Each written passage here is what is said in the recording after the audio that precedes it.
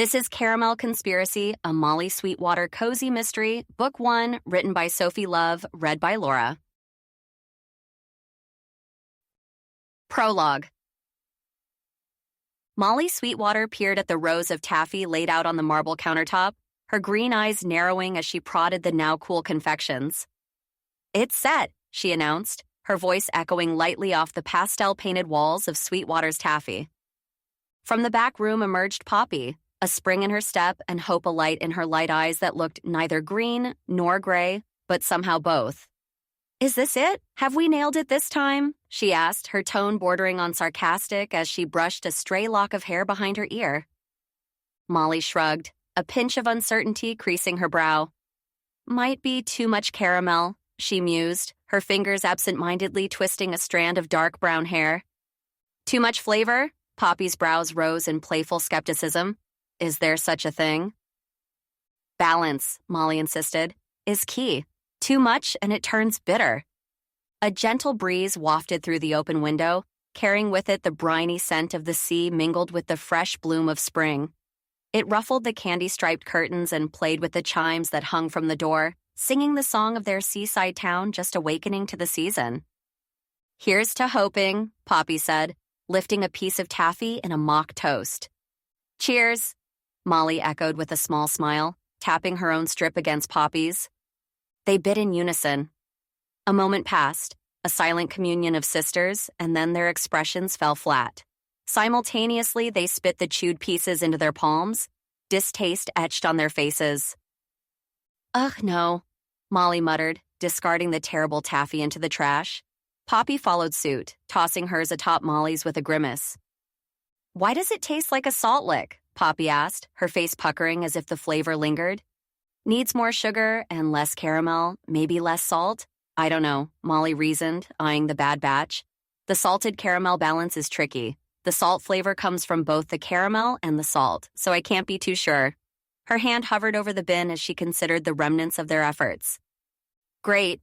Another hour," Molly thought aloud, already mentally cataloging the ingredients she'd need for the next batch. The sun dipped lower, splashing warm hues across the shop floor, but the lengthening shadows didn't deter her. "We have to get it right," she resolved, determination settling in her stance as she looked at the sugar canister. The spring evening beckoned, but so did perfection, and Molly Sweetwater was not one to shy away from a challenge, especially when it was wrapped in taffy. A sigh escaped Molly's lips. With a swift motion, she tipped the rest of taffy pieces, watching as they tumbled into the bin like polished stones. The sound of them hitting the bottom echoed through the quiet shop, a solemn percussion that marked another failed attempt. It was then that she thought back to New York, a half-smile flickering across her face. She'd made the same sound in her own tiny kitchen trash can in her tiny apartment. The memory was sharp, vivid. Her small kitchen was cramped with ambition, flour coating every surface like a baker's blizzard. She had measured wrong, exhaustion blurring her vision, with 2 extra cups of flour turning the batter into a dense, inedible mass. She knew she should have gone to bed after studying for her midterm exam, but her resolve ensured she kept up her love for working in the kitchen as she got her business degree. She wasn't going to let anything stand in the way of owning her own bakery in the big city. That night, she'd stood defeated, staring at the ruin in her mixing bowl before giving in to sleep, dreams of perfectly frosted cupcakes evaporating into the hum of city traffic outside her window. She would know how to improve them in the morning, when she also could think more clearly. The dream had been big, echoed by the clatter of subway trains, melodies of street vendors, and symphony of footsteps on pavement. This was what she wanted, what she craved. It was going to be her slice of magic, a sanctuary of sugar and spice in the concrete jungle. But life had other plans. The phone call that had drawn her away from the skyscraper shadows and back to the salt-scented breeze of her childhood town came just after graduation. She was still thinking of names for her shop, but her parents needed her, as her father's age was finally starting to show, and they wanted to stop their labors. She traded taxi horns for seagull cries, swapped crowded streets for the familiar creaks of the family shop. The transition was practically seamless because of Molly's lifetime of experience in the very shop she was taking over. She wasn't going to leave Poppy to take care of things by herself, not when she was still in her 20s and able to follow her own dreams. She needed help, and Molly had the knowledge and understanding to come back and assist her family when they needed her. She knew it was the right thing to do. Besides, she loved this place now more than ever. It was living up to her family's legacy, and there was nothing more satisfying in life than that. She loved her family more than anything in the world, even her dream of a bakery. Only a few months later, here she was, getting ready for her first Tidewater Festival as the owner of Sweetwater's Taffy. Her hands found their way to the sugar, salt, and essence of caramel. Ingredients lined up like soldiers ready for battle. Her eyes honed in on the small black bottle of flavoring before her, as if challenging it to give her anything less than the perfect amount for the new batch of salted caramel taffy. She would not let this defeat her. Not the taffy, not the memories. The recipe could be perfected, the dream adapted. Poppy's frown deepened, her eyes reflecting the dimming light as she peered at the discarded taffy. "Molly, what are we going to do?" Her voice wavered slightly, betraying her anxiety. "The Boardwalk Food Festival is almost here. We've been hyping up the new flavors for weeks online. If we don't have it, then there will be some disappointed customers." Molly wiped her hands on her apron, leaving a smear of sugar. She squared her shoulders, offering a confident smile. I know, but I've got this. We'll make a few more batches," she said. "It'll be perfect then." "But how can you be sure? Only a few more?" Poppy bit her lip, her ponytail swaying with her nervous energy. Molly couldn't be sure, but she wasn't about to tell her clearly anxious sister that fact. She'd figure it out like she always did, though she was cutting it close this year. "Trust me," Molly met her sister's gaze. "Just trust the process." "All right." Poppy nodded, though her skepticism lingered in the furrow of her brow. Molly turned back to the counter, her movements fluid despite the growing fatigue of the day. She reached for the sugar canister, the granules whispering promises of sweetness. The scent of salt air mingled with the fragrance of caramel, weaving through the room like a comforting embrace. Another batch wouldn't be quick, but time was an old friend in the kitchen. Molly didn't mind. This was home. The copper pots gleamed, ready for another dance over the flames. She measured out the ingredients with a quiet hum, each scoop and pour a step closer to redemption. "Here goes nothing," she murmured, flicking on the burner. The ingredients began their slow melding in the pot, a ballet of butter, sugar, and cream. Outside, the coastal town settled into twilight, but inside Sweetwater Taffy, Molly's resolve burned bright as day. This year's festival would be to die for. Chapter 1. Molly's fingers worked with ease, her hands having memorized the dance of plucking the colorful taffies from their bins. She filled the small white bag, the soft rustle of familiar tune. Turning, she handed it to Franklin, whose gentle presence was as reassuring as his expertise. "Is Licorice doing better with the new meds?" Franklin's voice carried a warmth that always made her relax, even when her small black cat was having trouble. "Much better, thanks to you," Molly replied with a smile. "He's been more himself, trying to sneak outside every chance he gets." Her eyes softened. "You know how he loves the outdoors. Ever since I found him on the beach, he's been my little shadow." "Strays have wild hearts," Franklin said, nodding. "Glad to hear he's on the mend." With a grateful nod, Molly shifted her attention to another order, scooping up an assortment of flavors into another bag. She glanced up at Franklin. "Thanks for stopping by. Wouldn't miss a chance to grab some of these and, of course, check up on Licorice," he chuckled. "Looking forward to seeing your booth at the festival tomorrow." "We're excited to see everyone. We'll be there and ready for you," Molly assured him. Poppy emerged from the back, a streak of sugar dusting her cheek, her ponytail askew. "We'll be the stars of the show," she declared, a playful spark igniting her greenish-gray eyes. "After 20 batches, we'd better be." 21st time's the charm," Molly quipped, sealing the bag with a twist. The sisters shared a look, one that spoke of the frustrations of the first 20 batches, when nothing seemed to go right, when they both thought about giving up on the newest flavor at Sweetwater's, salted caramel. "Precision is key," Molly muttered, a half smile on her lips as she watched Franklin's retreating figure. The bell above the door jingled, heralding the arrival of another customer. "Hey there," Molly greeted, spotting Leave's familiar frame as she stepped into the shop, arms balancing 2 steaming cups of coffee like a caffeinated offering. Her straight black hair framed her face, glasses perched on the bridge of her nose, eyes bright with the shared secret of last night's endeavors. Thought you could use this? Liv was Tidewater's local librarian and Molly's lifetime best friend. She handed over a cup. Heroic, Molly replied, inhaling the rich aroma. You're a lifesaver. Someone had to keep us awake while we made those banners, Liv teased, her lips curving into a knowing smile. Molly leaned back against the counter, the warmth from the cup seeping into her hands. She took a sip, savoring the bitter sweetness. Couldn't you have reused last year's signs? Liv asked, raising an eyebrow as she scanned the freshly painted banners laid out to dry behind the front counter. Absolutely not. Poppy's voice floated from her perch near the entrance where she sat scanning her phone. They wouldn't match the salted caramel theme, and they'd look off in our photos. We're going for a certain aesthetic here. Seriously? Not one, Liv pressed, leaning closer as if sharing a conspiracy. The shop hasn't changed that much. Branding, Liv, it's all about branding. Poppy didn't look up, but her tone carried a smirk.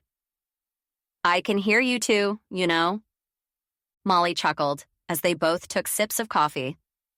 The steam fogged up Liv's glasses briefly, and Molly relished the small, comforting ritual amid the chaos of festival prep.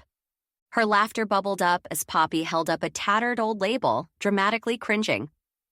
Look at this font, it's monstrous. And this border, she said, tracing the edges of the yellowed paper, is like a relic from a bygone era. It might have worked with our mom and dad's charm, but if someone sees us hot, young folk with stuff like this, they're going to think we dug it out of the trash. Liv squinted at the label, head tilted. You know, I never noticed before. It's like time stood still here until you brought in the digital wave.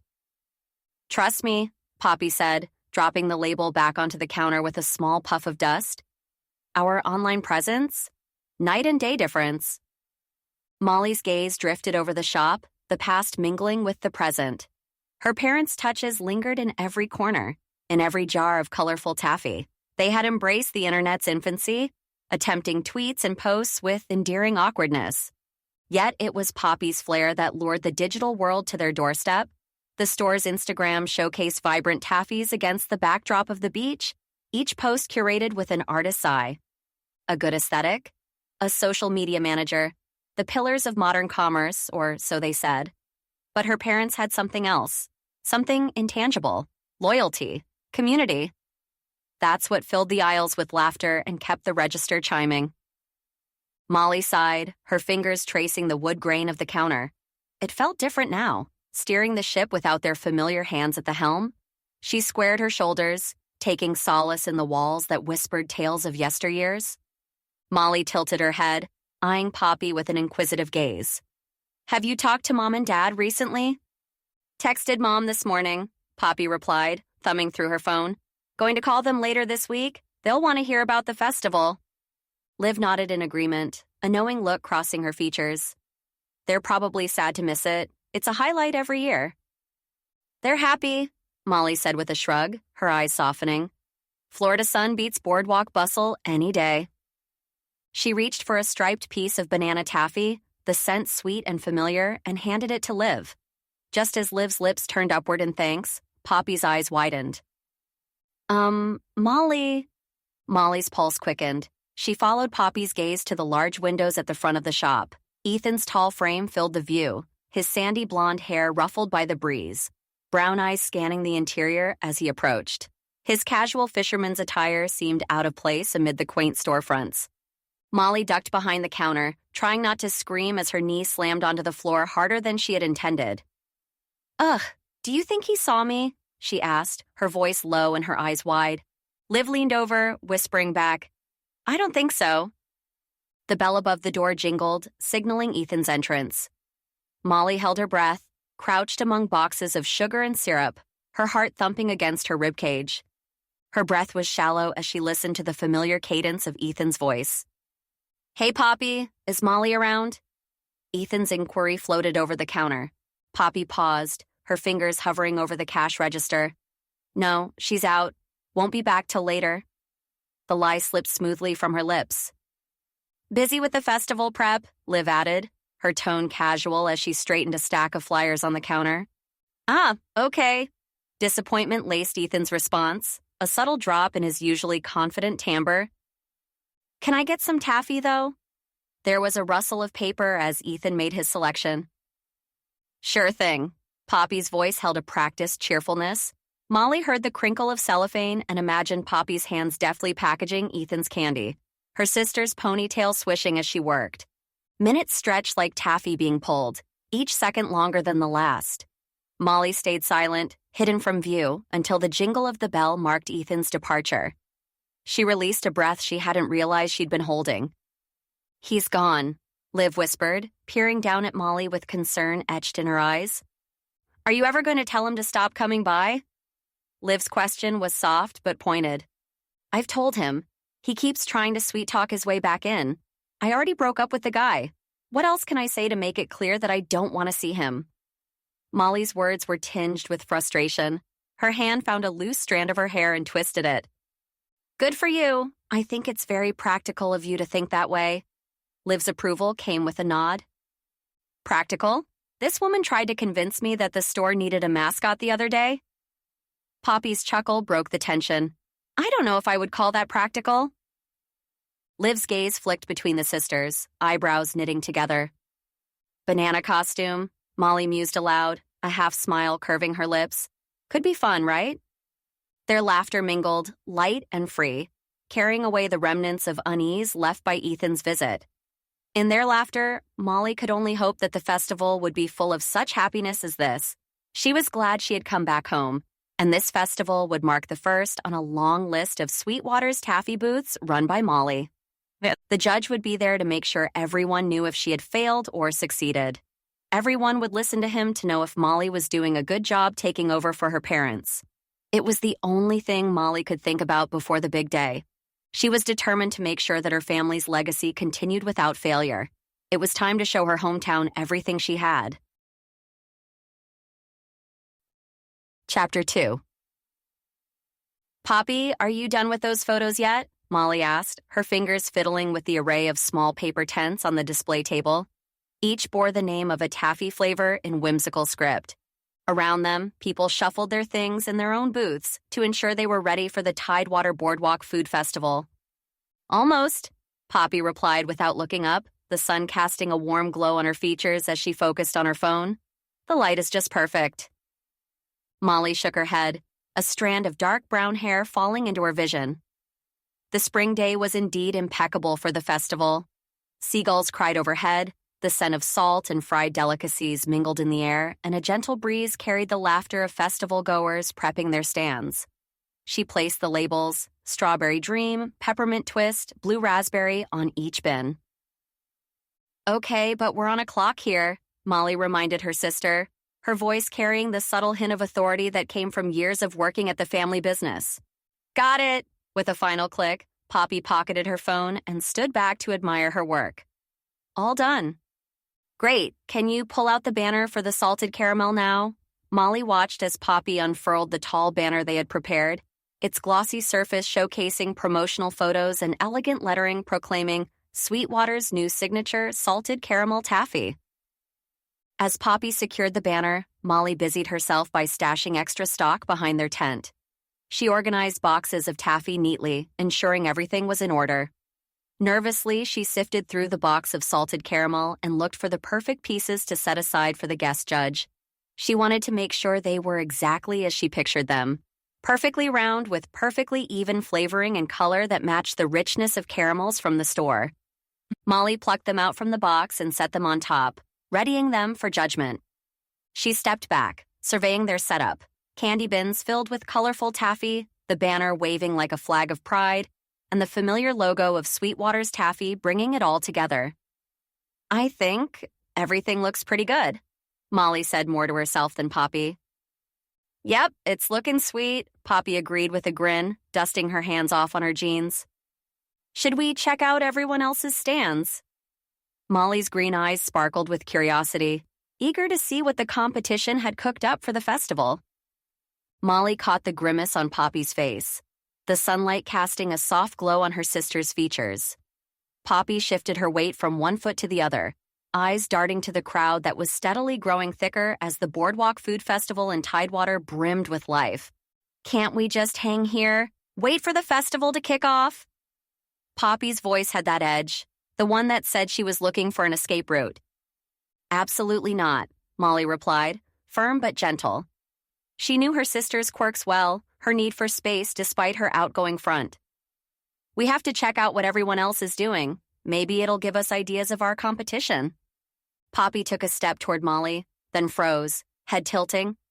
Did you hear that? Molly laughed, the sound mingling with the distant chatter of excited vendors and the faint melody of a nearby musician tuning his guitar. Nice try. No distractions today.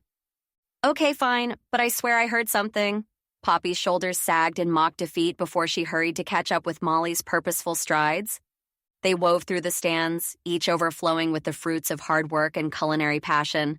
Poppy grabbed Molly's arm, halting them both. Wait, she said, her sassy spark reigniting. Before we dive in too deep, let's do an Insta video. Molly raised an eyebrow but recognized the marketing ploy at play. It was business, after all. Make it quick, she urged. With practiced ease, Poppy launched the Instagram app and raised her phone to capture them both in the frame. Hey friends, here with Molly at the Tidewater Festival. We're about to scout the competition. Stay tuned for our fave picks. Her thumb swiped expertly across the screen, pointing back to their own vibrant stand. And don't forget to swing by Sweetwater Taffy for a taste test. Done? Molly asked once Poppy pocketed the phone. Posted and hashtagged, Poppy confirmed with a grin, ready now to face the bustling scene before them. Molly guided Poppy past a kaleidoscope of stands, each one a testament to Tidewater's local flavors and craftsmanship. They strolled under the soft sky, where the sun shone brightly behind the occasional clouds, casting a golden hue over the Boardwalk Food Festival. The salty breeze carried a blend of scents, sweet confections, sizzling delicacies, an occasional whiff of the ocean. They meandered through the maze of vendors, Molly's gaze landing on the familiar setup of the local winery, Beaumont Vineyards. She noted the array of small cups lined up like soldiers awaiting their marching orders, each filled with a different shade of grape-born nectar. Behind them, the Beaumonts engaged in a hushed but animated discussion, their hands gesturing with the rhythm of their debate. Think they've concocted something new? Molly mused aloud, her curiosity piqued. Next door, at Grayson Spirits, bottles gleamed under the pointed care of their owner, labels facing outward, enticing festival goers with their promise of crafted perfection. Probably, Poppy quipped, her eyes scanning the other offerings with professional interest. Continuing their circuitous journey, Molly spotted Mayor Sylvia Holbrook, the figurehead of Tidewater's civic pride, holding court before a cluster of nodding town council members. Her heart skipped. Here was another form of competition, not only for attention but for approval. Each one of them was bidding for her, desperately wanting to have what she had created for herself, a prominent place in the historical town. Marcus Bloom will be harder to impress than the mayor over there, Molly said, half to herself, half to Poppy as they dodged a group of eager food samplers. Marcus, the fancy chef judge?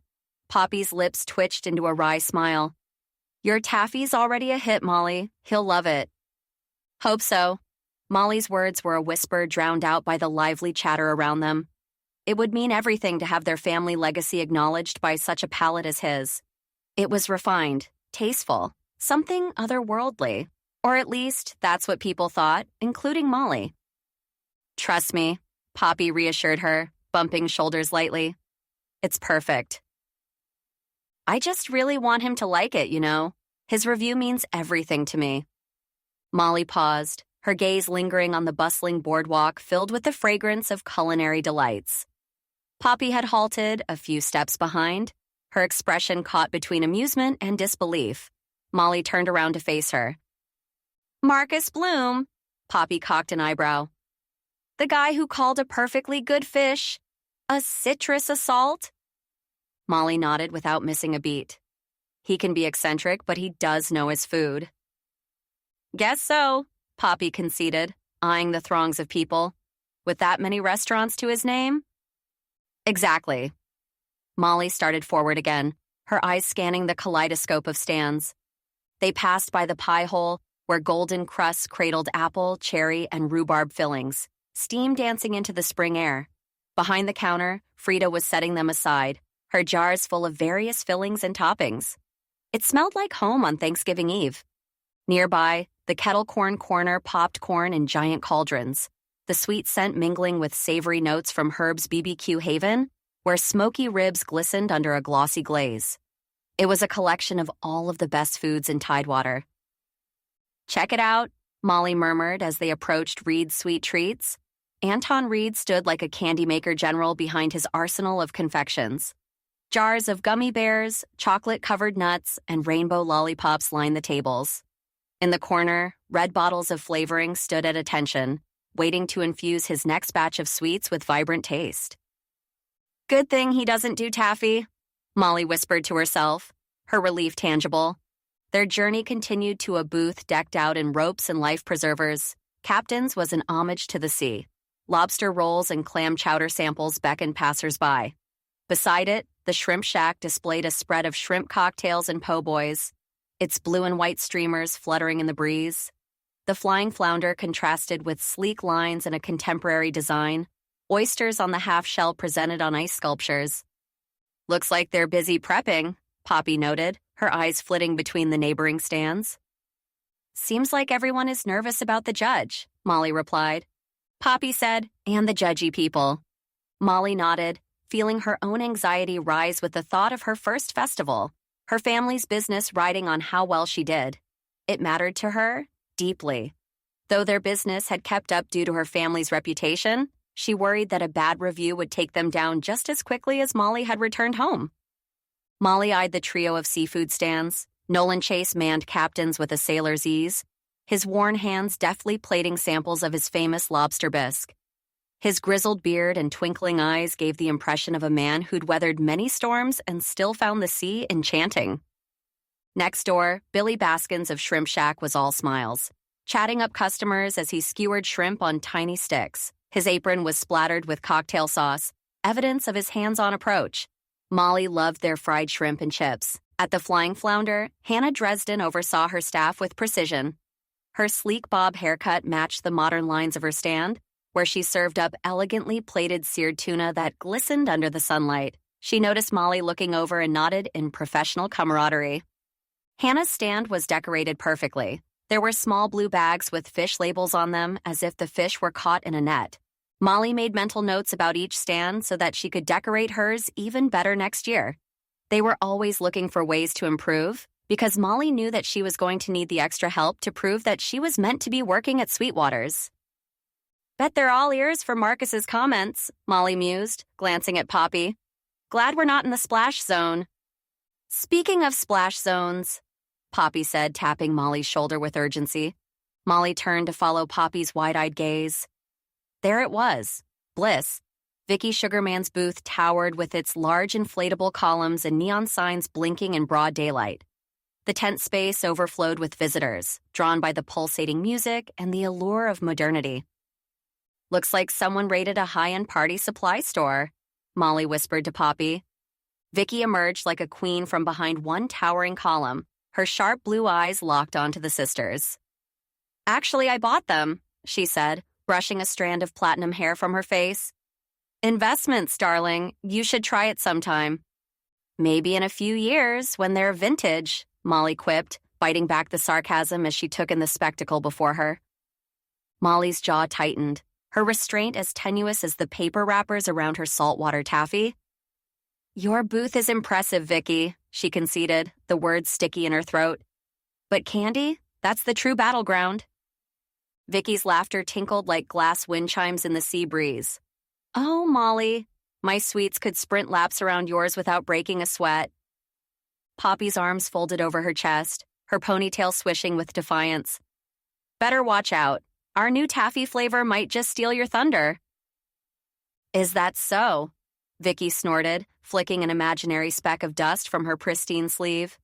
"Salted caramel is ancient news, darling." "Reinvented," Poppy shot back, a spark in her gray-green eyes.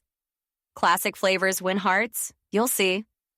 "Classic is just a polite term for outdated," Vicky retorted. a dismissive wave accompanying her shrug. I prefer innovation to hand-me-downs. Molly's patience crumbled like dry sand through fingers. She spun on her heel, whispering determination to Poppy as they retreated. Not worth our time? We'll outshine her where it counts. Look at you, Poppy said, her lips curving into a sly smile. Fighting spirit, huh? I've always believed in our taffy, Molly said, heart drumming like festival percussion. This has to go well. She repeated the mantra internally but sensed a lurking doubt. Marcus Bloom's critique loomed ahead, a mountain casting its long shadows over her hopes. She wasn't sure she would be able to take the storm. Chapter 3. Molly's fingers danced over the pastel wrappers of the taffy, each movement betraying her unease. The vibrant colors seemed to mock her tension with their cheerfulness. People streamed by in a blur, reaching for samples, their faces alight with anticipation. Saltwater taffy, right here! Poppy's voice rang out like a bell, crisp and inviting. She handed over bags of taffy with practiced charm, silver coins clinking into the cash box. Thanks so much, she beamed at a departing family, their laughter mingling with the festival's hum. Molly caught sight of Marcus, his approach slow and deliberate. His reputation stretched down the street ahead of him. He's coming, she murmured, barely audible under the din. Ready? Poppy asked, eyes flickering with mischief, even as she scanned the crowd. Molly began, but her voice faltered. Ginny's head emerged from next door, her curls framing her face like a halo of worry. He's been tearing through stands today, she warned, her gaze darting between the sisters. Seriously? Molly's voice hitched, her heart sinking. He was really hard on the salmon bites at the shrimp shack, Ginny said, grimacing. Poor Billy was almost in tears. Oh no, that's awful, Poppy exclaimed. Ginny leaned forward as if she was telling them a secret and not yelling across the two booths. And I'm serving toast. Molly reached out, her hand gently patting Ginny's arm. It's not the same toast, she said, her voice steady despite the flutter in her chest. I'm sure you'll be all right. You've got the best bakery in town. Poppy nodded in agreement, her ponytail bobbing. And Marcus, he clearly has a vendetta against seafood, not bread. A grin tugged at her lips. Laughter bubbled up from both sisters, light and airy. Yet, Molly's stomach twisted into knots. The thought of Marcus Bloom's scathing words dismantling her family's legacy gnawed at her insides. Hey, Molly! The familiar call had Molly snapping her head up. Liv strode toward them, her glasses catching the sun's glint. Dark hair flowed around her shoulders as she came to a stop, arms crossed. Boardwalk's buzzing about Marcus, Liv said, her eyes scanning the array of candy. What are they saying? Molly leaned in, eager yet fearful. People aren't happy, Liv replied with a nonchalant shrug. He's been less than kind. See? Poppy chimed in, tossing a glance at Molly. His bad day, not ours. Molly's gaze locked onto Poppy's light eyes, searching for reassurance. But what if... Stop! Poppy cut her off, firm but gentle. If he hates it all, his opinion won't matter, right? Right. Molly straightened up, drawing a deep breath. Marcus Bloom was just one man, and Sweetwater Taffy had weathered more than a single storm. Molly wrapped a strand of dark hair around her finger, her gaze lingering on the colorful taffy displayed before her. The sweet scent of sugar and sea air mingled together, a comforting reminder of the legacy she now held in her hands. Her fingertips brushed against the delicate wrappers, each twist a testament to her dedication. She had poured herself into every batch, hoping to craft not just candy, but moments of joy for those who tasted it. I'm not worrying about it, Molly said, her voice a touch too casual as she turned to Poppy. Marcus Bloom's opinion won't change anything. Poppy's eyebrow arched, a silent challenge, while Liv simply tilted her head, dark eyes brimming with skepticism. Come on, Moll, you care, Liv stated, the corners of her mouth twitching upwards. A sigh escaped Molly's lips, and she surrendered to the truth. Okay, yes, I do care. Liv, what exactly has he been saying about everyone? Liv hesitated, pushing up her glasses with a slender finger. I'm not sure you want to know. Please, Liv, it's worse not knowing. Molly pleaded, her heart thumping in anticipation. Fine, Liv relented, her voice low. He's been, let's say, less than complimentary. Molly's stomach clenched, but she forced a smile. Let him come then. We'll see. Her words were a shield, though doubt pricked at her resolve. She'd stand by her taffy, no matter what Marcus Bloom decided. Molly's fingers stopped their nervous dance along the edge of the tablecloth as Liv's voice broke through her anxious thoughts. Okay, Trent at Rusty's Grill overheard Marcus call their food wildly greasy and fattening. Poppy's head snapped up from the cash box, her ponytail swishing with the movement. A wry smile played on her lips. Isn't that the point? It's comfort food, and also, it's incredibly delicious. It's not even that greasy. Exactly, Molly chimed in, her hands finding solace in folding a paper bag. Their burgers have a richness to them, sure, but greasy? Hardly. They're practically health food compared to some places. Liv peered over her glasses, a gentle prodding in her gaze. Doesn't that tell you something? Maybe he's just off his game today. Molly hesitated, a half-formed hope rising amid the anxiety. It would be nice, she admitted, smoothing out the creases in the bag before setting it aside. I mean, I want a good review, one that says Sweetwater taffy is still top-notch, just like Mom and Dad had. Your taffy's amazing, Moll. Poppy's affirmation was fierce, protective. Marcus Bloom or not? Right, Molly nodded, though her heart fluttered like the gulls overhead. Her parents never faced this kind of scrutiny, not from someone like him. Let's just hope he has a sweet tooth, Liv added, her tone light, trying to lift the mood. Hope? Molly echoed, allowing herself a tight-lipped smile. That's what we've got. She turned back to the bustle of the festival crowd, readying herself for whatever came next. Molly's breath hitched as she watched Marcus Bloom take a bite of Ginny's artisanal toast. His brow furrowed, her heart sank. Liv leaned in, her voice low. You okay? Molly's head gave a small jerk towards the food critic. He's here. Right. Liv straightened up, her dark eyes flicking to the man with the power to uplift or crush their spirits. I'll get out of your hair. Let the man do his thing. Good idea, Poppy chimed in, her greenish-gray eyes reflecting concern. Liv offered a reassuring smile and retreated into the sea of festival-goers, leaving Molly to face her fate. She turned to Poppy, who was watching her with an expectant look. Ready for this? Poppy's voice was steady, but there was a hint of sass that failed to mask her worry. Molly swallowed hard, her fingers drumming an anxious rhythm on the tabletop. Do I have a choice? Only in how you face it, Poppy said, offering a smile that didn't quite reach her eyes. You've got this, Moll. Hope so, Molly muttered, drawing in a deep breath as she braced herself for Marcus Bloom's inevitable approach. Chapter 4. Poppy leaned in, her ponytail swishing as she whispered, Remember, the taffy is good. We've tried it ourselves. Her eyes sparkled with an unspoken challenge. Molly's fingers stilled, the nervous drumming ceasing. She nodded, bringing a smile to her lips. Confidence was key. This was her legacy, her passion. Hello, came the voice, devoid of warmth. Marcus stood before them, his notepad ready, eyes expectant. He was a tall man.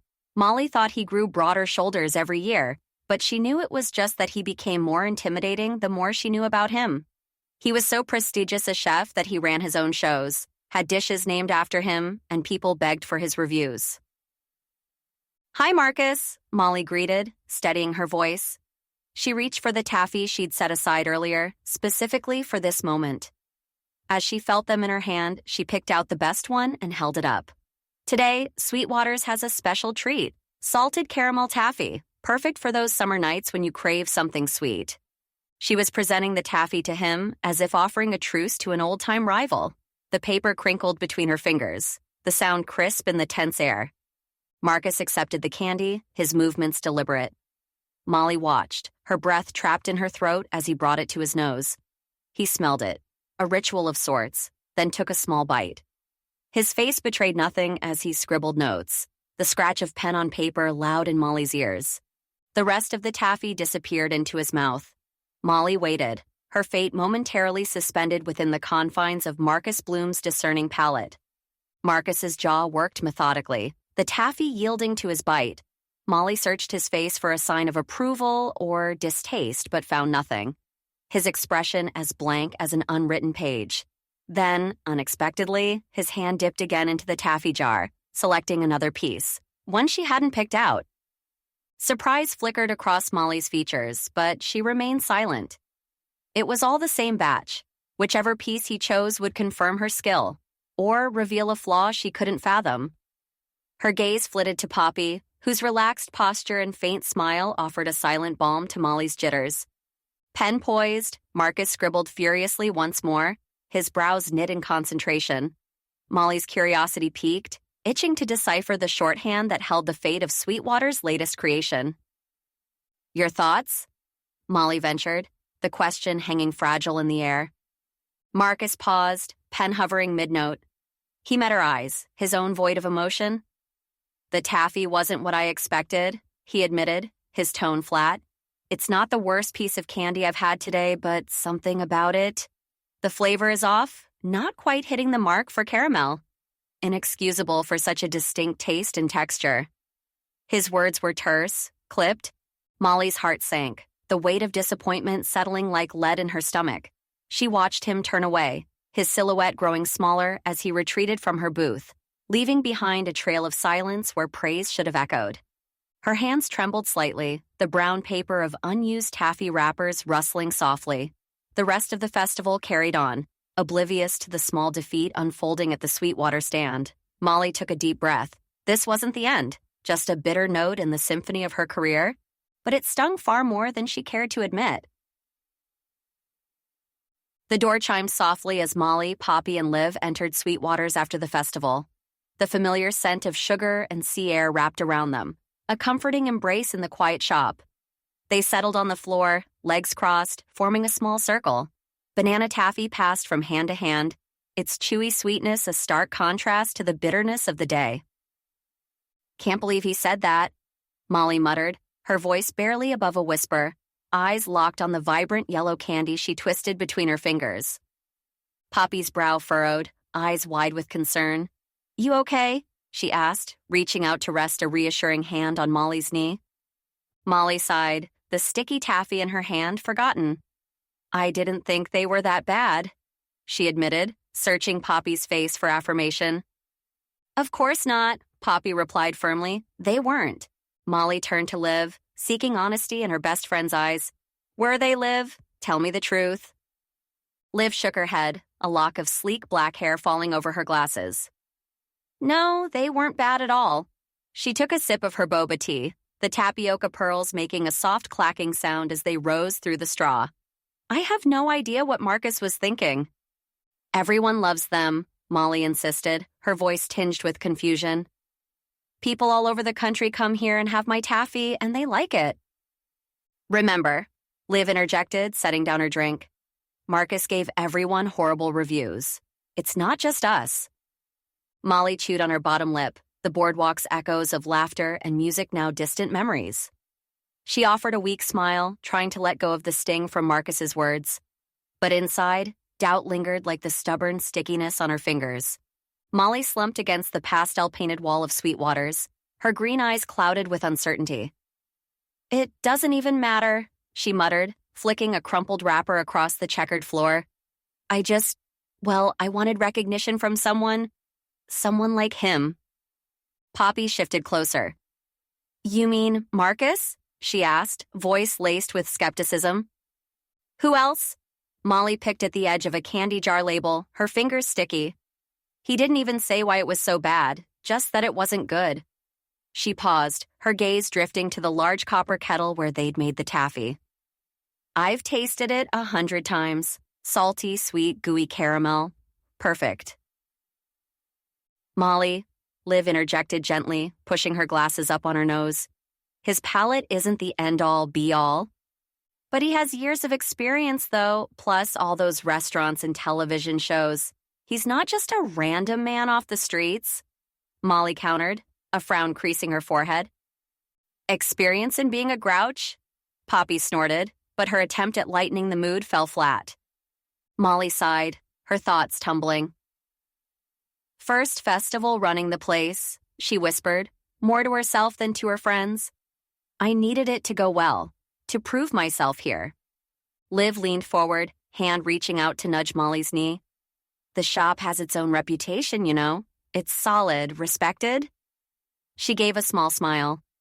You're not some outsider. You're a Sweetwater. You don't have to prove yourself to anyone. I know. The reassurance would have been nice, though. Everyone loves what we make, Molly said, hope flickering. She glanced at Liv and Poppy, searching their faces for any sign of doubt. Right?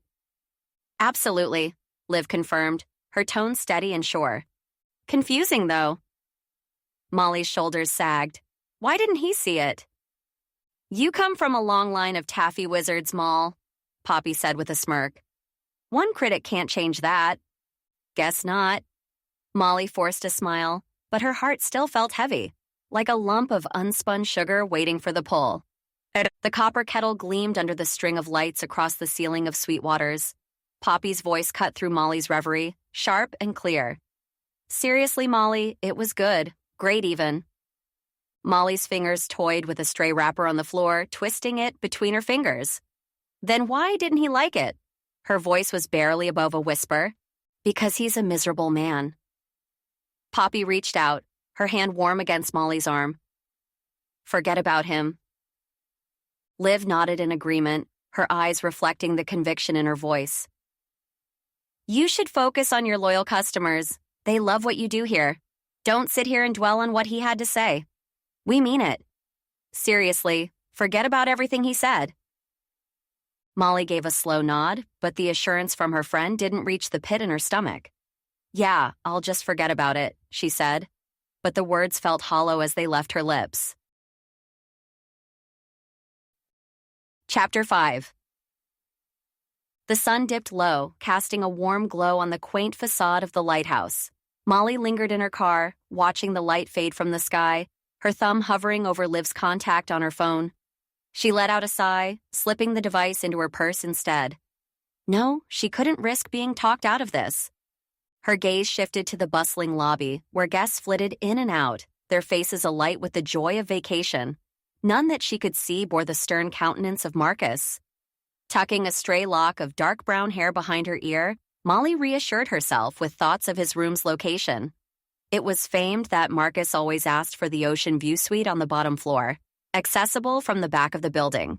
If she were discreet, she could reach his door unnoticed. Molly bit her lip, contemplating the gravity of her intentions. Confrontation wasn't her style, and she wasn't going to raise her voice or cause a scene. She just needed answers. Clarity would soothe the relentless questions that had plagued her since his review. With one last glance at her reflection in the rearview mirror, green eyes determined, she stepped out of the car. Molly drew in a deep breath, the salty air cooling her lungs as she left the concealment of her car. With each step toward the lighthouse, her resolve solidified. The golden hues of sunset streaked across the sky, painting a calm backdrop to the turmoil churning within her. The hum of conversation and laughter from the lobby faded as the foot traffic dwindled. She seized the moment, slipping along the side of the inn with careful grace. Her shoes whispered against the weathered boards that lined the path to the back of the building. There, hidden by the corner's shadow, Molly paused. Marcus's room was just steps away, its door unassuming yet formidable.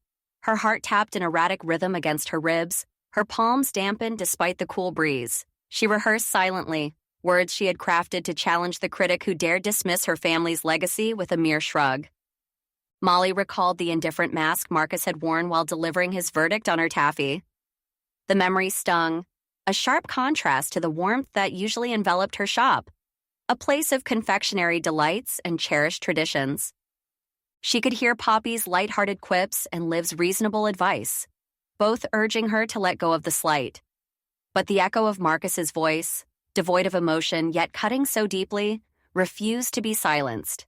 It looped endlessly in her mind, a record stuck on the most painful note. Answers, she whispered, the word a talisman against doubt. I need answers.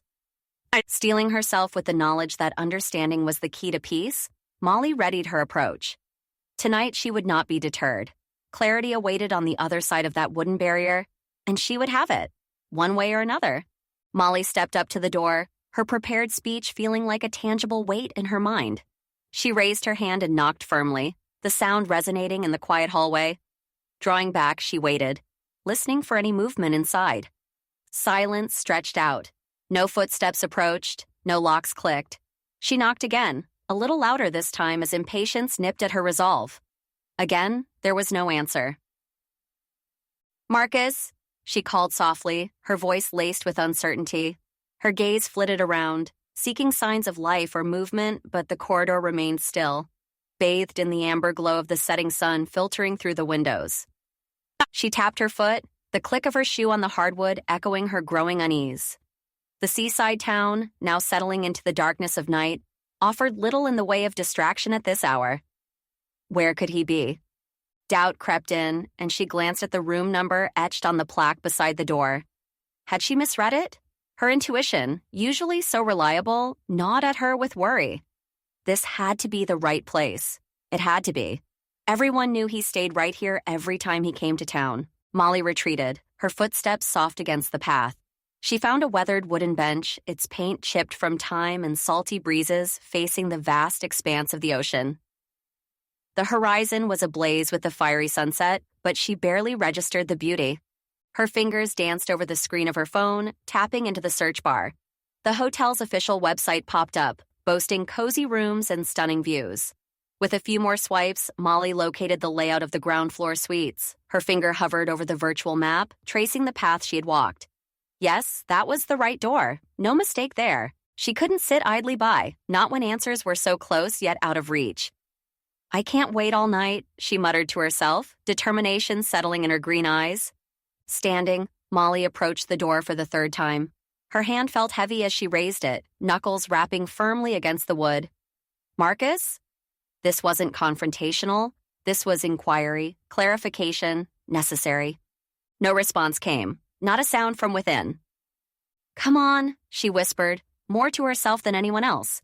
It was his job to critique, yes, but where was the feedback she could work with? The frustration that simmered beneath her calm exterior edged her knock into a louder thud. The corridor echoed with the sound. Silence mocked her efforts. "Nothing." The word was a breath, a whisper lost in the stillness of the empty hallway. Molly's hand trembled slightly as it hovered over the round handle adorned with an old-fashioned keyhole. She hesitated, her intuition whispering that something was amiss. With a steadying breath, she turned the handle and found no resistance. The door creaked open under her touch. Why was the door unlocked if he had settled in for the night? Her curiosity burned as she slowly opened the door. She knew it wasn't the most civil thing to do, but she needed to speak with him now. It was urgent. "Marcus?" Her voice was tentative as she pushed the door further ajar. "I just wanted to talk about the review." Silence met her words, an oppressive quiet that seemed to press against her eardrums. "I'm coming in," she announced louder now, hoping to alert anyone inside to her entrance. The room beyond the threshold was dimly lit by the fading light filtering through the sheer curtains. As she stepped forward, her gaze fell to the floor, catching sight of a pair of feet protruding awkwardly from beside the bed. "Marcus?" There was an edge of concern in her tone now, recognizing the strange angle at which he lay. Molly sidestepped into the room, her heart beginning to race. The door swung open fully, revealing Marcus sprawled on the carpet, eyes staring blankly at the ceiling. Shock bolted through Molly like lightning, freezing her for a heartbeat before panic kicked in. "Help!" The word tore from her throat, raw and strident. "Call 911, ambulance, someone." Her plea echoed down the hallway, bouncing off the walls and carrying the weight of urgency. The stillness of the inn shattered as Molly stood rooted to the spot, the grim reality rendering her momentarily helpless. Chapter 6. Molly's heart raced as the world around her seemed to twist and blur into a whirlwind of red and blue lights. Uniformed officers moved briskly, their radios crackling with urgency while they cordoned off the area with yellow tape that screamed, "Do not cross." The hotel manager, a bespectacled man with a perpetually creased brow, was speaking in hushed tones to an officer, his hands gesturing wildly, painting the air with his concern. She sat on the bench, the wood beneath her offering no comfort. In this very spot, she had rehearsed a speech for Marcus Bloom, crafted with precision to address the scathing review he'd given her family's taffy. She never expected to find him lifeless, the questions she intended to ask now swallowed by a gaping void of disbelief. "Are you okay?" Poppy's voice pierced through Molly's reverie as she and Liv rushed to her side. "Poppy, Liv." Molly's words were shaky as she leaned into their embrace, drawing strength from their presence. Liv pulled back slightly, peering at Molly with concerned eyes magnified behind her glasses. "What were you doing here?" "I came to talk to Marcus about the review," Molly confessed, feeling a twinge of guilt for not sharing her plans earlier. "I wanted answers." "Classic Molly," Poppy interjected with a knowing look as she glanced between the two friends. "Should have guessed you wouldn't let it go." "That was risky, showing up at a stranger's room," Liv reproached gently, though her dark eyes betrayed her worry. "You should have told us." Molly nodded, a lump forming in her throat. "I know. I thought you might try to stop me. I didn't want to be talked out of it." Her green eyes met theirs, pleading for understanding. They knew her well enough to predict her dogged pursuit of the truth, but even she hadn't anticipated the grim turn of events that would follow. Molly's fingers traced the cool wood of the bench, her mind a whirlpool of confusion and shock. The police officer's footsteps echoed against the hotel floor as they navigated through clusters of onlookers. Yellow tape shimmered under the lobby's chandeliers as well, cordoning off the corridor leading to Marcus Bloom's room. Molly watched, detached as a murmur of hushed conversations swirled around her. "Never thought my questions would lead to this," she murmured, feeling Poppy's warm hand squeeze hers. Poppy's expression softened with sympathy. "It's just so sad," she sighed. "I wonder what happened to him." "Me too," Molly admitted, her own curiosity piqued despite the grim circumstances. "How does someone just die out of the blue like that? It's unsettling." Liv adjusted her glasses, her voice steady but gentle. "Circle of life, I guess. But we'll help find some answers, bring closure for his family. I'm sure the police will find a cause of death." "Exactly," Molly nodded, grimacing. "What a mess." She glanced over at the other guests, their faces etched with concern and disbelief. Police officers took statements, their notebooks flipping open and closed like the wings of somber birds. "Already gave my statement," she told Poppy and Liv, "but they want me to stick around." "Body's gone to the coroner," Molly continued, watching an officer roll up the last of the yellow tape. "Everyone's rattled." "Understandable," Poppy said, looking around. "Dead man in a hotel. It's not exactly normal." "Are you okay, though?" Poppy's gaze returned to Molly, searching. "You found him?" Molly shrugged. "I'm all right, but he—" Her thoughts flickered to the lifeless figure found in the room. "Heart attack, maybe?" "Could be," Liv offered, her face unreadable. "Glad you're safe, at least." "Safe, yes." Molly forced a smile, not quite reaching her eyes. "But I've got this image stamped in my mind now. Scary to be the one to stumble upon it." "Let's just focus on now," Poppy suggested, trying to buoy the mood. "You've got us here with you." Molly watched as Liv's lips moved, her words a soothing balm as she talked about possible causes, things that could have snuffed out a life so suddenly. Molly nodded, but her mind was elsewhere, replaying the discovery of Marcus Bloom's body. "I didn't even know him well," Molly murmured, an involuntary shudder coursing through her. "But finding him this way, that image is seared in here." She tapped her temple with a shaky finger. "Time will help," Liv reassured her, her dark brown eyes holding a depth of understanding only a best friend could offer. "Let's hope," Molly replied, her voice barely above a whisper.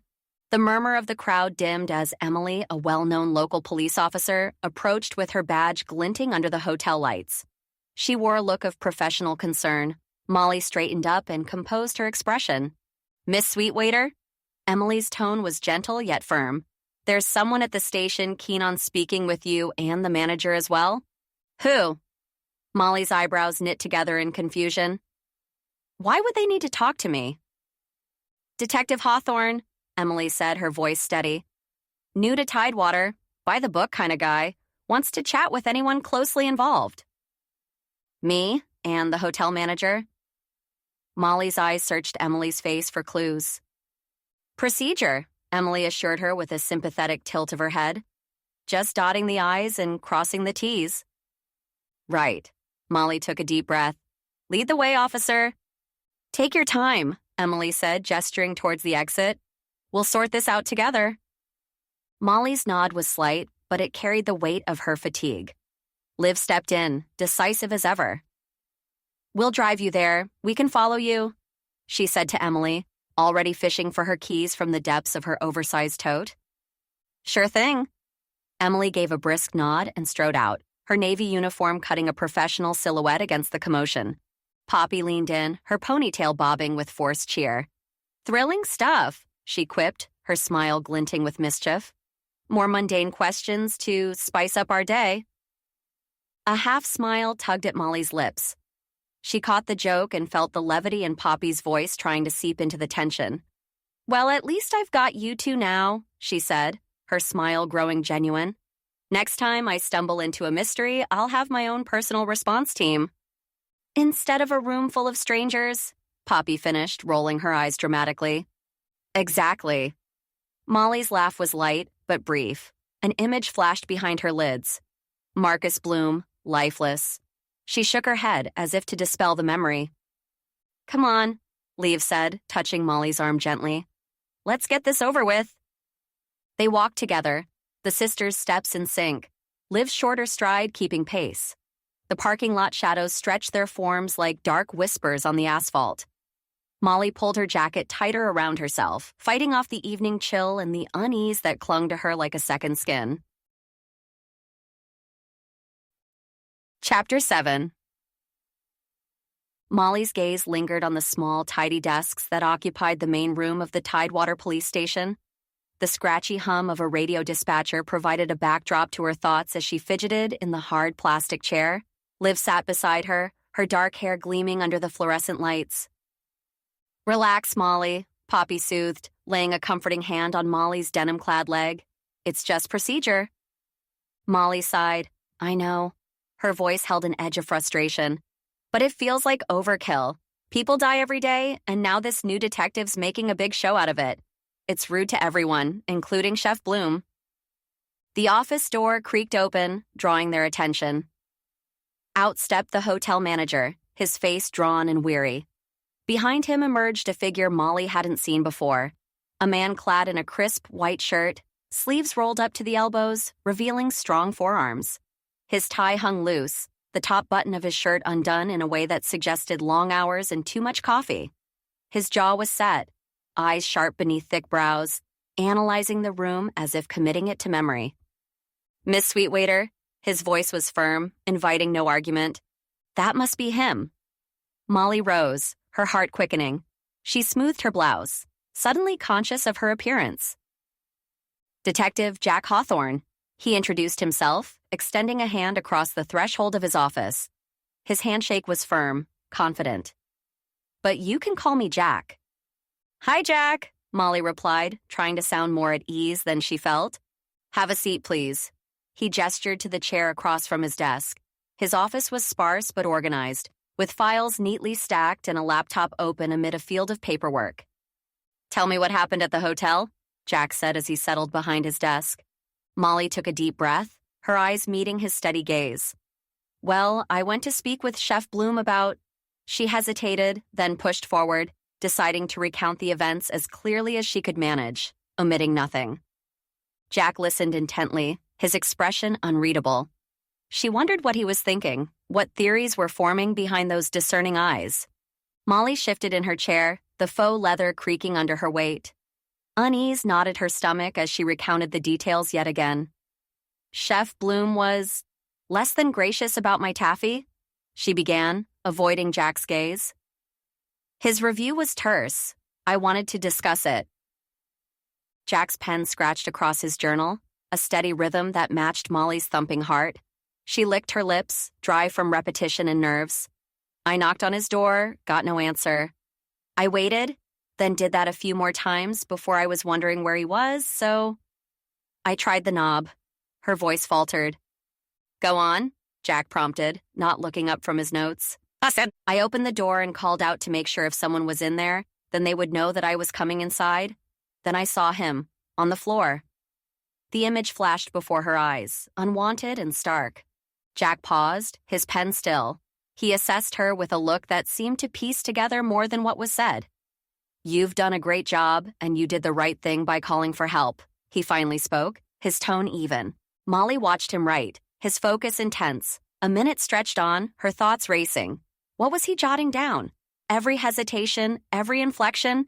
He looked up, a half smile attempting to ease the tension. For the record, Miss Sweetwater, I don't believe you're responsible for his death. Thanks, she murmured, unsure whether to feel relief or further anxiety.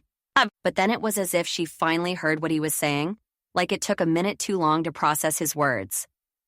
Molly's heart skipped a beat. Wait a minute, you think someone killed Marcus? Her voice was a faint whisper, disbelief coloring each syllable. Detective Jack Hawthorne's brow furrowed in confusion. You didn't suspect murder? The word slapped her across the face. Murder. It echoed through her mind, a sinister whisper that refused to fade. She had seen Marcus lifeless, but nothing had appeared amiss. The room seemed untouched, his body unmarked. No signs of violence, no screams echoing in her memory. Just silence and stillness. She shook her head slowly, her eyes locked with Jack's. No, I didn't think about it. There wasn't any reason to think that he was killed. Jack leaned back in his chair, the leather creaking under his weight. We can't rule anything out yet, he said, his voice steady. We'll understand more after the autopsy. Autopsy. The term felt foreign on Molly's tongue, too clinical for the warmth she associated with Marcus, even if he hadn't been the kindest about her taffy. She'd come to the station expecting routine, a formality. Now, the word autopsy pulled her into a reality she wasn't prepared for, one where procedures were followed not just to close a case, but to uncover hidden truths. An autopsy, she repeated, dumbfounded, her mind racing through the implications. She had stepped into a world far from the taffy-pulling tables of Sweetwater's Taffy, her family's pride for generations. Now she was in a police station, facing the grim possibilities of crime and consequence. Molly's gaze wavered under the weight of Jack's words, bringing her attention sharply back to the reality of the small, cluttered office. The scent of stale coffee lingered in the air, mingling with the musky hint of leather from Jack's well-worn jacket draped over his chair. Look, Molly, Jack began, his voice softer than before. You don't need to worry. It's clear you didn't have any ill intent visiting Marcus. He paused, then continued. But I do need you to stay within city lines, close by. There might be more questions later on, and we'll need to be able to interview you if we find something worthwhile. Okay, she agreed, nodding once. You're free to go now, Jack said, rising from his desk. His movements were fluid, betraying an underlying strength. Thanks for your time. Sure, Molly murmured, barely audible as she stood up. She walked out, feeling the coolness of the metal door handle against her palm. Poppy and Liv sprang from their chairs as Molly approached, their faces etched with concern. They moved as if to embrace her, but Molly pressed forward, eager to escape the claustrophobic confines of the police station. How'd it go? Liv asked, adjusting her glasses anxiously. They think Marcus might have been murdered, Molly uttered, her voice flat, detached. She didn't meet their eyes, focusing instead on the exit sign glowing red at the end of the hallway. Liv and Poppy froze, their expressions flickering between shock and disbelief. But Molly kept walking, her steps echoing on the linoleum floor. Let's talk in the car, she said, pushing through the heavy doors into the evening. Fresh air filled her lungs, offering a brief respite from the tension that had settled in her chest.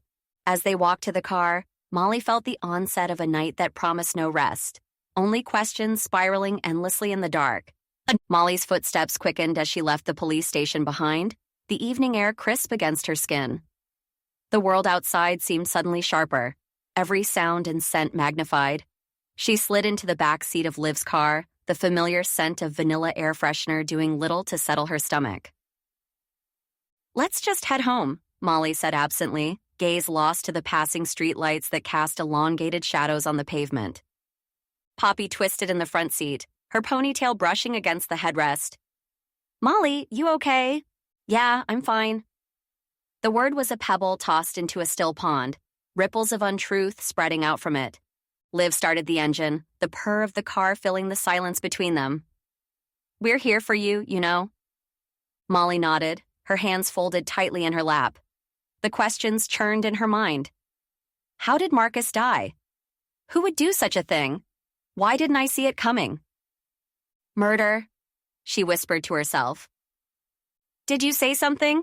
Poppy asked, her voice laced with concern. Nothing, Molly replied, staring out the window. The reflection staring back at her was a woman caught in a web of doubt and fear. The drive home was a blur, moments slipping by like beads off a broken string. When they arrived, Molly thanked Liv and Poppy, her gratitude a thin veil over her turmoil. Try to sleep, Poppy said gently, reaching out to squeeze Molly's hand. Sleep, Molly echoed, stepping out of the car. She watched her sister's concerned eyes follow her to the door. Inside, Molly flicked on the light, the soft glow doing nothing to chase away the shadows that clung to the corners of her mind. She moved mechanically through her nightly routine, each step a reminder of the day's grim discovery. In bed, the sheets cold and unwelcoming, Molly stared up at the ceiling. Sleep was a distant promise, one she knew would not be kept tonight. Instead, she lay there, her thoughts a swirling maelstrom, pulling her deeper into the mystery that had unfolded in Marcus's hotel room. Chapter 8. Molly's footsteps echoed down the quiet street, her mind still clouded with sleeplessness as she approached Bread and Butter. Ginny's bakery was a beacon of warmth in the early morning chill, its windows glowing with promise of fresh pastries and hot coffee. Morning, Ginny, Molly greeted, her voice rough from a night spent tossing and turning. Ginny looked up from her kneading, flour dusting her apron and cheeks. Molly, honey, I heard what happened. I've been worried about you. Yeah, it's been... Molly paused, searching for the right words. A crazy 24 hours. The air was thick with the scent of baking bread, a comforting blanket that Molly wished could shield her from the town's prying eyes. She knew the routine. Ginny, with her kind heart and ever-present concern, was also the unofficial herald of Tidewater's gossip. I don't mean to pry, Ginny began as predictably as the sunrise, though they both knew that was exactly what she meant to do. The town thrived on whispers carried by the wind, each rumor more outlandish than the last. Ginny's bakery, with its steady stream of patrons, was the perfect place for stories to take root and grow wildly out of control. Everyone's talking about Marcus, Ginny said, her voice dropping to a conspiratorial hush. Do you know what happened? Molly sighed. The question was coming from all corners, but the answer remained locked away, elusive and frustrating. I'm not sure, Ginny. He was just dead, she replied, the memory flashing before her eyes, a body too still, a room untouched by violence. No blood, nothing moved, just dead. Ginny's brow furrowed with concern, her hand stilling on the dough. The bakery fell into a momentary silence, the kind that spoke louder than any words could. Molly felt the weight of the town's curiosity pressing in on her, but she held onto her composure with a strength born of necessity. As she waited, Molly thought of the days ahead, the investigation that would no doubt cast long shadows over Tidewater and its residents. She braced herself for the storm of suspicion and speculation that was sure to come. Molly's hands trembled slightly as she collected the coffees and bagels, the scent of fresh bread doing little to calm her frayed nerves. Ginny worked with practiced efficiency, wrapping the bagels in paper that crinkled comfortingly in Molly's grasp. The bell above the bakery door jingled, heralding Franklin's entrance. Morning, Molly, Franklin called out, his voice amiable as he held the door for Jessica, whose eyes were bright with the latest gossip. Good morning, Molly managed, her greeting tepid as she clutched the warm cups. Have you heard about Marcus? Ginny asked, turning to include the newcomers in the conversation. Jessica leaned against the counter, her posture casual but her gaze intent.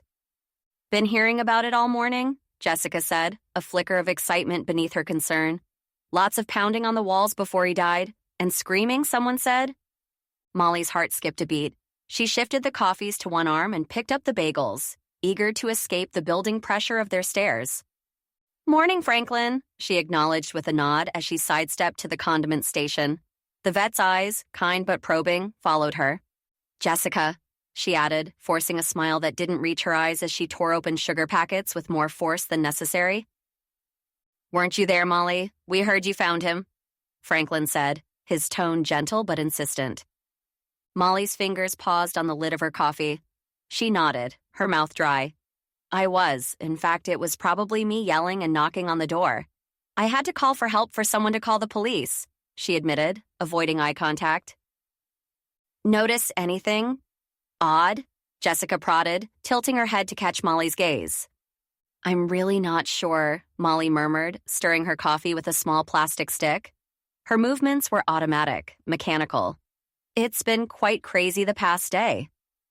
Their nods offered a semblance of understanding, but their eyes, a mix of curiosity and sympathy, told Molly they couldn't fathom the chill that had settled in her bones since yesterday's grisly discovery. She capped her coffee, the snap of the lid final, like the closing of a book whose ending she dreaded to read. Molly murmured her thanks to Ginny, the warmth of the bakery at her back as she stepped into the fresh morning air. She tossed a wave over her shoulder to Jessica and Franklin, her other hand clutching the paper bag of bagels. "Goodbye, Ginny," she said, her voice steadier than she felt. The chime of the bakery door faded behind her as the jingle of her phone cut through the quiet street. Molly fumbled it from her pocket, green eyes squinting against the glare of the sun. "Detective Hawthorne," she greeted, pressing the phone to her ear. "Morning, Molly. Just wanted you to know we're moving forward with the investigation." Jack's voice came through, calm and collected. "It's a homicide." "Murder?" she echoed, the word tasting bitter on her tongue. Her grip on the phone tightened. "How?" "The autopsy was expedited and they found something. Poison," he interrupted gently. "There was poison in his body, making it look like something as simple as a heart attack.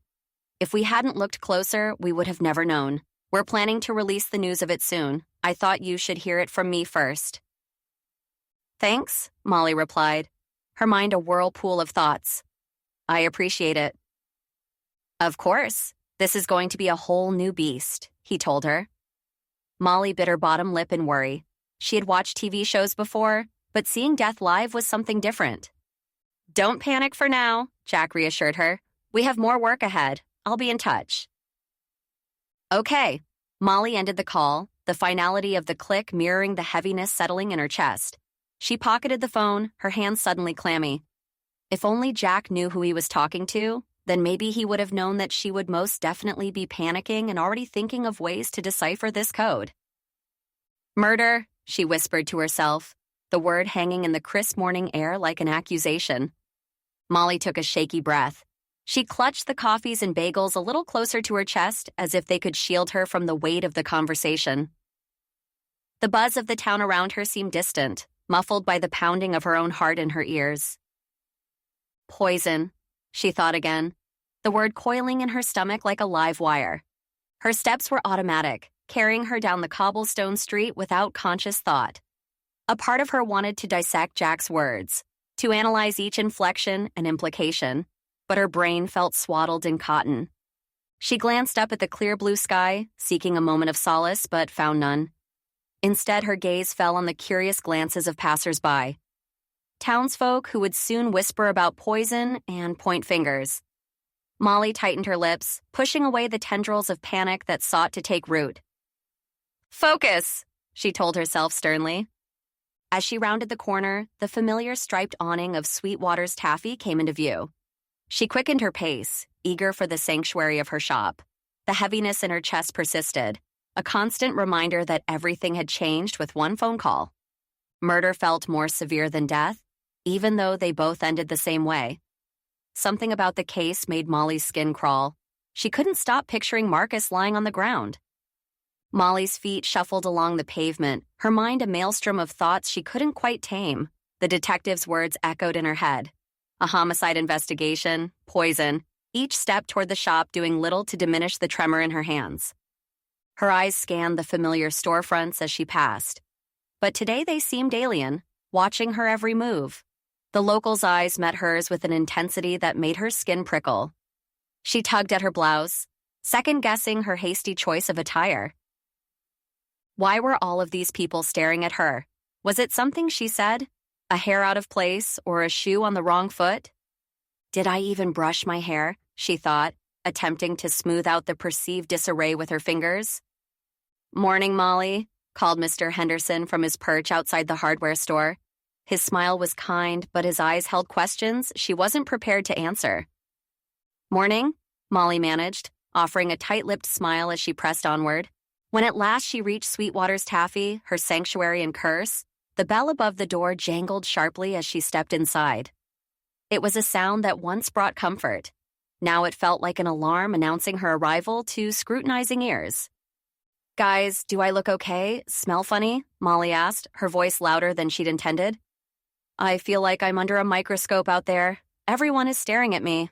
No, not just staring, like glaring."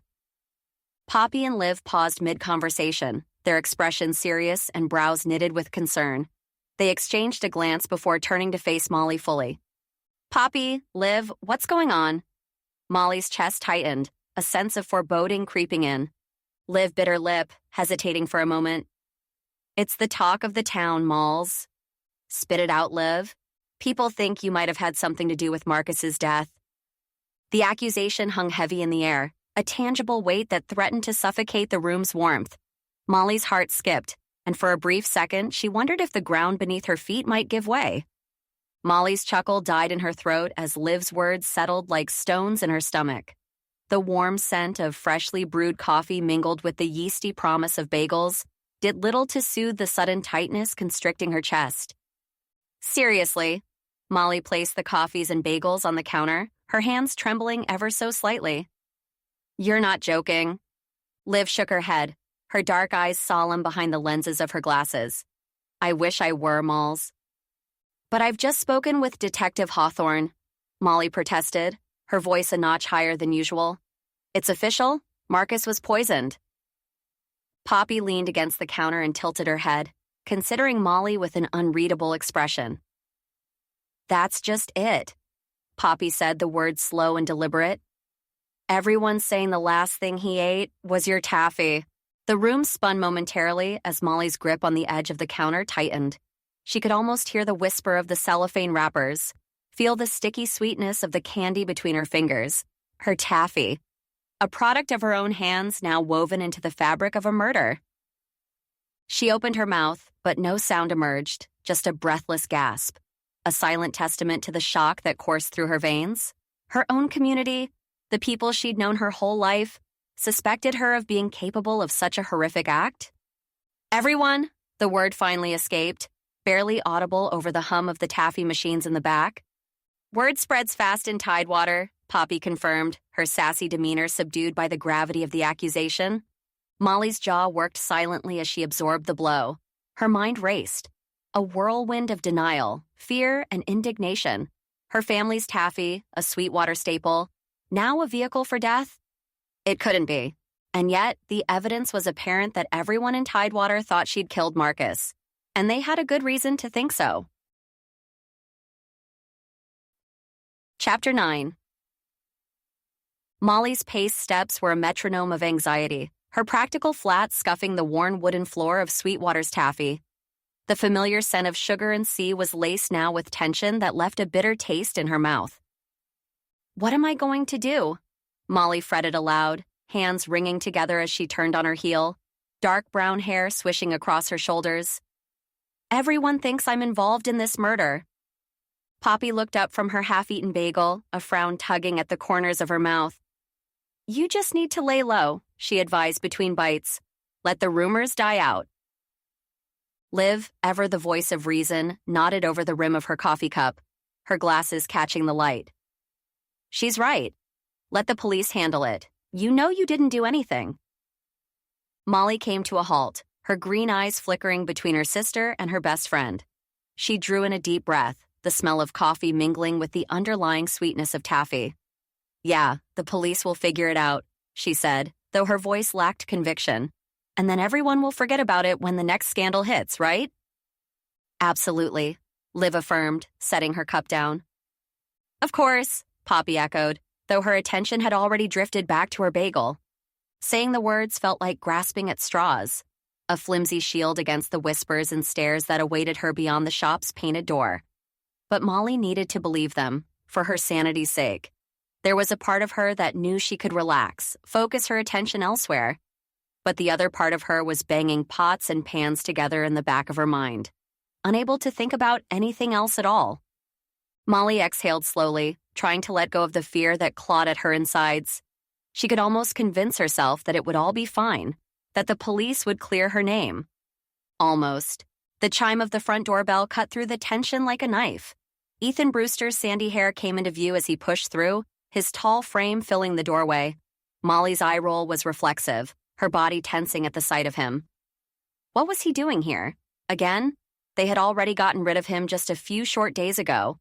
Couldn't he just leave her alone? Hey, Liv, we should really count those new caramel swirls, Poppy announced with exaggerated volume, not even glancing at Ethan. Inventory time. Good idea, Liv agreed, rising quickly, her dark eyes darting from Ethan to Molly before she followed Poppy toward the back room. It took everything in Molly not to follow them to the back and pretend like this wasn't happening. But she knew that she should let them escape her relationship drama and face this one head-on. Besides, there were only so many times that she could have Poppy lie to him about where she was. Molly took a breath. Ethan, what can I get for you? Her voice was steady, betraying none of her inner turmoil. He leaned against the counter, his brown eyes softening. I'm not here for taffy, just checking on you. You know, I still care. She squared her shoulders. I don't need checking on. I'm fine. You're not fooling anyone, Moll. Ethan's voice held a note of concern. All this, it's getting to you. Just saying, I'm here if you need me. But Molly's mind was already elsewhere, picturing all the things she had to do. Alone. She drew breath to reply when another chime interrupted them. Jack Hawthorne's entrance was less imposing, his demeanor calm. Molly, he greeted, and relief washed over her. She was not alone in dealing with Ethan. Hello, Jack, Molly greeted, her voice a blend of surprise and relief. She nodded towards Ethan, who still lingered by the counter. Ethan was just leaving. Ethan's handshake with Jack was firm, albeit brief, his sandy hair catching the soft light as he leaned in. Right, he said, pausing mid-gesture. I should get going. His gaze flickered back to Molly, eyes earnest. Think about what I said, okay? Molly responded with a silent shake of her head, her green eyes fixed on anything but him. That's Ethan, she murmured to Jack, her tone flat. My ex. Gotcha, Jack replied, his voice carrying an undercurrent of understanding. Molly watched Ethan exit, her shoulders relaxing. She turned to face Jack fully, her curiosity piqued by his unexpected visit. She waited, but he offered nothing more than a polite smile. Impatience nipped at her. What's up? She finally asked. Right, Jack started, scratching the back of his neck. I wanted to check on you, given all the talk around town. Molly's heart hitched, but she masked it with a nod. And? Reassure you again, you're not a suspect even after all this, Jack said, his expression serious. Then who is? Molly's eyebrows knitted together. Truth is, Jack admitted, his gaze steady on hers, we don't have anyone yet. There were a ton of people at the festival. It could be anyone who was walking around there, any of the vendors, anyone who had it out for Marcus, which seems to be a lot of people. The words hung in the air, heavy with implication. Molly's mind raced, her pulse quickening at the thought of the unknown assailant lurking in their small community.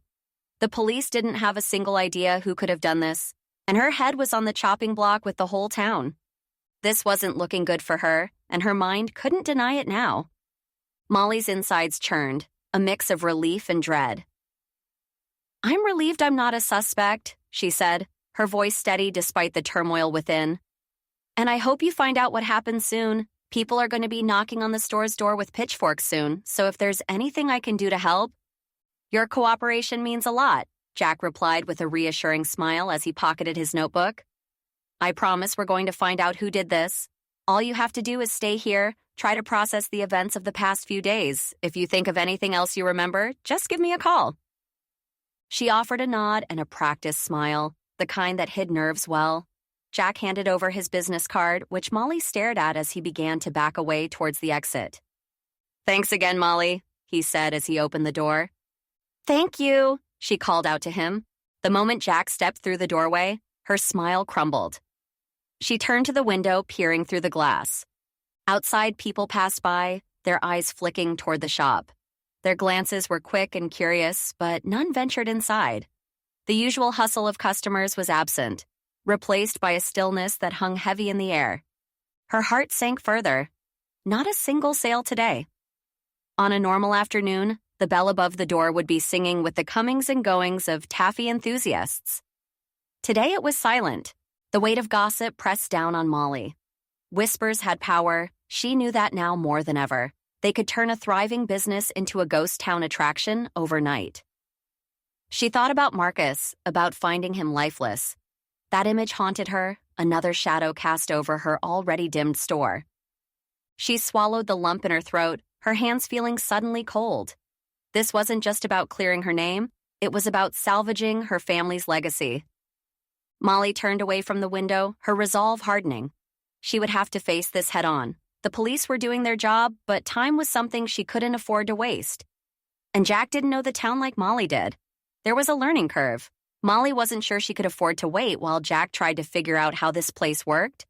Not when every passing minute pushed Sweetwater's taffy further into oblivion.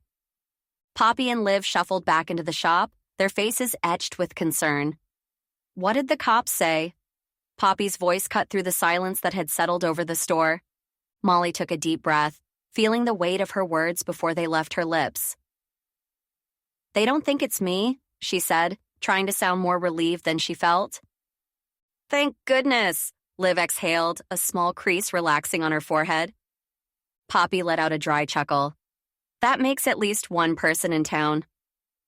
Molly looked down at her hands, thinking of the empty cash register and the whispers beyond the glass. "He also said they don't have any suspects, not a single one." Her voice was flat, almost distant. She could feel the gears turning in her head. She would need to sort this mess out herself. Answers wouldn't just appear, so she'd have to uncover them. She fixed her gaze on Poppy and Liv. "I'm going to find who did this, but I'll need your help." Liv's brow furrowed. "Molly, I don't like the sound of that." "Do we really have a choice?" Poppy countered, her eyes darting between them. "We need to save Molly from the town's scrutiny, to save her and the store." "I don't feel good about this," Liv confessed, biting her lip. "First steps first," Molly interjected, her resolve solidifying. "On TV, they always go back to the scene of the crime." Poppy nodded, determination flickering in her eyes. "So that's where we start?" Molly straightened her shoulders. "That's where we start. Now I just need to figure out how to get into the crime scene that's surrounded by police." Chapter 10. Molly pushed open the heavy glass door of the police station. Stern faces and formal attire surrounded her. The scent of stale coffee lingered in the air, mingling with the faint odor of antiseptic. Her fashionable boots clicked against the tile floor as she approached the reception desk. "Hi, I'm looking for Detective Hawthorne," Molly said, giving the receptionist a small, hopeful smile. Her hands instinctively smoothed down her blouse, seeking some semblance of control in the neatness of her attire. "Sure thing, let me just—" the receptionist began, but was cut off by a familiar voice from behind. "Molly, you need something?" Jack's voice carried a hint of curiosity, tinged with concern. "I wasn't expecting you to stop by so soon." She turned, her dark hair swaying with the motion, to find Jack approaching, his eyes meeting hers with an unreadable expression. She took a breath, willing her heart to stop racing. "Yes, I was wondering if we could talk about the case. I thought of something I wanted to run by you," Molly responded, watching as Jack's eyes searched her face for clues. "Of course, we can chat in my office." Jack motioned toward the corridor lined with closed doors and framed commendations. "Actually, could we talk outside?" Molly suggested, her green eyes reflecting the seriousness of her request. Sure." Jack's brow furrowed slightly. a silent question hanging in the air between them. He gestured towards the exit, and Molly followed him through the maze of desks and uniformed officers. Outside, the chill in the air nipped at Molly's cheeks as they stepped onto the sidewalk. She wrapped her arms around herself, not just for warmth, but also for comfort, as she prepared to dive deeper into the mystery that had taken over her life. Molly inhaled the brisk air, steadying herself. "Jack, I need to go back to the hotel," she said, her voice firm yet tinged with an edge of vulnerability. "Back to the hotel?" Jack's eyebrows rose in surprise. "What for?" She hesitated, her intuition warring with the practicality of her words. Molly almost let a lie tumble from her lips that she left something there. It would have been so easy, but she knew it wasn't right, especially to someone who was trying to help her. Honesty was a currency she wasn't willing to devalue. "I just want to look around again." "For something that's lost?" There was a gentle skepticism in Jack's tone, his head tilting slightly as he surveyed her. It's like he was tempting her by making lying even easier. But she couldn't do it. Her resolve was stronger than that. "Nothing tangible," Molly admitted, clasping her hands together. "But going back might help me make sense of everything." "All right." Jack's features softened into understanding. "If you think it'll help, then we should go. There are a few rules. You can't touch anything, can't move anything, and you have to tell me what you're thinking and what you find out." "Got it," she replied. His face became more serious as he leaned toward her. "I'm serious. I can't get in trouble for taking you without cause. But I'm only doing this because I think it might help you and might get us more information if you see it again." Molly nodded, feeling slightly bad for asking for something so big from a man she just recently met. "Of course. I'll follow your rules." "Let's take my car," he replied. Gratitude warmed Molly's chest as she followed him to the squad car. The leather of the passenger seat was cool beneath her fingers as she buckled up. They pulled away from the curb, and the police station shrunk in the rearview mirror. Silence enveloped them, filled only by the hum of the engine and the faint rustle of Molly's clothing as she fidgeted, her mind racing with possibilities. The squad car's tires whispered against the asphalt, the short journey to the hotel passing like a dream. Molly shifted in her seat, her gaze fixed on the passing scenery, familiar yet distant. "Any new developments on the case?" Her voice cut through the silence, tentative. Jack glanced at her, his hands steady on the wheel. "Since an hour ago when we talked at your shop?" "No, nothing since we last spoke," he replied, a crease forming between his brows. "Does it usually take this long to find a lead?" she asked, her fingers curling into the hem of her jacket. "Ouch," Jack chuckled dryly, his eyes back on the road. "Yes, it does. Solving a murder isn't a one-day affair. It's going to take more than a day to get a suspect. There's a whole procedure to follow." "Right." Molly exhaled, a hollow laugh escaping her lips. It felt like an eternity had passed since she'd discovered Marcus. Time was playing tricks on her mind, stretching seconds into hours. They pulled up to the hotel, the familiar facade now tainted with memories. Molly stepped out, her boots clicking on the pavement as Jack followed. Together they approached the cordoned-off room, the yellow tape screaming "crime scene" in bold letters. Jack reached for the tape, peeling it back with a swift motion. Molly's hand hovered over the doorknob, her heart thudding against her ribcage. She turned the knob, bracing herself for what might greet them inside. A part of her wondered if Marcus was still laying there, despite seeing his body taken to the coroner's office. She thought about how, now that it was a homicide, Marcus had probably traveled to the medical examiner's office. It was logical that the body would reside there, in a stranger's office, waiting to research what had happened through science. But something in her was afraid that he would still be here, waiting for her to discover him over and over again. But it was just a room, a tableau of normalcy frozen in time, complete with Marcus's scattered belongings. No shadows lurking, no figures lying in wait, just silence and stillness. "Hi." Molly let out the breath she didn't realize she'd been holding, her shoulders sagging in relief. It was just a room, after all. "It's really nice to see that there's no one here," Molly murmured, her voice barely above a whisper as she surveyed the empty hotel room. "Sometimes it helps," Jack replied, his tone gentle yet matter-of-fact. Coming back to the place where it happened can make you realize that not every door hides something sinister behind it, helps you process what you saw and understand that it won't always be like that. Molly nodded, feeling an unexpected wave of relief wash over her. She had convinced herself that returning to the scene would unearth some clue, some lead that might absolve her. In truth, stepping into the room devoid of death, of Marcus's body, brought a different kind of solace, one she hadn't anticipated but desperately needed. Her eyes began to sweep across the room, hungry for anything out of place. Marcus's clothes were piled haphazardly on a chair, his suitcase left open, its contents partially spilled onto the carpet. A bag of snacks lay crumpled on the table, and another, presumably holding toiletries, sat neatly by the bathroom door. She moved closer to the nightstand, her gaze catching onto a crinkled object in the corner. Was it just another piece of discarded paper? Molly stepped forward, her hand reaching out, fingers closing around the item. It wasn't paper. It was a wrapper, a food wrapper from Captain's, the local restaurant that rivaled her taffy shop in popularity. Her pulse quickened as she smoothed out the crumpled evidence. This could be the link she needed.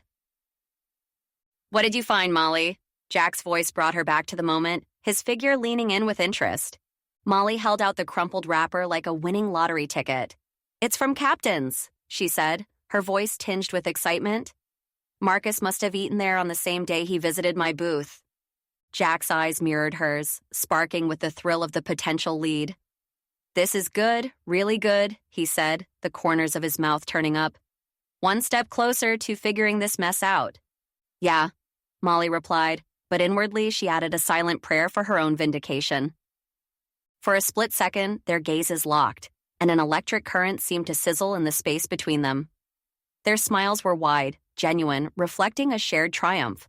Molly noticed how the light from the window danced in Jack's eyes, deepening their hue, and something fluttered inside her chest. But as quickly as it came, the moment passed. She thrust the wrapper toward him.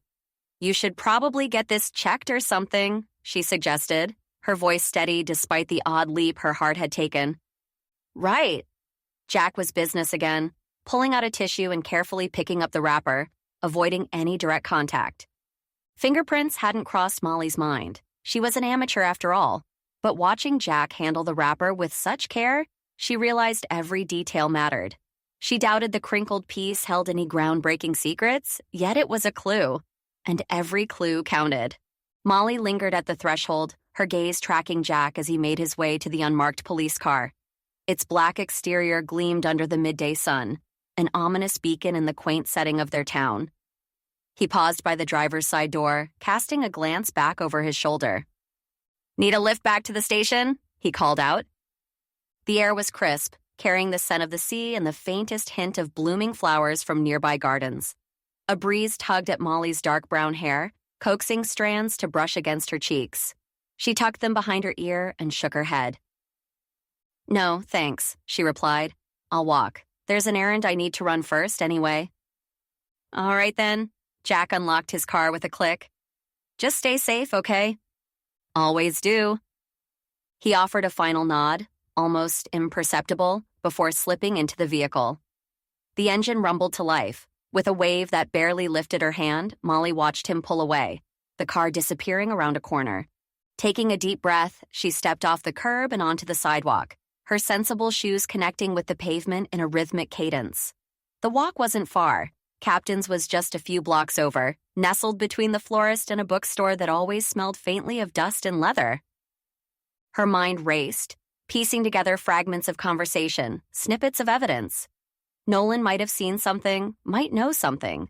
Every detail mattered, even the ones that seemed inconsequential. As she approached Captain's, the familiar red and white sign came into view, swinging gently with the whispering wind.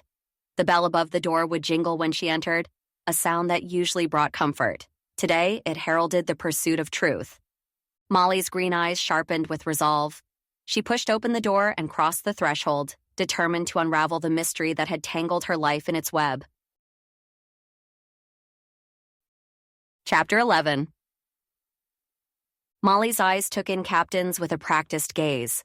The scent of salt and fried seafood mingled with the tang of lemon, as if the ocean itself had decided to dine there. Nets adorned with glass buoys and starfish clung to the walls, and the wooden floor creaked underfoot, singing a history of stormy nights and sun-soaked days. "Hi there," Molly said, approaching the hostess stand where a teenage girl stood fiddling with a strand of sun-bleached hair. "Is Nolan around?" One sec." The girl pressed a button on her headset, her lips moving silently as she relayed the message. "Nolan, there's a woman here for you." Footsteps approached, and Molly watched as Nolan emerged from the back. His chef's whites were pristine, a stark contrast against his weather-beaten tan. He raised an eyebrow as he spotted Molly. "Can we talk?" Molly asked, barely waiting for him to reach her. "Sure." Nolan gestured toward the dining room, leading the way. They wove through tables set with crisp linens and gleaming silverware. The restaurant's soft lighting painted everything in a warm glow. "Is here good?" Nolan pulled out a chair at a secluded table by a window overlooking the marina. "Perfect." Molly sat, smoothing her skirt beneath her. She looked up into Nolan's sea-blue eyes, searching for any sign of what lay beneath. "It's been a tough day, huh?" "You're telling me," Nolan replied, folding his arms across his chest. "Have you heard about Marcus?" Her voice was steady, betraying none of the turmoil within. "Yeah, I have. Word gets around fast." Nolan's eyes flickered away for a moment, watching a gull land on the pier outside. "What about it?" "Well, what exactly have you heard?" Molly was fishing for any kind of information that could bring her closer to her goal of finding out who did this and clearing her name. Word did get around fast, which meant that at any time someone could have seen or heard something else that could help her. Nolan couldn't leave his eyes on her for longer than a few seconds, shifting nervously in his seat. "I heard that he died in his hotel room, and that maybe you had something to do with it. Someone specifically told me you were involved." "Involved? Me?" Molly's voice was firm, an edge of frustration lining her words. "I found him, yes, but that's it." "Right." Nolan's tone held a hint of skepticism as he finally met her eyes. "That's what a guilty person might say, though?" She bit back the retort bubbling up inside her. "Where were you that night?" "Home," he answered quickly, almost too quickly. "Alone?" Her question hung between them like a challenge. "Yep." His answer was terse. Molly's mind raced. No alibi. It would be easy to say that he could have been at the scene of the crime or even after, in Marcus's hotel room. She leaned forward slightly. "Do you know anything about the crime scene?" "Like what?" Nolan's brow furrowed, his interest piqued. She watched him, looking for any telltale sign of nerves. Nothing. He didn't know they'd only just found the evidence minutes ago. "Just wondering if you heard anything." "Nothing." Nolan shook his head, the motion slow and deliberate. Molly nodded, filing away his reactions, or lack thereof. Something didn't add up, but she needed more proof, more answers. Nolan's head tilted, skepticism clear in the set of his jaw. What did they find? Molly watched him closely, searching for a twitch, a gulp, anything. But Nolan was an ocean of calm. "A sandwich wrapper from Captain's." He straightened, eyebrows knitting together as if the information had tightened the air around him. "And?" "Did something happen that night you're not telling me about?" Molly leaned in, her voice steady. "Seriously," Nolan said, his hands flat on the table. "I was home alone. That's all there is to it." "Home alone," Molly repeated the words, feeling them out. No witness, no one to confirm or deny his story. She shifted gears. "Marcus's review. Remember how he ripped into this place?" "Last year," Nolan said, a note of irritation bleeding through. "We had words. So what?" "Last year," Molly echoed, her thoughts churning. An old grudge could fester like hidden rot. It was easy to let it burn for a year until revenge was finally on the table. The story was coming together in Molly's mind, but she needed more proof. Molly knew that if she questioned Nolan enough, she would get some of the answers she craved. With questions flying left and right, she could get him to reveal something that he wasn't expecting. Maybe even something incriminating. But this year, he gave everyone bad reviews again, didn't he? Sure, but that's Marcus, full of himself. Nolan dismissed with a wave of his hand. I mean, last year we had that argument, and that was that. This year I thought it wasn't even worth my time. That was new information for Molly. She knew that Marcus rubbed people the wrong way, but she didn't realize someone had actually challenged him on it. She thought that maybe they'd had tense words in quiet, in a place away from the hustle and bustle of the festival, because she hadn't heard a single thing about it. An argument at last year's festival? She pressed, watching for a crack in his facade. What happened exactly? Nothing much. Nolan shrugged, but Molly noticed the tightness in his shoulders. Just told him he didn't know fresh fish from a rubber boot. That sounds like it could be a pretty heated argument. Molly's words were sharp, probing. Look, it was over and done with. I wasn't going to let it get to me. That guy doesn't know anything about food, especially not fish. Nolan's gaze finally wavered, a flicker of something crossing his face before he composed himself.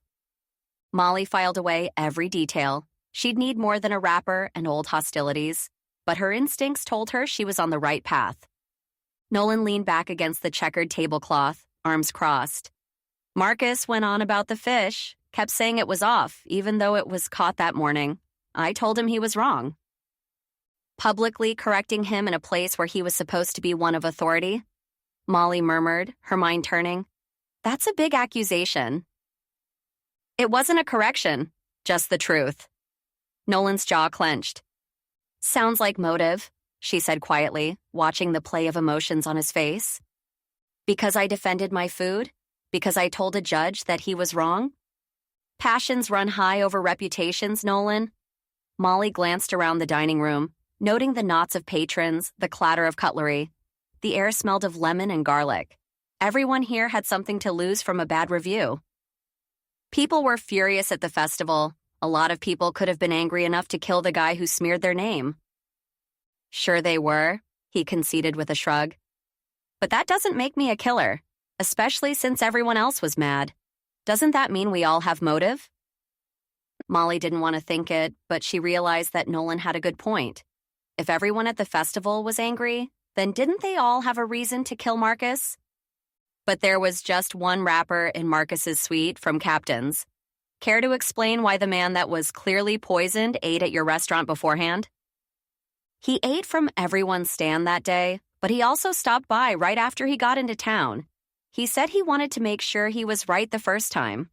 Nolan finally admitted, head down and staring at his shoes. He still said he didn't like it, and that's when I knew that I didn't care what he thought. Clearly, he was just an egomaniac intent on making sure everyone knew he was better.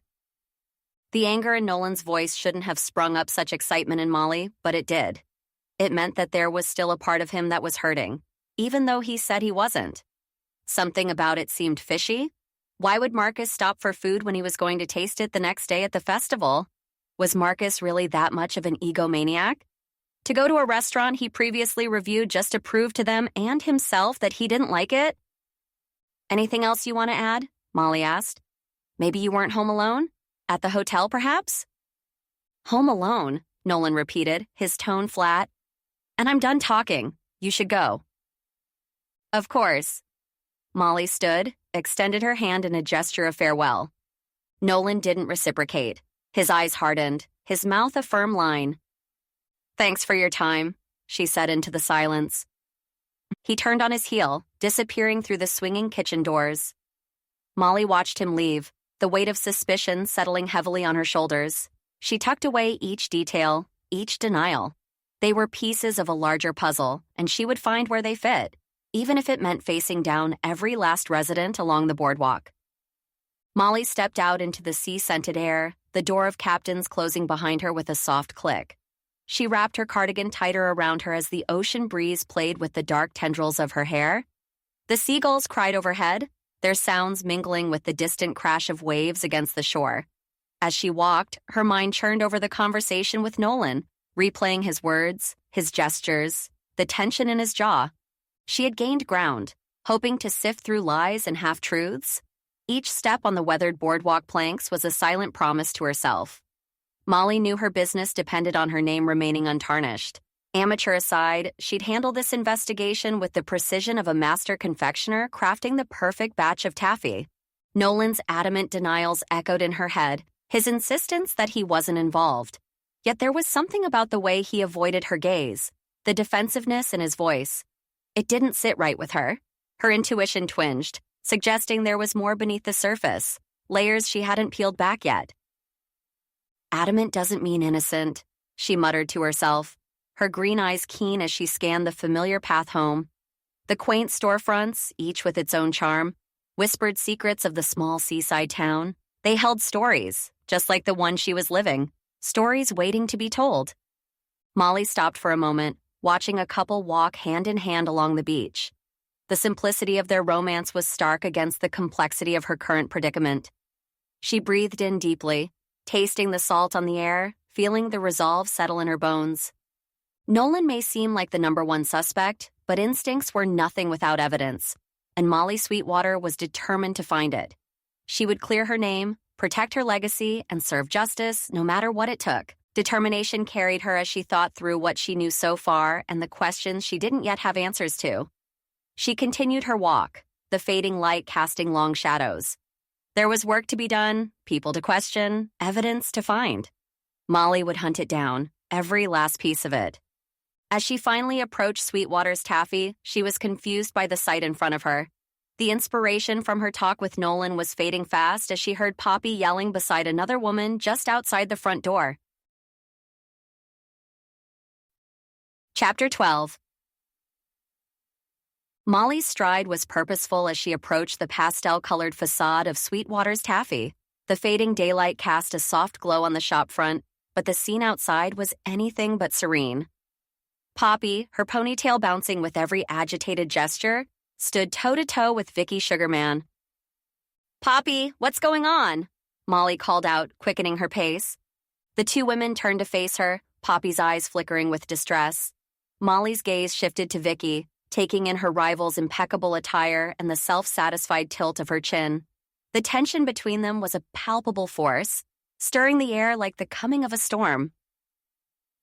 "Vicky's been talking to Emily," Poppy said, her voice sharp enough to slice through the thickening atmosphere. "Talking to Emily?" Molly echoed, her own irritation mounting as she sought clarity.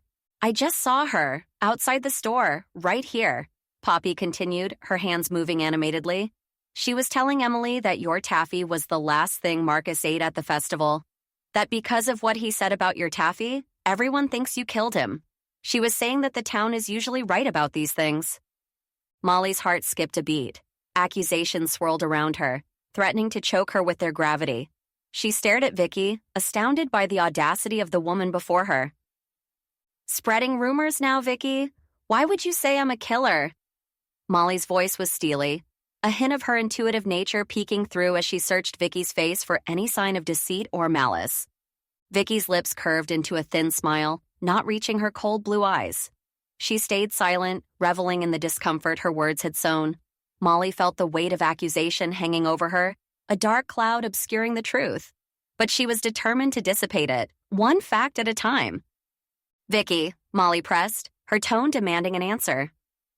"Careful, Molly," Vicky finally spoke, her voice laced with faux concern. "You wouldn't want to make things worse for yourself by showing just how angry you can get." Molly took a deep breath. She would not let Vicky's venomous words derail her. Not today, not ever. She'd find the truth and clear her name, no matter what it took. "Vicky, tell me what happened," Molly repeated, and she wasn't going to repeat herself again, public opinion or not. Molly's gaze hardened as Vicky's scoff sliced through the coastal air, her arms folding in a shield of defiance. "I'm just speaking the truth," Vicky claimed, her voice steady and unapologetic. "Shouldn't the neighborhood know if there's danger, a murderer among us?" Her lips twisted into a sardonic smile, the kind that sent shivers down Molly's spine. "Poppy," Molly said, her tone low and controlled. "Head back inside, please. I'll deal with this." Gratitude flashed in Poppy's eyes as she gave a small nod and retreated to the safety of the shop. Molly faced Vicky, feeling the last rays of the afternoon sun on her back. "You should be careful with your words, Vicky. Spreading lies hurts everyone." Her voice climbed, a crescendo of frustration and disbelief. "You'll be ashamed when the truth comes out, that it wasn't me." Vicky tossed her artificially blonde hair with a haughty gesture, her blue eyes unflinching. "Afraid? Of you and your quaint little taffy operation?" She sneered, the word quaint dripping with contempt. Never. The tension between them crackled like static, the sore taste of conflict mingling with the salty sea breeze. Molly's resolve stood firm. She would not let Vicky's malice go uncontested. Molly's retort was on the tip of her tongue, ready to launch. The sudden arrival of a squad car stopped her short. Her heart hammered against her ribs, an erratic drumbeat of anxiety. Could Emily have given Vicky's venomous words credence? Were the police coming to arrest her right now because her competition had made some horrible remarks? She couldn't try to clear her name from behind bars. How would she make sure that Sweetwater's taffy was okay? And how could she sit in jail while her sister was in town with a murderer on the loose? The car door opened, and Jack Hawthorne stepped out. His presence, oddly reassuring in its own right, tempered Molly's fear. A part of her felt comfortable, but she couldn't escape the fear he might be here to take her away. He was the lead investigator, after all, not some messenger of small-town gossip. Is there a problem here?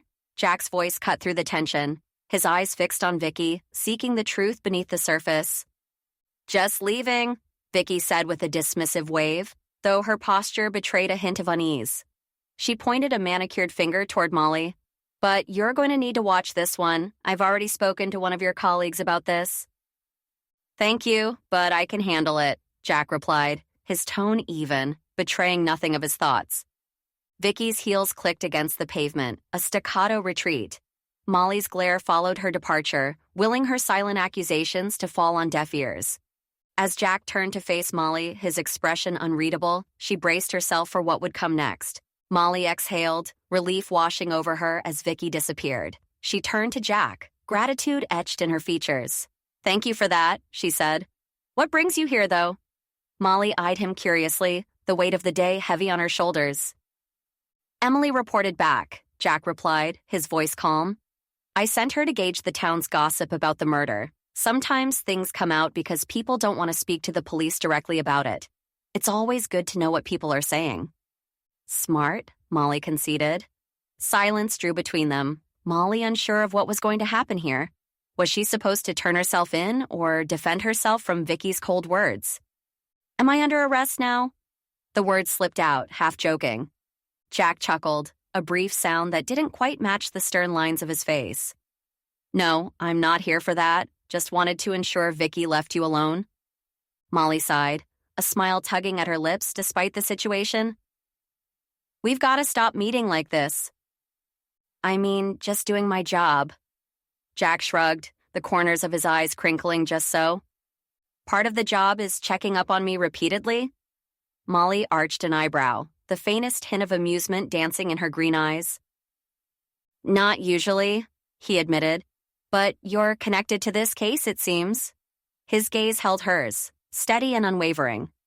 Something about his eyes, the light blush of his cheeks, drew her in. She couldn't resist it, and yet she kept her feet planted firmly, making sure to keep some distance between them, as if she couldn't handle it one step closer. Molly nodded slowly, a silent understanding passing between them. The air was cool, the salty breeze mingling with the fading echoes of contention. But Jack's presence brought a different kind of tension, one Molly wasn't ready to unravel just yet. Molly watched Jack's silhouette against the fading light of the sun, her heart a dance of conflicting rhythms. A foolish part of her yearned for him to say he was here because she intrigued him, not just as a person of interest, but perhaps something more. She banished the thought. Romance was a luxury amid the whispers of murder. Earlier, I paid Nolan a visit, Molly ventured, tucking a stray lock of hair behind her ear. He seemed off. Maybe you should check on him. Jack's expression shifted, a hint of concern etched into the lines of his face. Right, about that, he began, his voice low. We had the wrapper tested, the one from Captain's that you found earlier. Molly leaned in, expectant. She was ready for him to say that she'd figured it all out and she didn't have to worry about being framed for murder anymore. But that's not what came out of his mouth next. Nothing unusual, just an ordinary food wrapper. Jack's words fell flat, stripped of hope. Are you sure? Disappointment laced her tone, a sour taste accompanying it. Forensics were thorough. The crumbs suggest it's from around the time of the festival, but no trace of poison. His eyes searched hers, seeking understanding. Molly's shoulders slumped. Nolan's strange demeanor had felt like a solid lead, but now it crumbled to dust. She exhaled slowly, refusing to let despair take root. "Then we're back to square one," she murmured, more to herself than to Jack. "Looks like we are," Jack confirmed. "But we'll keep digging, and be careful when you're interviewing people. I should be there for all official police business." "Of course. Sorry." Molly nodded, but her mind was already racing through the roster of festival attendees, searching for a new angle, a fresh suspect. Marcus had enemies. Someone wanted him dead. She would find out who. A list of people who hated Marcus was going to be long. Chapter 13.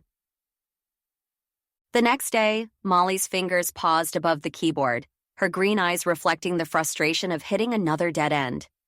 She sat in the familiar comfort of the shop, surrounded by jars of colorful candies and the sweet scent of sugared confections. Poppy's gaze was elsewhere, lost beyond the window pane to the stream of passers-by outside. "Face it, Moll, no one's gonna come in today," Poppy sighed, turning from the window with a dramatic slump of her shoulders. "And here I am, bored out of my mind while you... What are you even doing?" "Research," Molly replied without looking up. Her fingers resumed their dance across the keys. Poppy replied as she returned to staring at the window. "So, what kind of research are you doing?" "I'm on forums trying to see if there's any dirt on Marcus that someone might have spilled online. I need to make a list of people who had something against him," Molly told her, barely looking up from the computer as she scrolled down the search results. "That's going to be a long list." Molly nodded and gave her sister a slight head tilt. "You're telling me. There are a ton of these.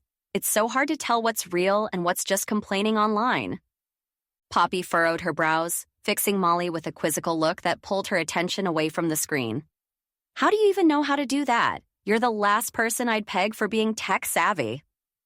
A chuckle escaped Molly as she shrugged nonchalantly. "Hey, I can manage the basics. Typing words into a search bar isn't exactly rocket science."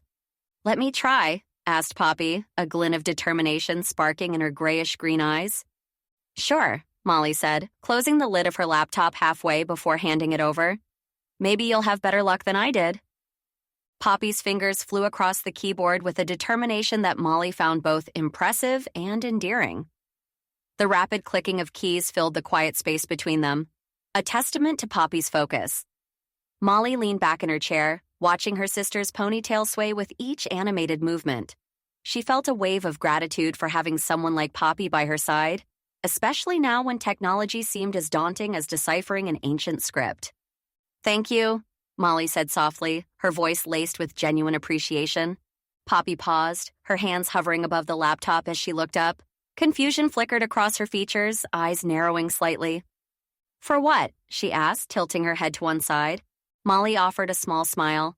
"For this, for everything. You know, standing up to Vicky earlier. It meant a lot." "Of course," Poppy replied with a dismissive wave, her gaze returning to the screen. "That's what sisters do, right? Besides, it's not rocket science." "Right," Molly agreed, her heart swelling with affection. "It was just really nice to hear you defend me, and helping out with this computer stuff, too." Poppy chuckled, a flash of sass in her eyes.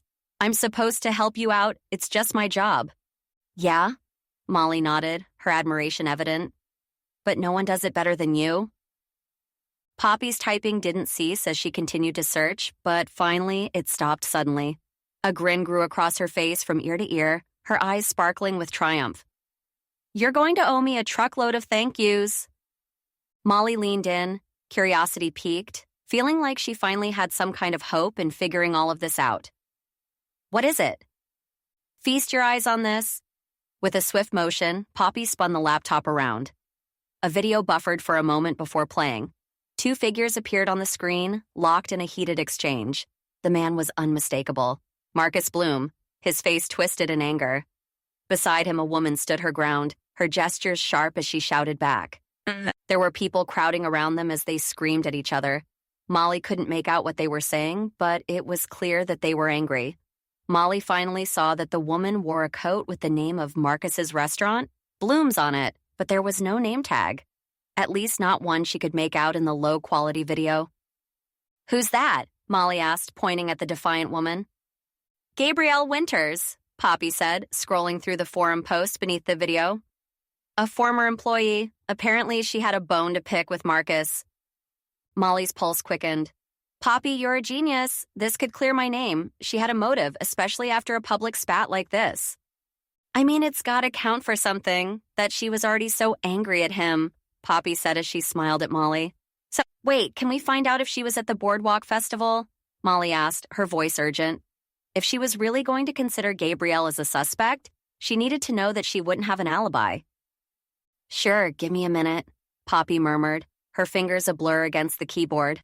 Molly's gaze drifted to the shop window, the reflection of the computer screen ghosting over the glass. Outside, the sun-drenched boardwalk buzzed with locals enjoying the day. Among them, like a beacon, stood Ethan. His sandy hair caught in the sunlight, his posture relaxed yet somehow focused as he peered toward the taffy shop. Was it just happenstance? Molly's heart skipped. Or was Ethan keeping tabs on her in a newfound role of silent guardian? She pondered if his casual vigilance would wane, or whether he'd glean her disinterest from her studiously indifferent stance. Either way, she needed him to understand that she didn't want him here. She just wasn't sure how to do that. Her mind cast back to a different time, an afternoon awash with sea spray and laughter. They had been aboard Ethan's boat, slicing through waves under azure skies. The thrill of the open water, the hum of the engine. Molly had looked back to watch Ethan driving the small speedboat as they raced across the water. They were laughing and drinking as they talked about sports and reality television. It was then that Molly felt like they were happy and free. Months later, Molly and Ethan fought in his living room about whether or not she would move in with him. She wanted to move things along, finally take the next step together, but wanted to keep things separate for another few years. Molly couldn't stand the thought of having to wait so long before getting to the next phase of a relationship, and she hated the fact that he never took anything seriously.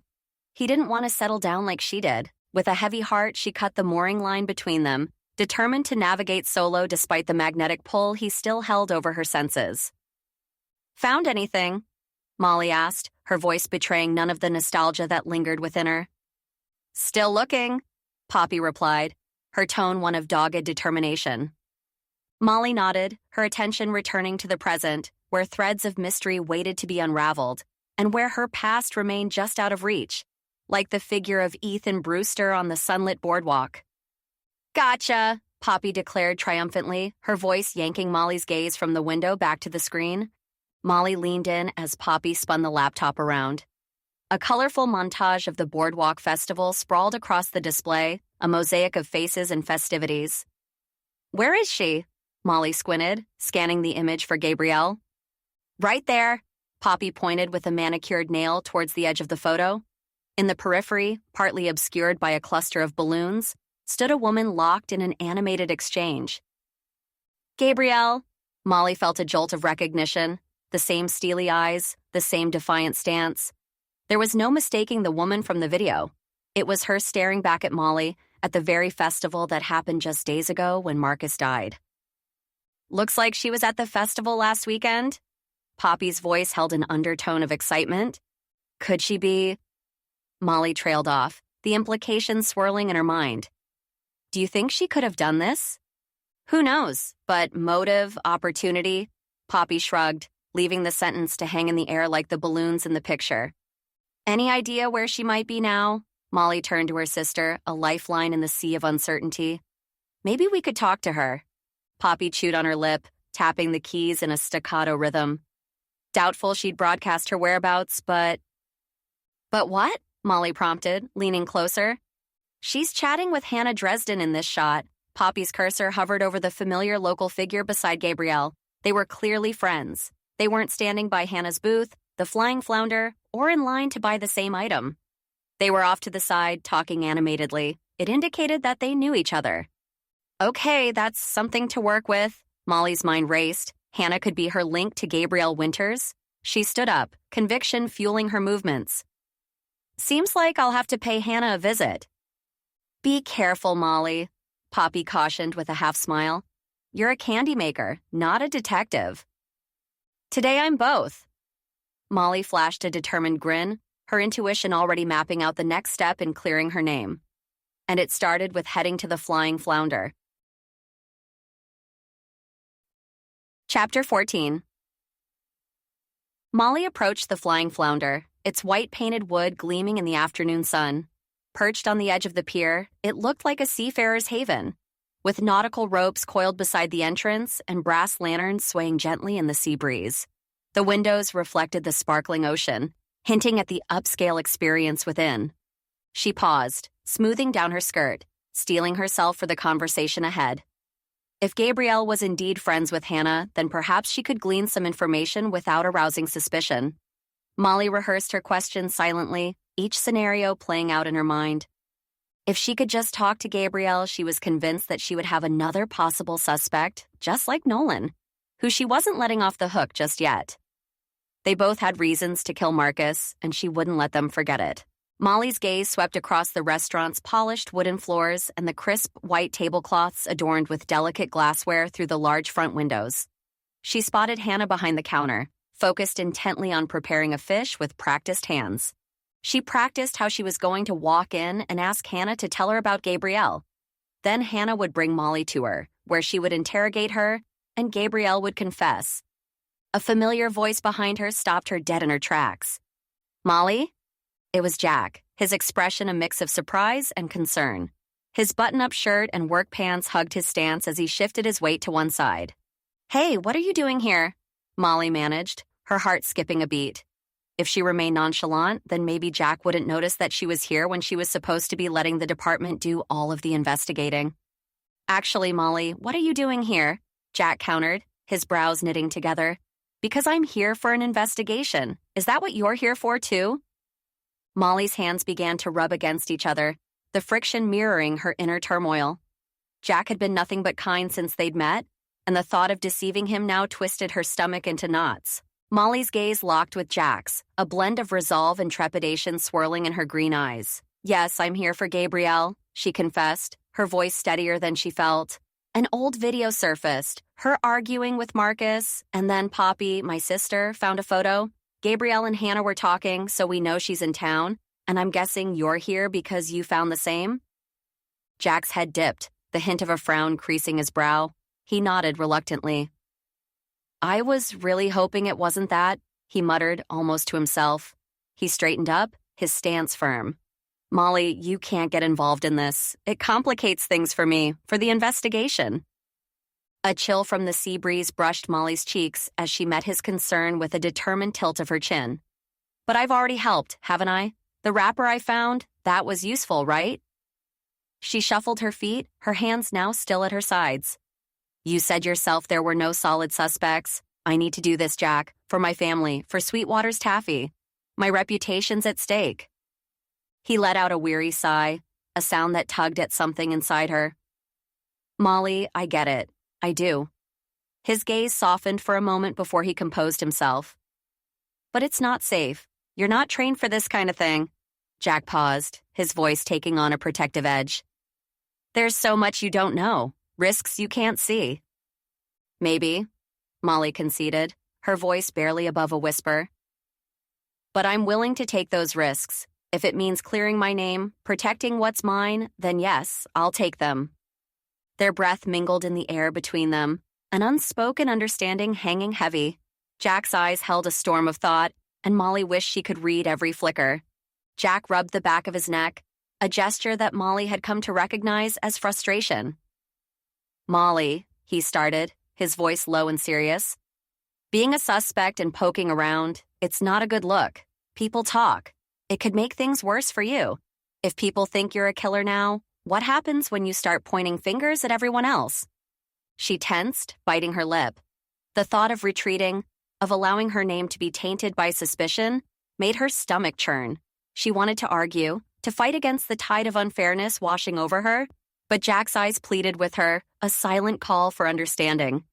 He was right, in a way. The town could turn on her, saying that she was practically admitting guilt by trying to get anyone else to confess to the crime. She thought about her interview with Nolan in a different light. "I know you want to help," he continued, "but I need you to step back. Go home. Try to relax, please. Let us handle this. We're trained to do it, and I promise you, I know how to do my job." She studied him, the set of his jaw, the earnest concern etched into the lines of his face. Something about this was attractive to Molly. The way he took charge and wanted to make sure she knew he had it under control. She knew it was simply the circumstances they were in, but she liked this version of him. Still, she knew she could be stubborn, just as stubborn as he was. Could she really just go home and wait while her family's legacy was on the line? "All right," she finally murmured, the words heavy like stones in her mouth. "I'll take some steps back." "Thank you." His shoulders sagged with relief. "And promise me, Molly. Promise you won't continue chasing after this killer." She met his gaze, the air thick with unspoken tension. Her heart hammered against her ribs, knowing well the danger and the necessity of her own quest. "I can't promise that," she said, her voice trembling slightly. Silence stretched between them like a tightrope, one they were both too afraid to traverse. "But," Molly added, breaking the stillness, "I can promise to be careful, to not interfere with your investigation." "Please, Molly, that's all I'm asking." He looked at her, eyes searching for sincerity. "If there's someone to interview, I should know about it. That's all I want." She nodded, hoping her resolve didn't betray the turmoil inside. "I'll try, Jack. That much I can do." He gave her a long look, one that tried to pierce through the layers of her determination. She wasn't going to give this up that easily. If it was between breaking her word with him and finding out who killed Marcus, she was going to choose the latter, and he had to understand that. Jack's frustration was palpable, a silent storm brewing in the depth of his gaze. He ran a hand through his hair, a gesture that seemed to Molly like the prelude to surrender.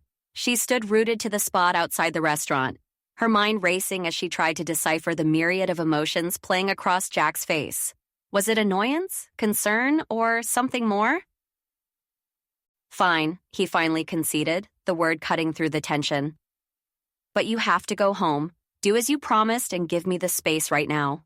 His eyes held hers with an intensity that said he meant every word.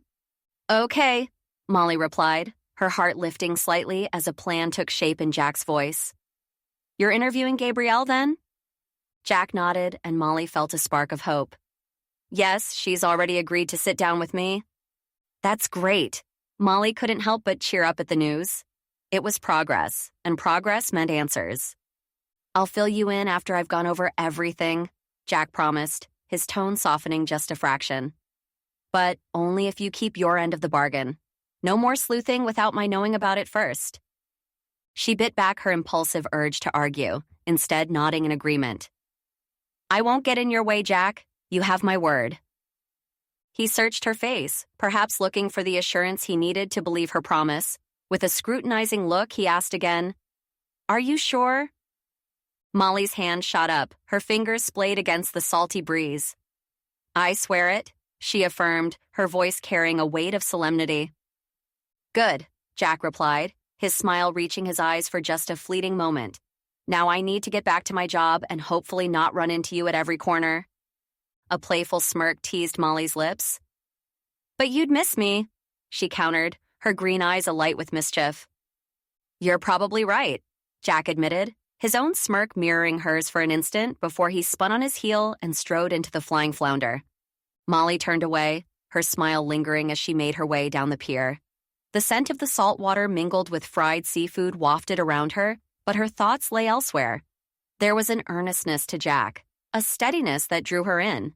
Yet his request for her to step back from the investigation left a sour note in the coastal air. Her reputation was at stake. Her family's legacy, the Sweetwater name. She couldn't let suspicion taint their honor. Despite the risks, despite Jack's warnings, she needed answers. She had to clear her name. As the seagulls cawed overhead, Molly's determination solidified. She wouldn't sit idly by, she couldn't. The truth was out there, and she would find it, even if it meant working from the shadows. "Poppy will know what to do. There has to be some kind of technology that can help us get closer to the truth," she murmured to herself, already envisioning the reassurance her sister's presence would bring. Decision made, Molly quickened her pace back to the shop, ready to plot their next move. Chapter 15. Molly Sweetwater stood behind the counter of Sweetwater's Taffy, her gaze flitting past the array of colorful confections and out to the quiet street. The afternoon air carried the fresh scent of blooming flowers mixed with the briny tang from the nearby Tidewater docks. It was a quintessential spring day in the little town, but the usual charm felt muted under the cloud of rumors that had settled over her family's shop. A knot tightened in Molly's stomach as she watched Lucas Grayson, Theo Cobb, Ginny, and Anton huddled together outside. Their glances kept darting back to her store, their heads tilted together like conspirators. A pang of frustration surged through her at the sight. "Poppy," Molly called out, her voice tinged with irritation. "Look at them. It's Vicky's doing. She's turned the whole town into a gossip mill. Everyone is against me. They really think that I'm a killer after they've known me practically my whole life." Poppy walked over, her eyes narrowing as she caught sight of the group. "It's like we're the main exhibit in some twisted small-town drama," she said, her ponytail swaying as she shook her head. "Vicky Sugarman really knows how to stir the pot." Molly leaned on the counter, her dark brown hair falling forward as she contemplated their dwindling customer count. "We need to do something to combat these rumors. Maybe a sale? Get people talking about our taffy instead?" Poppy countered quickly, her lips pursed. "We'd look desperate. That's exactly what Vicky wants. We can't scramble. It can ruin a marketing campaign." She tapped her chin thoughtfully. "What about targeting early-season tourists? They wouldn't have heard about, the murder." "True," Molly conceded, biting her lip. "But if they come and those gossip mongers spill the beans outside our door, we'd lose tourist business too." "Then we'll just have to be more creative," Poppy declared with a flash of determination. "We're Sweetwaters. It's practically our middle name." Molly gave a wry smile, reassured by her sister's confidence. Together, they would find a way to save the reputation of Sweetwater's Taffy, and perhaps uncover the truth along the way. Molly fidgeted with a taffy wrapper, her gaze drifting from the empty shop to Poppy. Silence filled the store. The boredom of having no customers and no way to get them was weighing heavier than Molly ever imagined. "Hey, do you think I should give up the investigation? Jack thinks it's casting too much attention on us. You think that's why this is happening?" Poppy leaned back against the pastel-painted wall, arms crossed. "What do you think?" "I don't know," Molly admitted, her green eyes clouded with uncertainty. "I mean, I don't want to cause trouble, but if these rumors stick, it's our family's name at stake. I want to make sure that I do everything I can to free us from this suspicion." "I think those are good points," Poppy said, nodding firmly. "You have to be ready to stand up for what you believe in. It seems like you're pretty good at this, too. You have a chance to be of real help. So I think, do whatever you want to do. Don't have any regrets in a situation as serious as this. Even if you do think Detective Hawthorne is the handsomest man in town." "Whoa, hold on, I never said," Molly stammered, cheeks flushing a rosy hue that rivaled the shades of their strawberry taffies. Right, Poppy teased, her voice lilting playfully. "And I never said Theo Cobb's donuts are delicious." Molly understood what her sister meant. No one had to say it. They just knew that the donuts were delicious. Just like she didn't have to tell anyone that the new detective in town made her heart race. Her sister knew how she felt about him without having to hear a word about him. Okay, so maybe Jack's not hard on the eyes." Molly rolled her eyes but couldn't suppress a smile. "But that's beside the point." "Is it, though?" Poppy raised an eyebrow, a mischievous glint in her eye. "Because I've seen the way you two solve mysteries together. It's like watching a rom-com without the popcorn." "Stop it, Pop," Molly groaned, although she couldn't help but laugh. "This is serious. We're talking about our livelihood here." "True, but who says you can't have a little romance while saving the family business?" Poppy nudged her sister gently, her grin infectious. "Enough, detective of love." Molly shook her head, yet the banter had lightened her spirits. "We have a real mystery to solve, and I need to figure out our next move." "Whatever you decide, I've got your back," Poppy affirmed, her playful tone replaced by one of unwavering support. "Handsome detective or not." The chime of the back door heralded Liv's arrival, her petite frame slipping into the shop with a swiftness that spoke of urgency. In her hand, she clutched an envelope, its plain whiteness stark against her olive skin. She handed it to Molly with a flicker of concern dancing in her dark brown eyes. "Found this taped to the back door," Liv said, her voice low and even, as if trying not to disturb the fragile silence. "Figured it might be important." Molly took the envelope, her fingers brushing Liv's in the exchange. As she turned it over, examining the seal, Liv moved past her to peer out the front window, pushing a strand of sleek black hair behind her ear. "Wow, there are even more people than yesterday," Liv observed, her gaze fixed on the cluster of townsfolk gawping at the store like it was some spectacle. "It's like we're animals at the zoo." Poppy leaned in, her greenish-gray eyes wide with curiosity as Molly's own hands trembled slightly while breaking the seal. Together, they hovered over the unfolded paper, their collective breaths held in suspense. "Stop looking," Molly read aloud, her voice betraying a quiver that she couldn't quite control. "It's not worth it. You'll never find me. If you don't stop soon, I'll make sure you do." A charged silence followed the reading, the words hanging in the air like a fog. Molly looked up, her green eyes meeting the equally shaken gazes of Poppy and Liv. They were nervous. The jolt of fear was palpable between them. But Molly felt a cold dread settle in her stomach.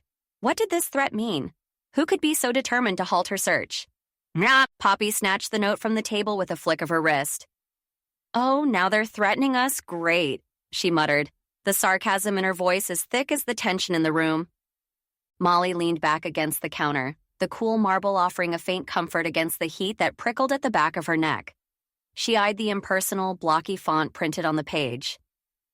"They typed it up and printed it out," she noted, her analytical mind kicking into gear despite the fluttering in her chest. "That means they wouldn't let us see their handwriting. It's a good move on their part. It means they're intelligent, or that they've at least thought it through enough to plan it." "Not very intelligent to be coming after us," Poppy quipped, clearly frustrated at the letter. "Maybe," Molly conceded, rubbing her temples. "But they just want me to stop, which could mean I'm getting close, or that I'm doing the right things." Liv, who had been quietly observing from the sidelines, pushed her glasses up the bridge of her nose before chiming in. "Do you have any idea who could be threatening you?" Her voice was steady, but the concern in her eyes betrayed her calm demeanor. "It has to be the killer," Molly replied without hesitation. The cogs in her brain whirred, piecing together fragments of conversations, sidelong glances, and odd timings. "Are you sure it's not just someone who doesn't like you? Someone like Vicky?" Liv's question was tentative, an invitation to consider all possibilities. Molly shook her head assertively, her dark brown hair brushing against her cheeks. "Vicky is evil, but this..."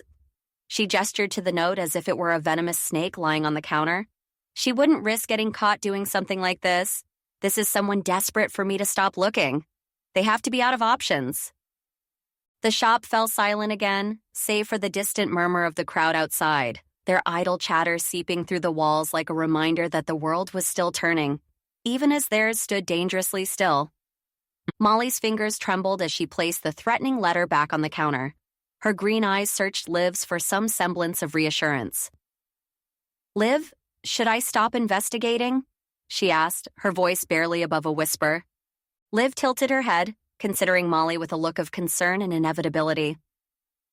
"I mean, this is a serious threat. It's someone coming after you personally." "Right, but I need to find out who did this so I can clear my name." Liv sighed. "I just think it's not easy to solve a murder, and unfortunately, we're inexperienced. We should probably give all of this up to the police." "Why would you stop?" Poppy asked. "Jack told me it would be best," Molly confessed, her gaze dropping to the printed words that seemed to burn into her retinas. "He thinks all this sleuthing is drawing the wrong kind of attention." "Well," Liv gave a nonchalant shrug, pushing her glasses up her nose once more. "You know I can't make you do anything, Molly. You're like a dog with a bone when you've got your mind set on something." "But if you were in my shoes, what would you do?" Molly pressed, her plea sincere and urgent. "To be honest, I would stop, but that's me. I think if the tides were turned around, you would tell me to stand up for myself," Liv said firmly, locking eyes with her friend. "That's what you believe in, isn't it? But you have to ask yourself, is chasing shadows worth the whispers and the threats? It's a hard choice, but I trust you'll make the right one." Molly nodded slowly, absorbing Liv's words. Her heart was a drumbeat in her chest, echoing the gravity of the situation. She glanced at Poppy, who watched the exchange with furrowed brows, and then back at Liv. "I need to clear my head," she announced, determination hardening her features. "Take your time, Molly," Poppy offered, a supportive smile briefly cutting through her worry. "Thanks, both of you. I have a lot to think about," Molly said, slipping past the shelves lined with colorful taffy, the sweet scent of sugar a stark contrast to the bitterness of the day's events. She stepped outside, the door chiming in her wake, and breathed in the fresh spring air. The town of Tidewater, usually so welcoming, now felt charged with an undercurrent of tension. But home was calling. Home, where she could gather her thoughts and seek the companionship of someone who always listened without judgment. The sun was wilting in the sky, nearing the time for sunset. It was the perfect time to go for a short walk. It was times like these that Molly loved living here, a place where she could walk anywhere in a matter of just a half hour. Upon arriving at her quaint little house with its white picket fence and blooming flower beds, Molly knew exactly who she needed by her side. She opened the door and called out softly, "Come on, we've got thinking to do." From around the corner bounded her loyal cat, Licorice, his tail twirling in the air as he approached with flair. With a gentle pat on his head and a resolve steeled within her, Molly prepared to embark on a walk that might just lead to the clarity she desperately sought. Chapter 16. Licorice, the sleek black cat with a harness hugging his nimble frame, strode confidently ahead of Molly. A gentle tug on the leash was all he needed to remind her that this walk was as much for him as it was for her. Molly couldn't help but smile at the sight. Licorice had been an outdoor soul before she'd taken him in, and every step he took along the familiar paths of Tidewater seemed to be a dance of freedom. She cherished these moments, where the simple act of walking her cat provided an escape from the worries that so often coiled tightly around her thoughts. Molly's eyes lifted to the sky, noting the soft pinks and oranges that streaked across it as the sun began its descent. The weather was serene today. A gentle breeze carried the briny scent of the sea and played with tendrils of her dark brown hair that had escaped her loose bun. Tidewater was picturesque, especially in this light. A small seaside town where everyone knew each other's stories, or at least thought they did. She was surprised to not feel paranoid in the slightest. She had been facing risks from the beginning. There was a murderer on the loose, and Molly knew the stakes. It was her need to know the truth and save not just her reputation, but her family's. But getting a threat should have made her feel afraid. So she was surprised when the more she walked, the more determined she became to feel comfortable in the town she'd known her entire life. It was a different kind of defiance, one that made her feel confident that she would be okay here. Besides, the note only threatened her if she kept digging. She wasn't digging, just walking around town. As she strolled through the heart of town, passing by shops that held generations of history within their walls, she offered nods and tight-lipped smiles to the few townspeople out and about. There was Ginny's Bakery, where the scent of freshly baked bread wafted into the street, and Benny's Book Nook, with its window display of the latest mystery novel, ironic given her current predicament. The wind chimes sang a soft melody outside the doors of the Sea Glass jewelry store, and further down, the florist had arranged a kaleidoscope of blooms, their colors bold against the fading light. Each storefront held memories, some sweet, others now tinged with the tartness of suspicion. At last, Molly arrived at the boardwalk, the wooden planks creaking underfoot, a familiar and comforting sound. Licorice padded alongside her, his ears perked up, taking in the salty air that grew stronger with proximity to the shoreline.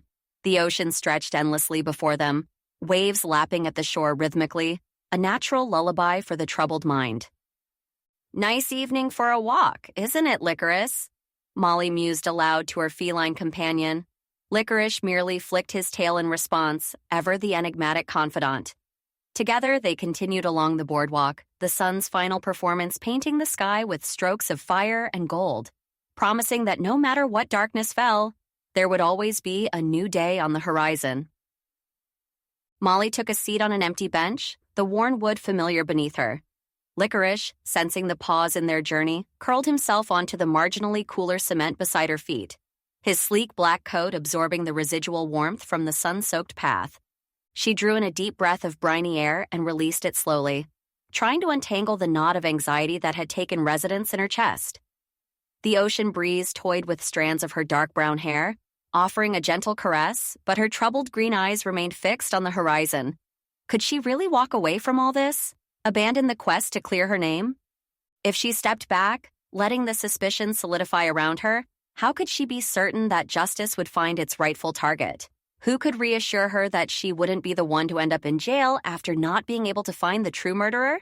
But giving up wasn't Molly's style. She was not one to leave puzzles unsolved or stones unturned. The very idea felt like a betrayal to herself.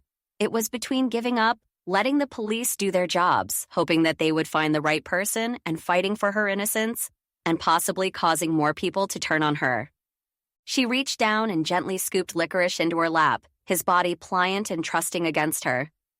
She ran her fingers through his fur, finding comfort in the rhythmic motion. I can't just sit around, can I, Licorice? If I'm not fighting for myself, then what am I doing? Who am I if I can't do that? One of the very things I believe in. The cat purred, a soft vibration against her palms, as if in agreement. Gazing out at the undulating waves, now tinted with the melancholic hues of twilight, a resolute spark ignited within her. She couldn't afford to be passive. Action was the only balm for her restlessness. All right, she murmured more to herself than to the attentive feline. We'll keep looking, you and I. But we have to be smart about it. We can't get in Jack's way. Licorice tilted his head, his yellow eyes holding a glint of mischief that said he was ready for whatever scheme she had in mind. With a nod to herself, Molly set Licorice back onto the ground and stood up, brushing off her practical yet fashionable jeans. The boardwalk stretched out ahead of them, promising more clues, more secrets to uncover. She wouldn't falter now, not when there was so much at stake. Molly Sweetwater was no mere spectator in her own story. She was the protagonist, and she was about to take the lead in her own investigation. Molly's footsteps echoed on the wooden planks of the boardwalk, a rhythmic accompaniment to the distant lull of the sea. She approached the vacant spot where her taffy stand once bustled with life. Licorice pranced ahead, his sleek black form weaving between the legs of benches and the railings that bordered the walkway. She scanned the ground as they neared the location, her green eyes sharp and searching. A crumpled napkin, an abandoned soda can. She studied each with the hope it might reveal something new, something overlooked. All right, Licorice, she murmured, almost pleadingly. We've got to find something here. This is exactly where we were set up for the festival. Basically, the scene of the crime. The cat halted, his ears twitching, and he sniffed at the air before darting toward a nearby bush. The leash pulled taut, jolting Molly forward. She stumbled slightly, her slight clumsiness surfacing even in moments of tension. But she quickly regained her composure and followed, knowing animals' keen senses often uncovered what others missed. Licorice was no hunting dog or cat, but he was something special with a gift for sniffing things out. Molly thought that maybe it came from living on the streets and having to search for food. Find something, boy? She asked, her voice a mix of curiosity and apprehension. Licorice had disappeared into the foliage, his tail the only sign of his presence as it flicked back and forth. Molly crouched down, the hem of her jeans brushing against the cool, damp grass. She reached in, expecting the soft fur of a captured rodent or another of Licorice's many seaside trophies. Her hand scoured the brush, searching for whatever he had found and also trying to get him to come out. Molly reached under and finally grabbed a hold of Licorice, picking him up and tucking him under her arm for now. She continued reaching through the bushes, just in case there was something she missed. There had to be a reason that Licorice went in there, whether it be for a piece of old food, a rat, or something even more useful. Molly's fingers brushed against something unexpected, a hard, angular intrusion amid the natural tangle of branches and leaves. With Licorice now safely in her arms, she peered into the dense greenery, curiosity piqued. Her heart skipped a beat as she discerned the outline of an object deliberately concealed within the bush. "Hello, what's this?" she murmured to herself, her voice low with intrigue. Gently, she extricated the foreign object. A small camera, its lens covertly aimed at the space that once held her vibrant stand. The discovery sent a chill down her spine. Was it possible that someone had been surveilling the area? She turned it over in her hands, examining it. Such a device could have captured critical moments, perhaps even the truth behind Chef Bloom's untimely demise. Could you have been watching me? Or were you watching him? She wondered aloud, addressing the silent witness in her grasp. A flicker of hope ignited within Molly as she considered the possibility of vindication resting within the camera's memory. But when she pressed the power button, the screen remained stubbornly dark. The camera was as lifeless as a stone. Drat, she muttered, a frown creasing her brow. She slid the camera into her jacket pocket, feeling its weight against her side. A tangible lead in a case shrouded in shadows. As she set Licorice back on the ground, her mind raced with the next steps. She lacked the technical expertise to delve into the electronic enigma herself, but she knew someone who might. Poppy's good at this kind of thing, she said to Licorice, who tilted his head at the mention of his aunt's name. She'll be able to show us what's on here. Her sister's tech-savvy skills complemented Molly's intuition perfectly. Together, they made quite the team, even if they occasionally butted heads over Molly's impromptu investigations. Let's get this to Poppy, Molly decided resolutely, her resolve strengthening. She clipped Licorice's harness back onto his leash and cast one last look at the waves crashing against the boardwalk before turning toward home. It was time to unlock the secrets held within the silent sentinel of her past. Molly's steps quickened as she made her way home, the weight of the camera in her pocket a comforting promise against her hip. Licorice pranced ahead, his sleek black coat glistening under the fading sunlight. As she traversed the familiar route, passers-by shot her curious glances, their eyes lingering with unspoken questions and doubts. None of that mattered now. Molly clung to the hope that nestled within the dead camera lay the truth that would clear her name. Turning the corner onto Main Street, she steeled herself against the whispers that seemed to echo off the quaint shop fronts. The sea breeze tousled her hair, and she brushed it back absently, her eyes fixed on the path ahead. Licorice seemed oblivious to the rumors swirling around them, content in his own little world of scents and sounds. Soon, the familiar striped awning of Sweetwater's came into view, its welcoming presence a beacon of hope. Molly pushed the door open, the familiar tinkle of the bell announcing her arrival as she stepped into the cozy interior of the shop with Licorice trailing behind. The warm scent of saltwater taffy enveloped her, mingling with a sense of nostalgia and resilience that had become the bedrock of her family's legacy. "Look what I found," Molly announced, holding up the camera with a triumphant smile tugging at the corners of her mouth. Licorice meandered around her feet, his tail high in the air, as if he too sensed the importance of the moment. Liv looked up from her perch behind the counter, her glasses perched on the tip of her nose and a book open in her hand. "So, you've decided to push forward, investigating with full force, I'm guessing?" she asked, a knowing glint in her beautiful dark brown eyes. "Yes, I have. Better to try and fail than not to try at all," Molly affirmed, her voice steady despite the adrenaline still coursing through her veins. "But I can't do it alone. I need Poppy's help to crack this thing." Poppy emerged from the back room, youthful energy emanating from her. She set down a box of taffy she was restocking and eyed the camera with keen interest. "Where'd you find that?" Poppy questioned. Molly shrugged, the energy from her find still coursing through her veins. She was almost annoyed at the question before reminding herself that her sister wasn't with her when she found it, so how would she know? "I found it in the bushes behind where our booth was. Well, technically, Licorice found it and led me to it, so are we going to crack this thing open, or what?" The words fell from Molly's mouth quickly, excitement and adrenaline taking over her body. "Let's get started," Poppy said with an eagerness that matched Molly's own.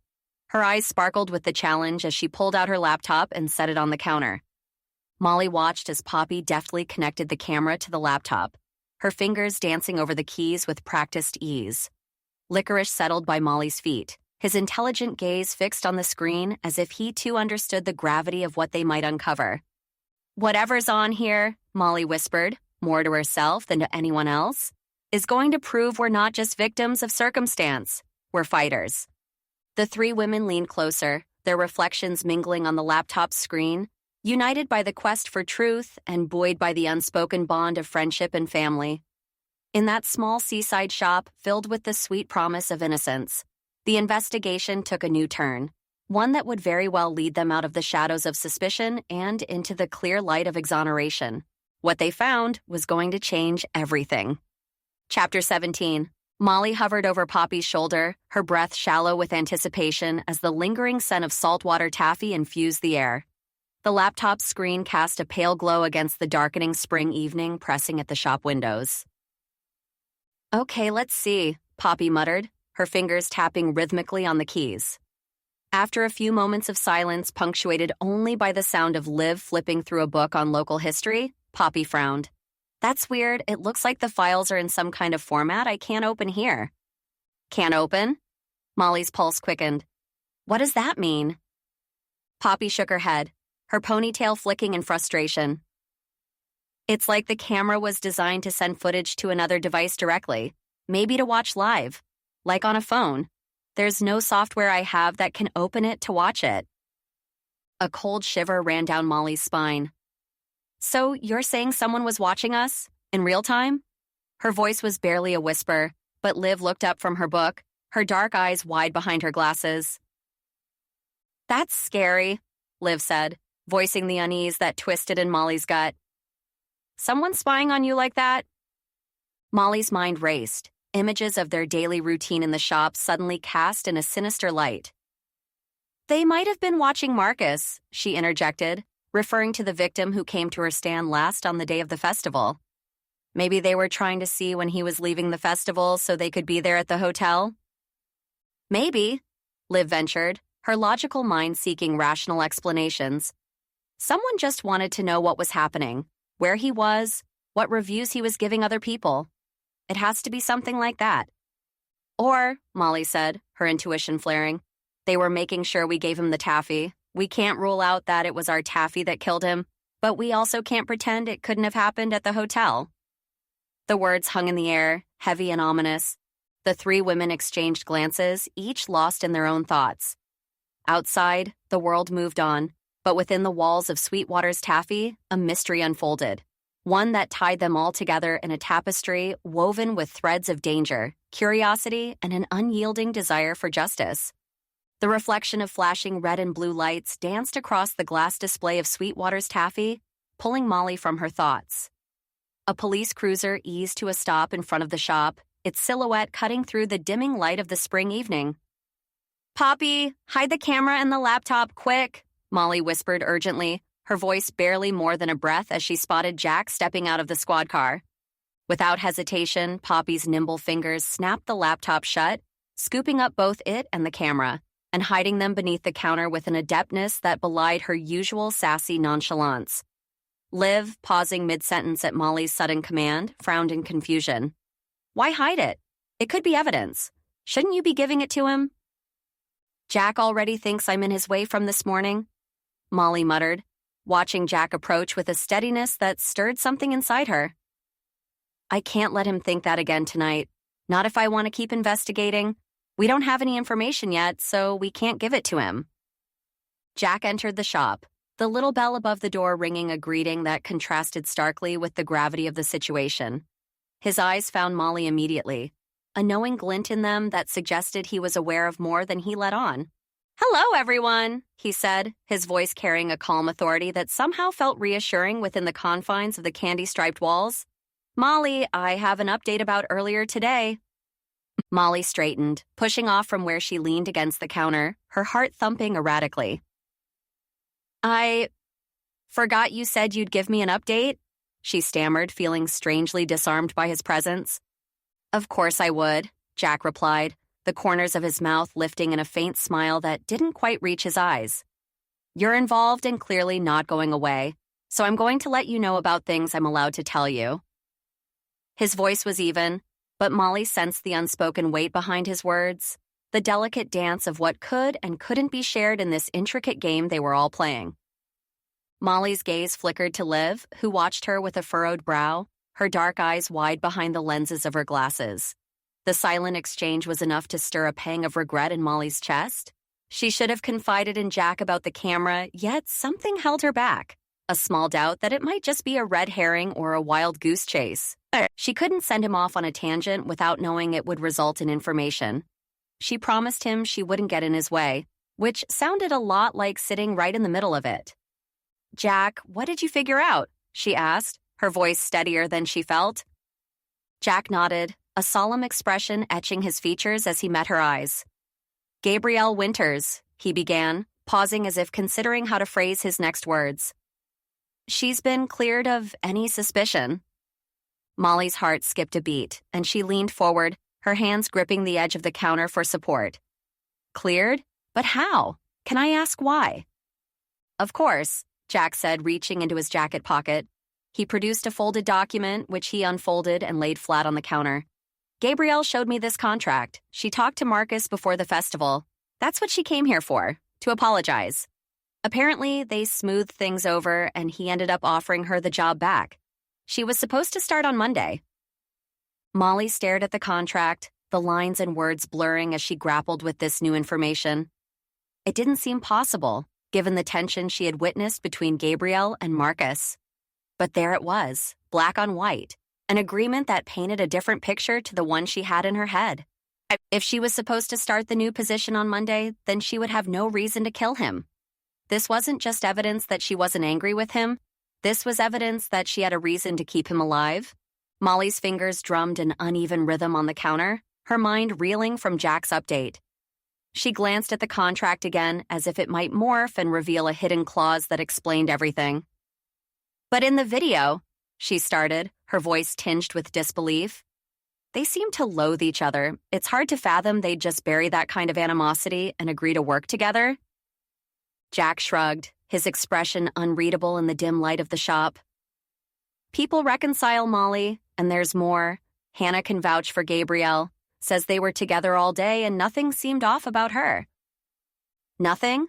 Molly pressed, skepticism etching her words. The idea of Hannah as an alibi felt too convenient, like a puzzle piece forced into the wrong spot. "Nothing," Jack confirmed with a slight nod.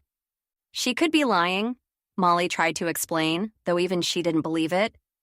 Jack shrugged. "I don't think so. Usually I can tell. It's possible, but she seemed really surprised that I would even suggest that she was involved with killing Marcus. I guess Gabrielle has been pretty shook up about the whole thing." The air in the shop felt suddenly dense, the weight of disappointment heavy on Molly's shoulders. This had been her solid lead, the one clue that felt tangible amid the sea of conjectures and coincidences. Now it was slipping through her fingers like sand. She didn't know what to say. It was supposed to be one step closer to figuring out who did this. She still had one suspect, Nolan, but now even he seemed unlikely. "Seems like a dead end," Jack said, breaking the silence that had settled between them. "Dead end," Molly echoed, the words hollow. The wrapper from Captain's, a crumpled piece of evidence she had held onto with hope, now seemed insignificant. Nolan remained a suspect in her mind, but without concrete proof, doubt gnawed at her. She stared past Jack, her gaze landing on the darkened window pane where her own reflection mingled with the night outside. No one could be cleared in her book, not completely. They would linger in the periphery of her suspicions, haunting the edges of every new theory she spun. But both Nolan and Gabrielle seemed to be lowering her suspicion of them with each new development. "Then I guess we keep looking," Molly said finally, resolve hardening her voice. Her eyes flickered to the camera and laptop hidden beneath the counter. There were other options, other avenues to explore. The camera footage, an enigma in its own right, could hold the key to unraveling this mystery. If only they could unlock its secrets. "Thanks for coming to tell me, Jack," Molly said, her voice steady despite the undercurrent of frustration. She managed a smile that didn't quite reach her eyes. "Of course, Molly," Jack replied with a nod, his expression unreadable in the soft glow of the shop's interior lights. "It was nice seeing you again, Jack," Poppy chimed in, her tone light but sincere. "We really appreciate your help with all of this." Liv, standing a little apart from the others, offered nothing more than a silent nod of acknowledgement. Jack returned the gesture, an unspoken understanding passing between them. He glanced around at the trio one last time, the corners of his mouth twitching as if fighting back words he chose not to share. "All right, I'll be heading out," he announced, his voice carrying a hint of reluctance. "Try to get some rest, all of you." With that, he turned and made his way to the door, the sound of his footsteps fading into the quiet night outside. Once the door closed behind Jack, Molly let out a breath. She turned away, her gaze landing on Poppy, who cautiously slid the computer and camera back onto the counter, her movements deliberate and precise. "Looks like sleep is off the table for me tonight," Poppy muttered, her fingers hovering over the keyboard, poised for a night of digital detective work. "This camera's going to need some serious coaxing to give up its secrets. It's going to be a long night." "I'll put on a pot of coffee," Molly offered, already picturing the familiar routine of measuring grounds and filling the water reservoir. The simple domestic task a welcome distraction from the maze of their investigation. "Good idea," Liv agreed, pushing up her glasses with a determined glint in her eyes. "And I'll grab my book. I want to be here when we crack this thing open." Her voice was resolute, echoing the tenacity that had always defined their friendship. As they prepared for the long night, the three women shared a look, a silent agreement that no matter the hour or the difficulty, they would unravel the mystery that lay captured within the confines of the camera's memory card. The night was far from over, and the true work was just beginning. Chapter 18. Molly's eyelids flickered open, revealing the pastel walls of Sweetwater's taffy, where she had inadvertently made a makeshift pillow out of the counter. Her back protested with a dull throb, a physical reminder of her unintended slumber. The comforting scent of sugar and sea salt hung in the air, mingling with the faint aroma of licorice, the kind you tasted, not the cat, providing an oddly soothing wake-up call. She turned her head, wincing at the stiffness in her neck, to find Poppy nestled in a plush chair in the corner. Licorice, ever the enigmatic feline, was curled up on Poppy's lap, his sleek black fur rising and falling in peaceful slumber. Across the room, Liv contorted her frame onto a small love seat, looking like a puzzle piece forced into the wrong spot, yet somehow fitting perfectly within the cozy atmosphere of the shop. Molly couldn't remember when they had each succumbed to exhaustion, but the last echo of the night's conversation suggested that Poppy hadn't managed to convert the stubborn files. As Molly sat up, the counter cold beneath her palms, she was slowly feeling slightly renewed in her goal to find a new lead with each passing minute. "Sorry, Licorice," she whispered, gently lifting the laptop from beside the still sleeping Poppy. She settled into a nearby armchair, its cushioned embrace far more inviting than the hard surface of the counter. Opening the laptop, she winced slightly at the brightness of the screen before her eyes adjusted. Marcus Bloom. The man was a conundrum wrapped in a chef's apron, and everyone seemed to have an opinion about him. Molly's fingers danced across the keys as she delved into the digital history of the town and its tumultuous relationship with the controversial chef. She needed to find out if anyone else had reason to wish him harm, if there were any whispers of discontent that might lead to answers.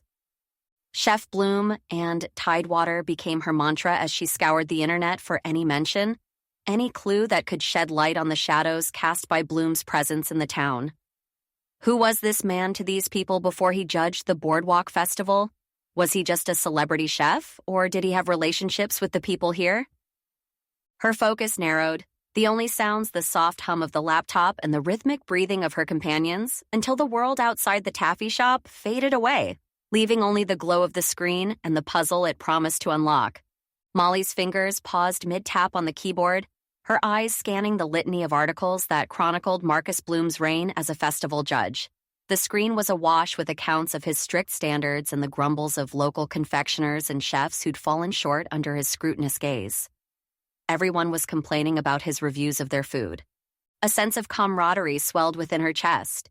She wasn't alone in her exasperation. Her lips quirked into a small smile. At least she hadn't imagined the intensity of trying to win his approval. "Guess I'm not the only one who thought he was tough," Molly murmured to herself, rubbing at her temples, where the beginnings of a headache threatened to take hold. Her search continued, the soft clicks of the keys punctuating the quiet of the dawning day. She leaned closer to the screen, her green eyes flickering with determination and the faintest hint of hopelessness as she sifted through the digital detritus for anything substantial. The articles started blending together until one, slightly buried and tinged with the virtual dust of irrelevance, caught her attention. In an unexpected turn of events, it seems that Damien Foster, the brain behind the beloved Boardwalk burger joint Oh Boy, is on the cusp of making waves in the culinary world. Sources close to the restaurateur reveal that negotiations with Bloom Enterprises have reached the final stages. promising to catapult the local favorite into the limelight as a nationwide chain. The words leapt out from the italicized text, sharp and clear, as if they were trying to tell her something more than what was written. Molly leaned back in her chair, digesting the new information. Her mind raced with questions about this deal that evidently had never come to fruition. Damien and Bloom. A partnership? She pondered aloud, her voice a hushed whisper, careful not to disturb the slumbering forms of Poppy and Liv.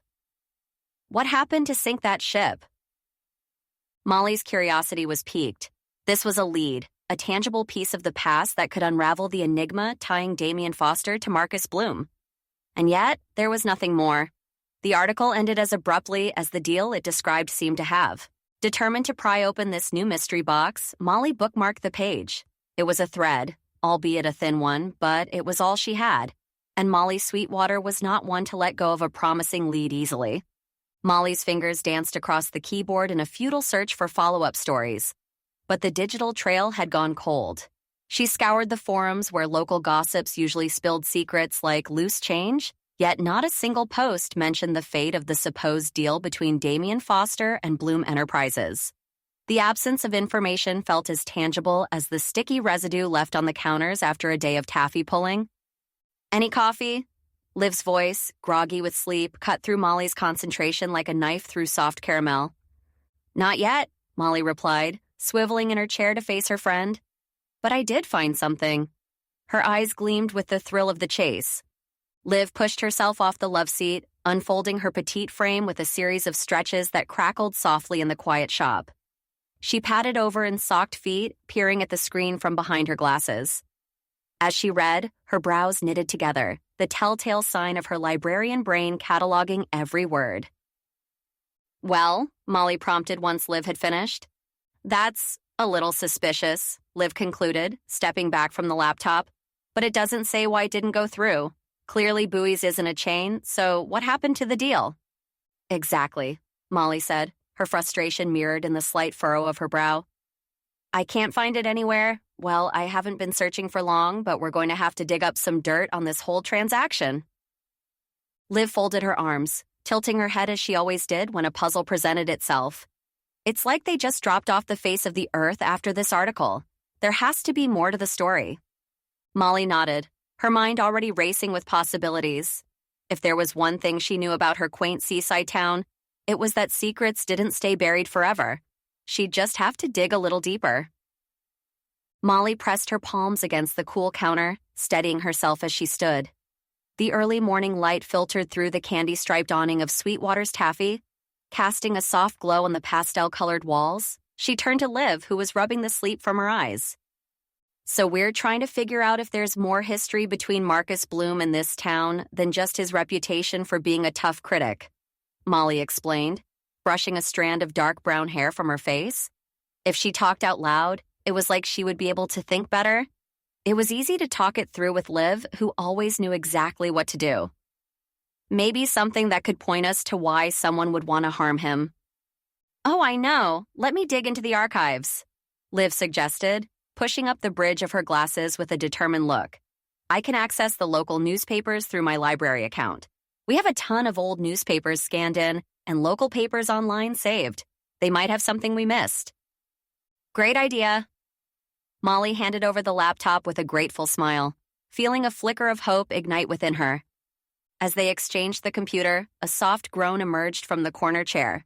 Poppy's head lolled as she blinked the sleep from her greenish-gray eyes, Licorice the black cat purring contently in her lap. "Good morning, sleeping beauty," Molly teased, watching her sister stretch languidly. "Ugh," Poppy mumbled, her voice thick with sleep. "You two crashed an hour before me, even though you said you'd stay up all night if it meant solving this mystery." "Guilty," Molly admitted, recalling the bold declaration she had made before exhaustion claimed her. "Sometimes sleep just takes over. It's out of my control." "Yeah, we're older. Have some respect," Liv chimed in with a smile. Poppy set Licorice down gently, and the sleek feline sauntered away, embarking on his usual morning inspection of the shop. Liv's fingers danced across the keyboard with practiced ease, and Poppy, now fully awake, sauntered over with curiosity brightening her eyes. What are we looking into? She asked, peering at the screen. Liv is hunting down the tea between Marcus and Damien, Molly replied, watching Liv's focus never waver from the screen. Got it, Liv said triumphantly after a few moments. The air seemed to buzz with anticipation as they leaned in closer to see what secrets the digital archives had revealed. Molly craned her neck to look over Liv's shoulder. Under the glow of the shop's vintage lamps, Liv's voice carried the weight of newfound evidence. Damien and Marcus had a falling out over negotiations regarding expanding his restaurant, she read, her brow knitting together as she scrolled through the article. Damien ultimately backed out because he didn't feel comfortable with the deal. Comfortable? Molly echoed, tapping her lip thoughtfully with a finger. The word felt too sanitized, too neat for what must have been a raw and churning emotion. That could mean anything. But Damien must have been pretty pissed off at Marcus to walk away from something that big. Seems like it, Liv agreed, closing the laptop with a soft click. And Marcus could have been upset that Damien didn't go through with the deal they agreed on. It must have gotten far if they were talking to the news about it. Okay, we need to talk to Damien, Molly decided, her mind already racing ahead. She could almost taste the tang of confrontation on her tongue. Poppy, can you keep working on the camera footage? We might catch something we missed before. Just try to find a way to get that footage. Sure thing, I can try again, Poppy said, nodding with determination as she scooped up the laptop from Liv.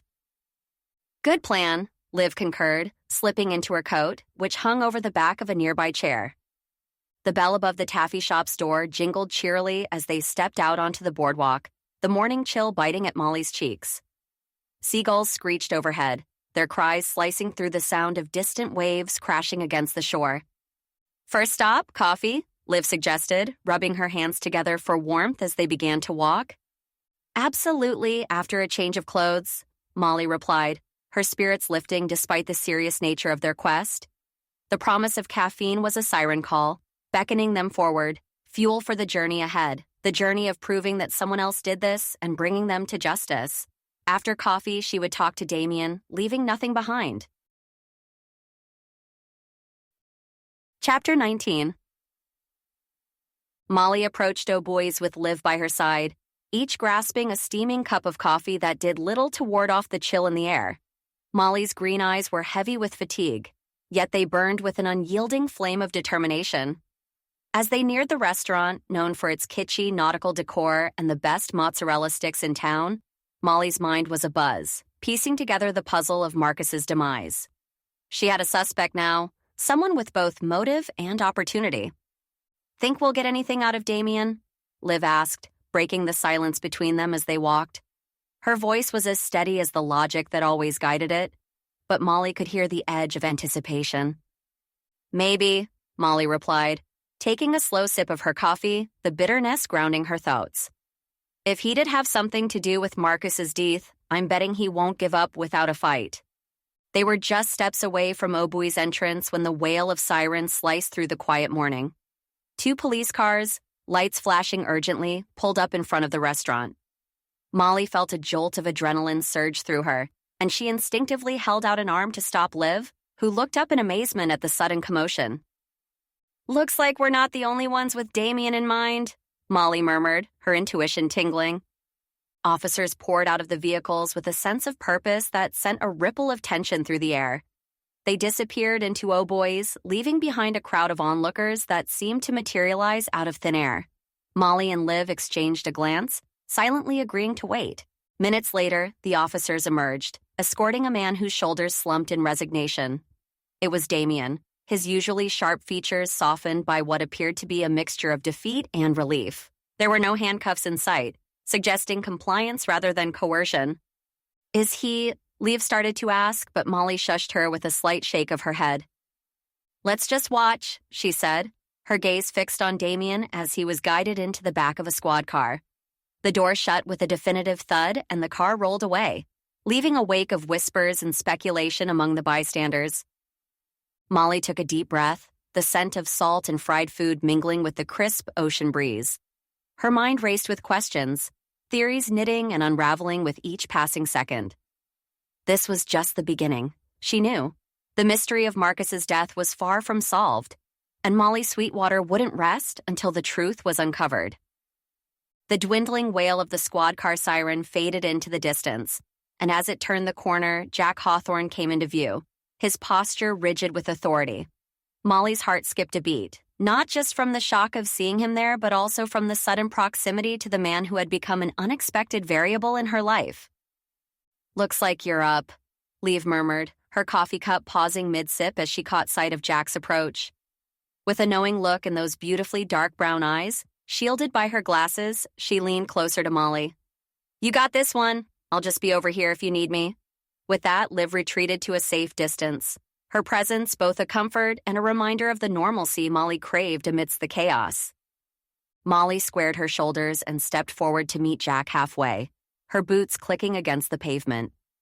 She could feel the weight of the town's gaze upon them, curious onlookers trying to decipher the silent drama unfolding. "Morning, Detective," Molly greeted, her voice steady despite the fluttering in her chest. "What brings you to Oh Boys?" "Could ask you the same thing," Jack replied, his tone even but his eyes searching. "Were you craving their famous mozzarella sticks, or is there more to it?" A wry smile tugged at the corner of Molly's lips. The detective knew her too well already. "Okay, you got me," she conceded, brushing a loose strand of her dark brown hair from her face. "I found some articles about Marcus's business plans. Thought I might learn something useful." "Is that so?"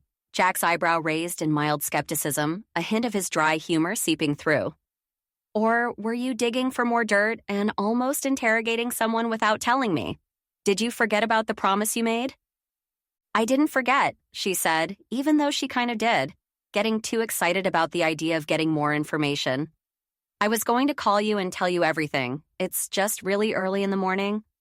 "Right, I'm sure that's exactly what this was," Jack replied, his face unchanging and judging her every move.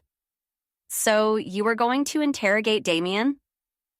"Looks like you beat me to it," Molly said, motioning towards the now empty space where the police vehicles had been. "So everything is fine now." Molly's gaze lingered on Jack's form as he exhaled a heavy sigh, the lines of his face etching a map of mild frustration. "You know," he began, the disappointment evident in his tone, "if I had arrived just a few minutes later, you'd have been inside Oh Boys, possibly tipping Damien off." She bit her lip, nodding in reluctant agreement. "You're right, I should have been more careful. I should have called you before we got here, and that's my fault. This is like the 100th time we've met like this, and every time it's been my fault." The morning sun caught the glint of determination in her green eyes, even as she conceded. "But in the end, it doesn't matter, does it? You got the guy."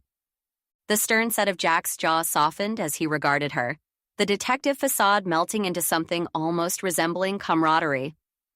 "We don't have a taped confession or anything," he admitted, scratching the back of his neck. "But he's looking promising. It's pretty firm that he's our prime suspect right now. He had a strong motive and wasn't shy about airing his grievances around town. It seems like maybe he was telling people it was all Marcus's fault and that Bloom companies would pay for what they did to him and his business." "Really?" Molly responded, surprise lifting her brows. She wrapped her hands tighter around the coffee cup, seeking warmth. "I hadn't heard that part. Well, it's good to hear we might finally be closing in on a decent suspect." The early morning chill nipped at her skin, but the unfolding events before her sparked an inner heat fueled by the need to uncover the truth. Watching Jack's expression turn contemplative, Molly sensed there was more to this story than the obvious suspect and the whispers of motive. But for now, she held on to the satisfaction that they were one step closer to solving Marcus's murder, even if her gut told her the mystery was far from unraveled. Leaves crunched under Molly's practical boots as she shifted her weight, watching the police activity with a furrowed brow. The scent of autumn mingled with the lingering aroma of her coffee, but the rich notes did little to distract her from the scene unfolding before her. "Damien was angrier at Marcus than anyone else in this town," Jack observed, his gaze following the retreating squad car. "It's pretty clear he's our man." "Right," Molly conceded, though her tone carried a hint of skepticism. She took a slow sip of her coffee, feeling its warmth combat the nip in the air. "But you're going to keep looking for other suspects, aren't you? I still think there could be others who'd have a reason to hurt Marcus." Jack hesitated, his eyes narrowing slightly. I don't know, Molly. Damien is a very likely suspect. He's been our most likely perpetrator since we started this thing. Molly turned to face him fully, her green eyes searching his. The clatter of dishes and murmurs from nearby onlookers faded into the background as she contemplated the tangled web of motives and opportunities. Doesn't it all seem a bit too convenient, though? She pressed gently. The whole town is aware of their public fallout. It's like it's been laid out for us to see. Everyone knows that they dislike each other. Sometimes the easiest answer is the right one, Jack countered, his voice carrying a note of finality that suggested he wished the case closed. She chewed on her lower lip, considering his words. Her instinct screamed that there was more to unearth, that the surface had only been scratched. Yet she held back, recognizing the experience etched in Jack's lined face. Sure, Molly said with a forced lightness, tucking a strand of dark hair behind her ear. Let's hope that's true. Jack's expression softened, a flicker of gratitude crossing his features. I'm glad you're here helping us out, Molly, he said earnestly, but we've clearly found a guy who seems to be the culprit. Why don't you take this time to rest and wait for us to tell you what we found? Damien will be confessing in no time, and we'll have our evidence. Molly nodded, her response automatic as she wrapped her hands tighter around the paper cup, its heat seeping into her palms. Definitely, that sounds great.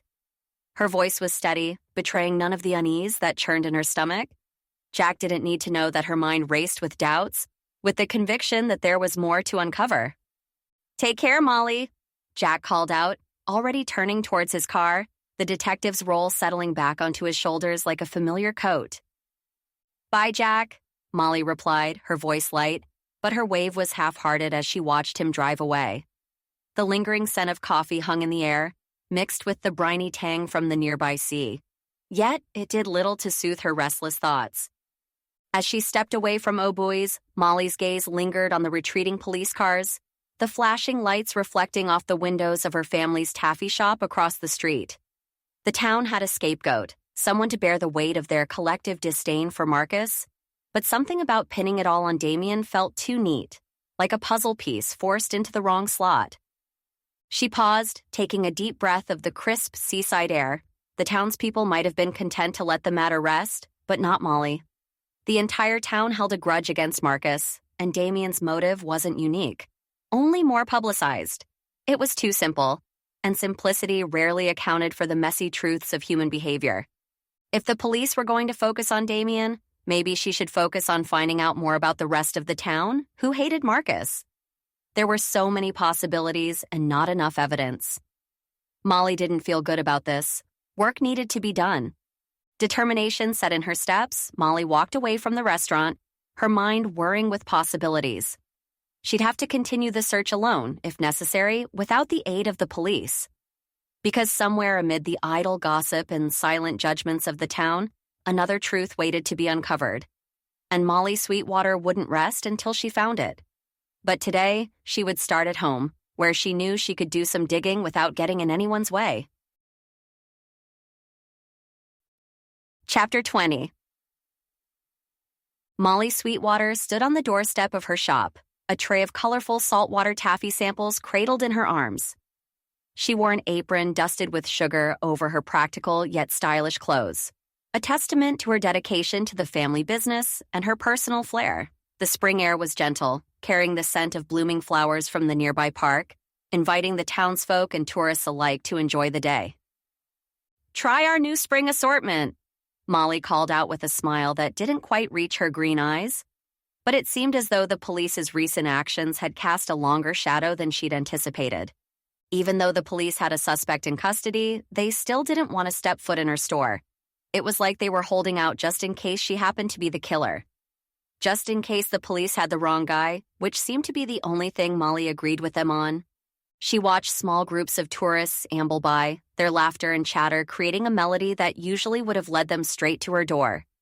But today, they wandered aimlessly, consumed by the warmth of the sun and the idyllic surroundings, oblivious to her attempts at drumming up business. It was obvious now that they had heard the news or took the empty shop as a reason to keep walking. Saltwater taffy, fresh and sweet. Molly tried again, extending a hand towards a passing couple who seemed intrigued by the colorful display. Yet, as their gazes lifted to the sign above, the once proudly hung Sweetwaters in whimsical lettering, they hesitated. Their expressions shifted from curiosity to something colder, and they hurried away without a word. Disheartened, Molly retreated inside, the bell chiming a melancholy greeting as she entered. Poppy looked up from where she was rearranging a display of taffy boxes. "It's no use," Molly sighed, setting the tray on the counter and slumping into a chair. "The tourists won't even give us a glance now." Poppy leaned against the counter, her greenish-gray eyes reflecting a shared disappointment. "I saw," she said quietly. "It's like they think the taffy is cursed since the murder." "Or worse, that it's tainted by association," Molly added, running a hand through her dark brown hair in frustration. "We need to clear our name, but how?" "We just have to give it time," Poppy stated with a determined tilt of her chin. "When we're ready, we'll find customers. We'll brainstorm, Malls. We always do." Molly nodded, her resolve reigniting at her sister's words. They were Sweetwaters, after all. Resilience was in their blood, as much a part of them as the secret family recipe for the best taffy in town. Molly fidgeted with a strand of her dark hair, the usually comforting scent of molasses and sea salt now tinged with a sense of foreboding. She watched as Poppy's fingers flew across the keyboard of her laptop, typing in commands with the speed that belied her calm exterior. "Any luck?" Molly ventured, her voice barely above a whisper, as if speaking too loudly might jinx their chances. Poppy shook her head, her ponytail brushing against the back of her chair. "I stayed up trying different software, but it's no use," she admitted, closing the laptop with a soft click. The videos from the camera were only live-streamed and then shared directly to a phone. We can't access them without the actual device they were streamed to. Even with converting the file, it doesn't work. Molly's heart sank like a stone in deep water. Her last lead, the one thing she had been clinging to, was slipping away. "So, we're back at square one," she murmured, the disappointment heavy in her tone. "Hey." Poppy reached out, touching Molly's hand lightly. "I'm sorry, Molly. I really thought I could crack it." "Thank you for trying, Poppy." Molly managed a weak smile, appreciating her sister's efforts despite the outcome. "You did everything you could, and that's all I could ask for. I know I couldn't do it." "Still, it feels like we hit a dead end," Poppy sighed, her eyes clouding over with frustration. Molly leaned back against the counter, feeling the cool marble beneath her palms. Even with someone in custody, the whispers haven't stopped. She glanced around the empty shop, the silence louder than any accusation. "It's like nothing's changed, and something about this whole situation just doesn't sit right with me. Do they know something we don't know?" "Trust your gut, Malls," Poppy said, her greenish-gray eyes meeting Molly's with an unwavering gaze. "It's gotten us this far." "Has it, though?" Molly questioned, her intuition warring with the cold reality. "Or has it just landed us in more trouble?" "Whatever it is, we'll figure it out together," Poppy affirmed, her sassy confidence momentarily overshadowing the doubt. "We're Sweetwaters. We don't melt under pressure. We pull and stretch until we find a solution." Molly chuckled, the sound hollow but genuine. "And hope we don't stick to anything along the way," she added. "Exactly," Poppy winked, pushing off from the counter. "Now, let's get to work on Plan B." The persistent buzz from Molly's pocket pulled her from the conversation with Poppy. She fished out her phone, glancing at the caller ID before answering. "Hi, Mom. Hi, Dad," she greeted, her tone a mix of surprise and relief. "Sweetheart, how are things? We heard the festival ended abruptly." Her mother's voice was laced with concern. Molly shifted her weight, leaning against the cool glass display filled with colorful taffy. "Yeah, well, you know Marcus was murdered during the festivities," she said, trying to sound nonchalant, but her voice wavered slightly. "We do, dear. Poppy has been keeping us updated," her father chimed in, his deep voice steady and calm. Poppy shot Molly a look, her smile wide with pride. It said it all. She'd taken on the role of the informant with gusto, keeping their parents in the loop despite the chaos that had unfolded in their little town. "Anyway," Molly continued, "the police have someone in custody now. They think they might be responsible for what happened to Marcus." "That's great news, honey," her mother exclaimed.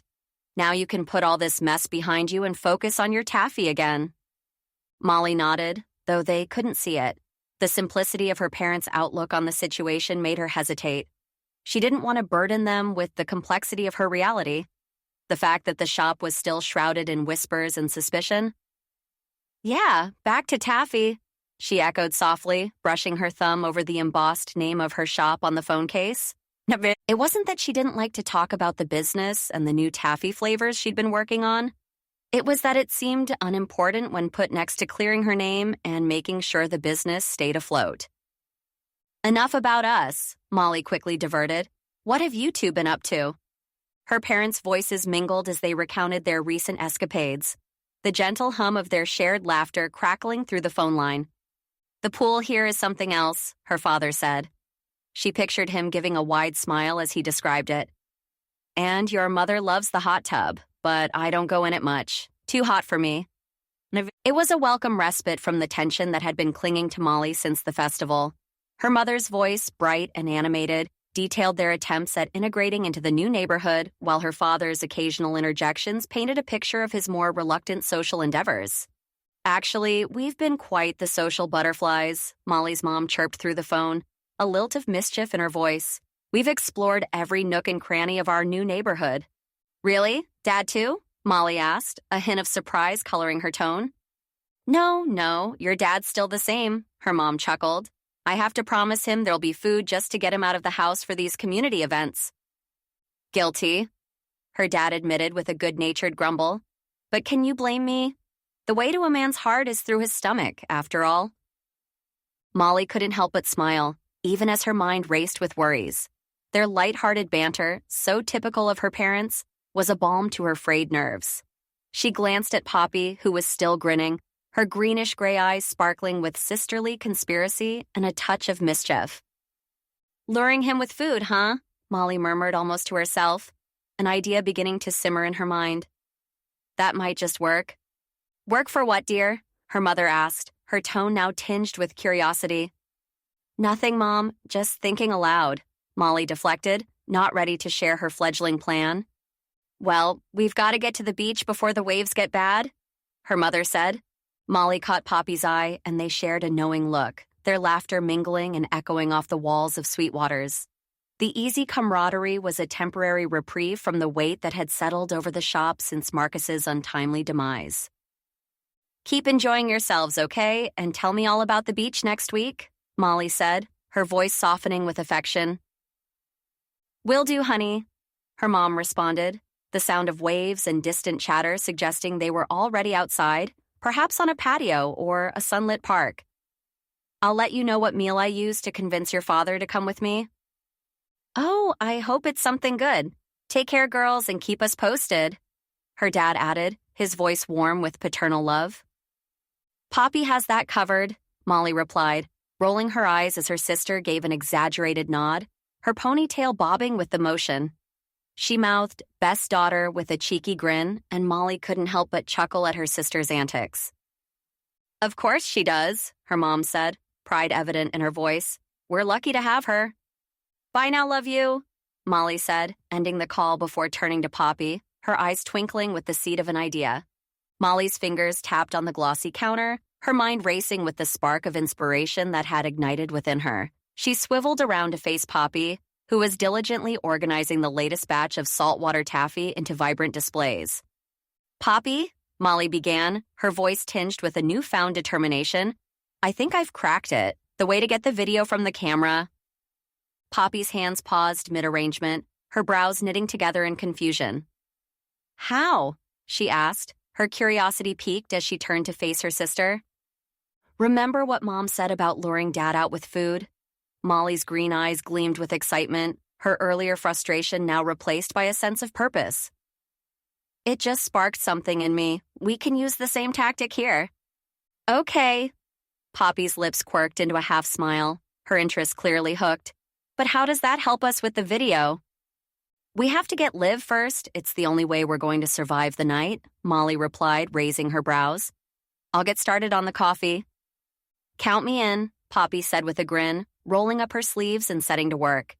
The aroma of coffee soon filled the air, blending with the sweet scent of taffy, creating an inviting atmosphere that no one, not even the aggressively organized librarian, could resist. Chapter 21. Molly nestled into the cool, damp earth, her elbows digging in as she tried to find a comfortable position between Liv and Poppy. The trio lay hidden behind a thick hedge, their breaths misting in the chill night air. "Couldn't we have just stayed in the car for this?" Poppy whispered, her voice tinged with a shiver. "Isn't it more fun this way, laying on the ground behind the bushes?" Molly countered, her eyes fixed on the shadowy space before them. "It's like being kids again, minus the mud pies."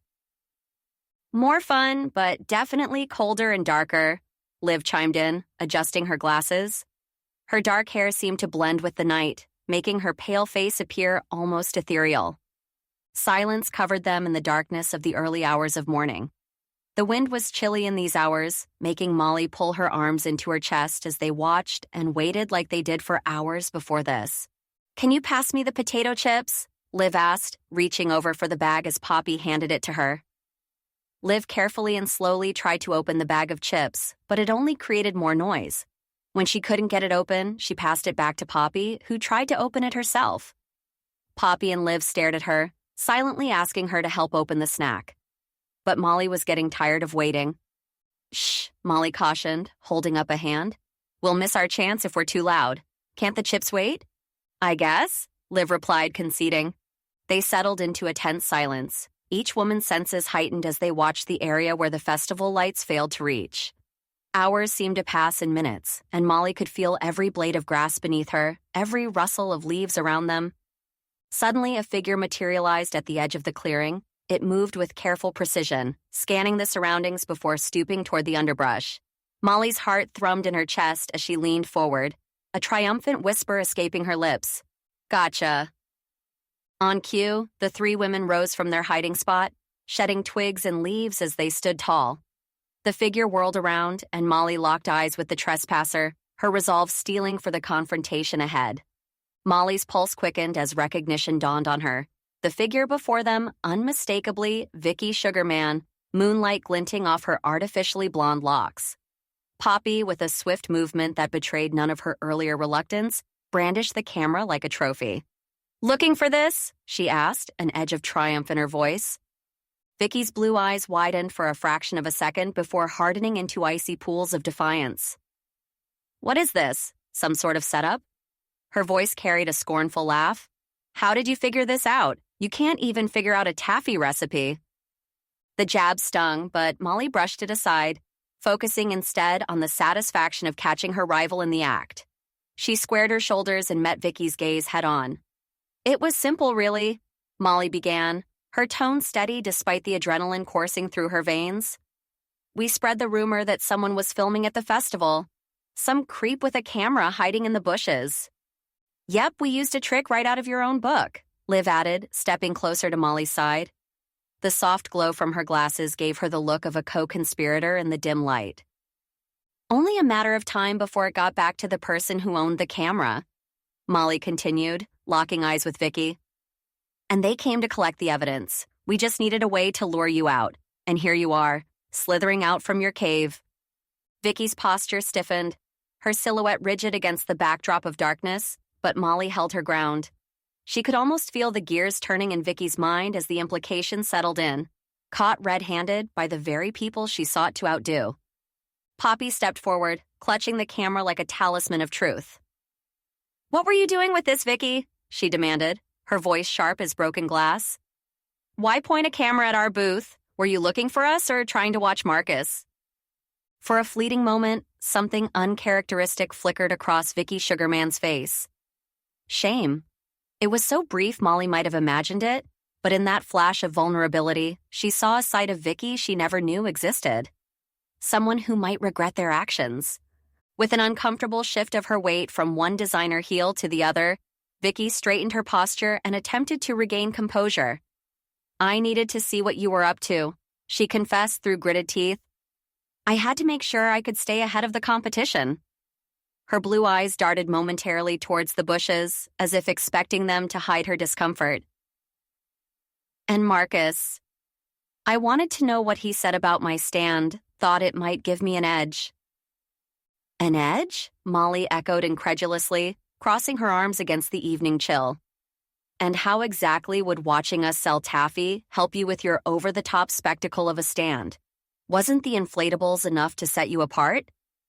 Vicky's lips curled into a sneer, the shame now replaced by her typical air of haughtiness. Oh, please, she scoffed. I just wanted to observe, see what Sweetwater's did that drew the crowds. If I happened to overhear which flavors were fan favorites, she trailed off, a scheming glint coming to life in her eyes.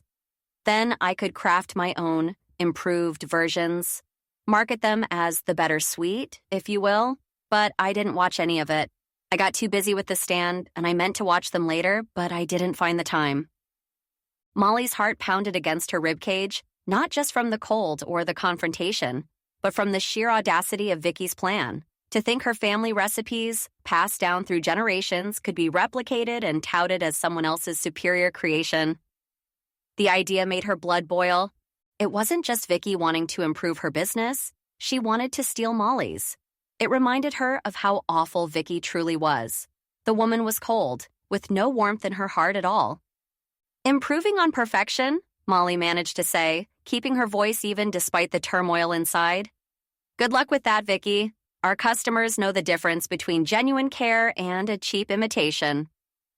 A smirk played on Vicky's lips, but it didn't reach her eyes. In the dim light filtering through the branches, the shadows seemed to dance mockingly around her. I wasn't trying to do anything with Marcus except hear what he had to say about my booth. Molly's gaze locked onto Vicky, her green eyes stark with the reflection of disbelief and betrayal. Her voice was firm, laced with a resolve that surprised even herself. Despite what you're saying, Vicky, I have to do what's right. The words hung in the chilly air like a challenge. Vicky's posture stiffened, her perfectly styled hair seeming to bristle at the accusation. And what would that be? She asked, her tone dripping with condescension. I need to report this to the police, Molly said, gesturing toward the camera that had been hidden in the bushes, now clutched in Poppy's hands. They need to know what happened. They need to see this, and they're going to want to hear it from you. They'll have some questions, and then they'll decide if they think you did something or not, so you should probably save all that convincing for them. Before Vicky could retort, Poppy tugged at Molly's sleeve, pulling her a few steps away. In the dim light, Poppy's usually playful eyes were serious, her brow furrowed. Are you sure about that? She whispered, her voice low enough for only Molly to hear. You don't have to do anything. You could just go home and pretend this never happened. Molly nodded, her jaw set. Yes, I have to tell Jack. This might be important to the investigation. I made a promise, and for the first time in days, I'm going to stick to it. As they spoke in hushed tones, Liv approached silently, her dark eyes wide behind her glasses. She chimed in, her logical mind always seeking clarity.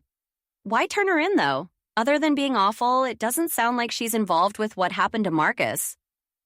Maybe not directly, Molly admitted, glancing back at Vicky, who stood rooted to the spot, a statue of indignation. But something about this is off. It's strange, and I want Jack to have all the pieces. He needs every bit of information to find out who really did this. Liv gave a curt nod, her lips pressed into a thin line, understanding the gravity of Molly's decision. Molly felt a surge of gratitude for her friend's unwavering support, and with renewed determination, she turned back to face Vicky. It was time to see this through, no matter where it led. Molly's fingers trembled slightly as she fished her phone from the pocket of her jacket, its weight suddenly cumbersome in her hand. The chill of the evening seeped into her bones, but the adrenaline coursing through her veins kept the shiver at bay. Liv and Poppy flanked her, their gazes locked onto Vicky with such intensity that it felt like a tangible force pressing against the night air. Hello, I need to speak with Jack Hawthorne. Molly spoke into the phone, her voice firm despite the quaver she felt inside. It's an emergency. Tell him it's Molly Sweetwater. The line crackled for a moment, the sound of rustling papers and hushed conversations echoing from the other end before Jack's voice came through, clear and immediate. Molly, are you okay? She glanced back at Vicky, noting the way the woman seemed to shrink under the scrutiny, her usual poised demeanor slipping away to reveal a hint of vulnerability. Molly softened her tone. Yes, I'm fine, Jack, but I need your help. I might have found something and maybe someone who could help us with the investigation. We're at the boardwalk. Stay where you are. I'm on my way. Jack's response was swift, decisive, the concern in his voice unmistakable. Molly ended the call, clutching the phone close to her chest. She exchanged a look with Liv, whose eyes pierced the darkness with scholarly resolve, and then with Poppy, whose lips were pursed in a rare moment of contemplation. They had finally found something worthwhile. They still needed to convince Vicky to give them the footage, but Molly thought that would be easy when she was in police custody. Vicky's footage might be the answer to this whole investigation. With Jack's help, Molly was sure that they could watch it and see what really happened on the day that Marcus was murdered. Chapter 22. The police station was abuzz with an energy that was both frenetic and somber, a strange juxtaposition heightened by the recent murder.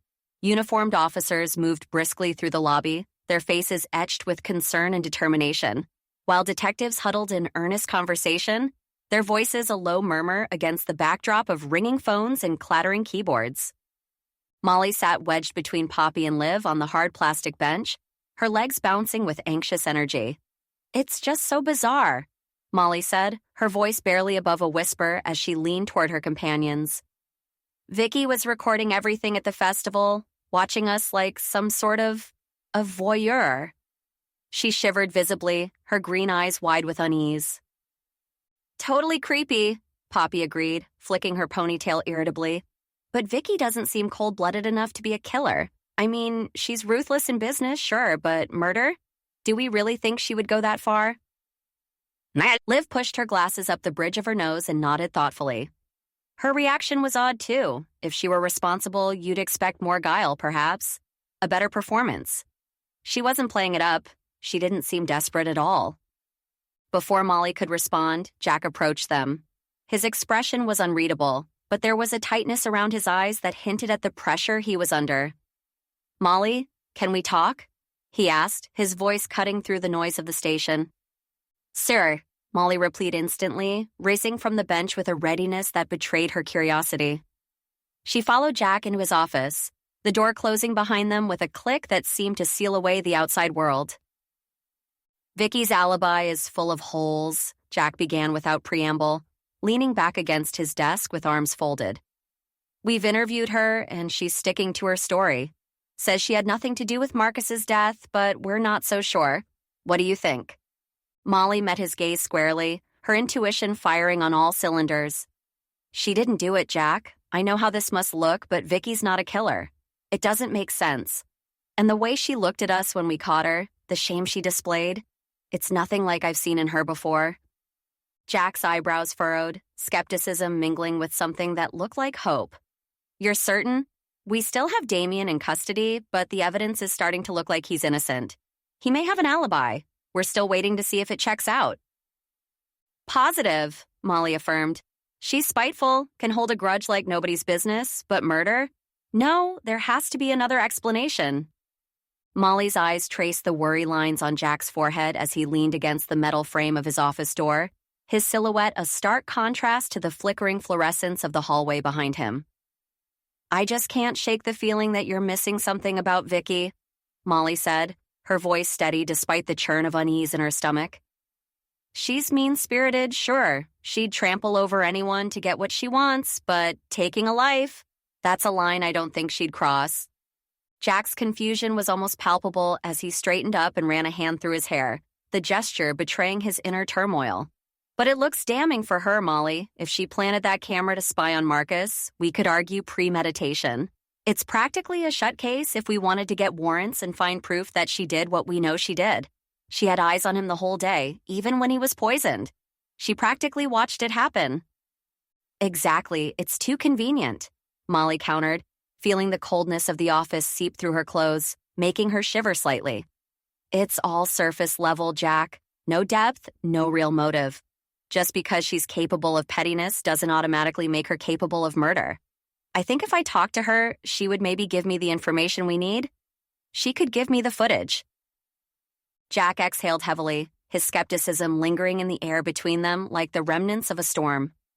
You're willing to bet on that? Sit down with her, alone? It's a serious risk, Molly. Molly lifted her chin, her resolve hardening.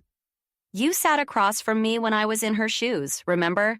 Under suspicion, yet innocent. Give me the chance to talk to her. Molly perched on the edge of the utilitarian chair, her fingers drumming a silent rhythm on her knee. The fluorescent lights hummed above, casting an unforgiving glare across Detective Jack Hawthorne's cluttered desk. She could tell he was trying to piece together a puzzle that just didn't fit, his furrowed brow shadowing eyes that usually held a spark of dry humor. That's a good point, Jack finally conceded, breaking the silence. But how did you come across this information? How did you even know about the camera? Call it luck or maybe mischief, Molly began, recalling the moment with a hint of a smile tugging at the corners of her mouth. I found it with my cat Licorice when I went back to where my stand was on the boardwalk. He was in a bush and I couldn't figure out what he'd found for the life of me until I felt it. It was this small camera. Her expression sobered as she continued. I took the camera to Poppy, hoping she could work her tech magic on it. But she hit a wall, said the footage was being streamed somewhere, likely to a phone. Jack leaned forward, his elbows resting on the dense files spread before him. You realize this makes Vicky look even more guilty, right? If she had that camera there, she could have been tracking Marcus's movements in real time. It would have been easy for her to slip in the poison when she knew no one was watching. Molly's green eyes held a steady gaze, unflinching. I know how it looks, Jack, but it just doesn't add up. She paused as a frown creased her forehead, trying to make sense of the gnawing doubt in her gut. Jack rubbed the stubble on his chin, seemingly weighing her words against the evidence stacked like a house of cards ready to topple at the slightest breath. So, you're saying she had no good reason to want him dead? He asked, his tone laced with skepticism yet open to her insight. Exactly. They squabbled over business, sure, but who in this town hasn't? Vicky plays dirty, but murder is a whole different game. Molly stood, feeling the weight of the situation pressing down on her shoulders, the tension in the room as thick as the saltwater taffy she twisted by hand in her shop. Jack's nod was slow, contemplative. He leaned back against the cool metal desk, crossing his arms over his chest. No motive is a good point, he conceded, his eyes fixed on Molly as if trying to read her thoughts. The buzz of the police station faded into a distant hum as they stood in the quiet corner of his office. All right, let's assume I let you in there with Vicky, Jack said, straightening up. What are you going to ask? I can't just send you in without a plan? Molly shifted her weight, her mind racing through the possibilities. I'll ask her to share the camera footage with us, she answered confidently. That's all I need to ask. Okay, he replied, a hint of doubt shadowing his tone. That sounds straightforward enough. He stepped closer, lowering his voice. But I'm standing on the other side of that door, if things go sideways, or if Vicky loses her composure. Understood, Molly interjected, her determination unwavering. She could feel the adrenaline beginning to surge, a tingling sensation at the nape of her neck. This was it, the moment where she could potentially unravel the truth. Together, they navigated through the maze of desks and uniformed officers, each step echoing off the linoleum floor. Molly felt the curious glances of the police staff on her as she passed by, their conversations momentarily pausing. She ignored them, focusing instead on the task at hand.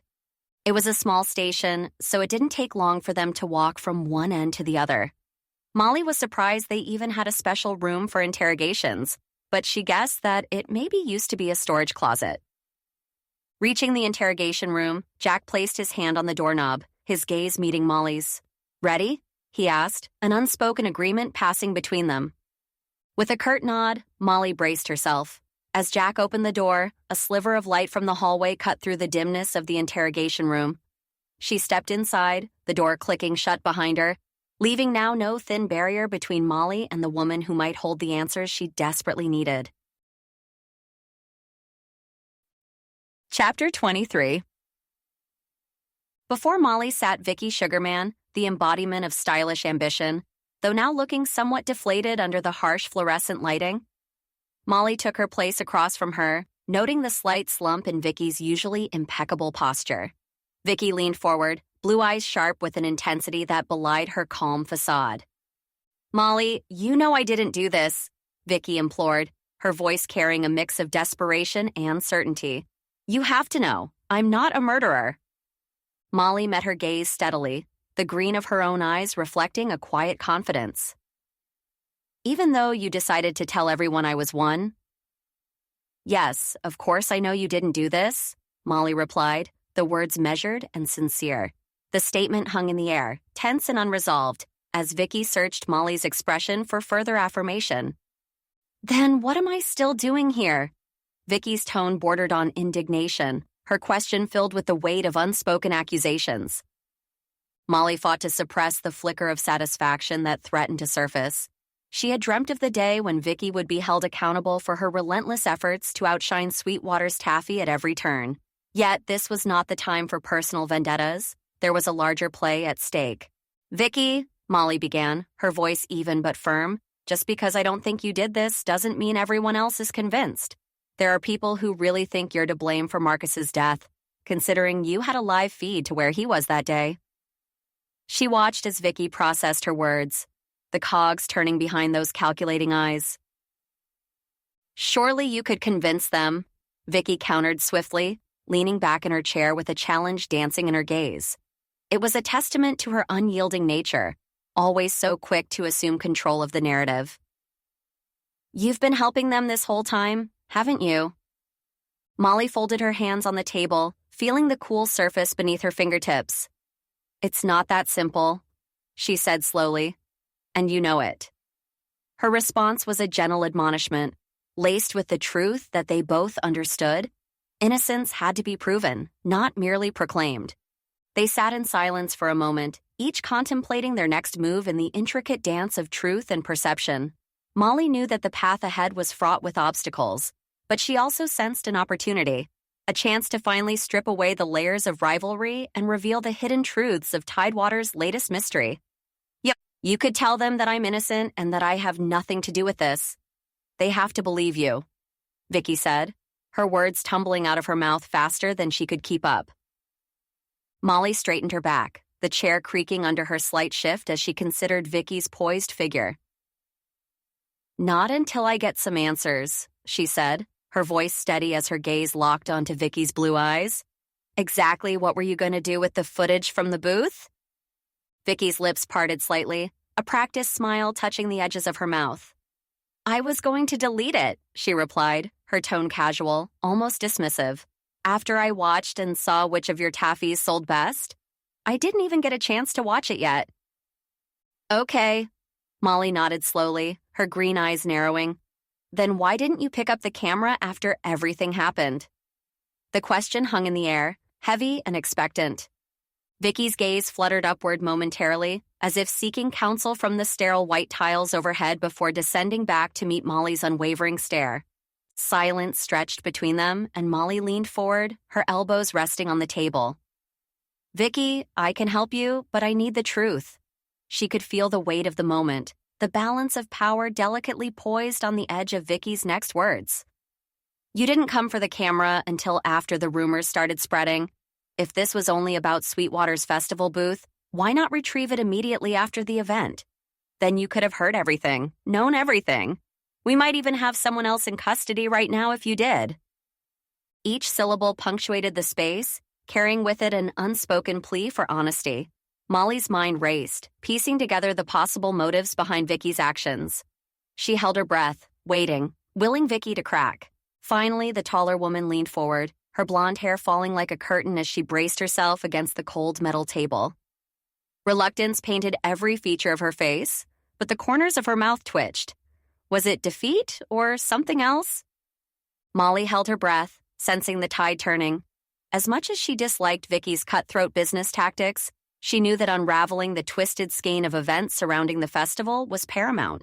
If Vicky was telling the truth, if there was a glimmer of cooperation in her stance, then perhaps they were one step closer to solving the mystery that had entangled them all. Vicky Sugarman's gaze shifted restlessly, her manicured nails tapping an erratic rhythm on the steel table. Every time I tried to get that camera back, she confessed, her voice a mixture of frustration and defensiveness.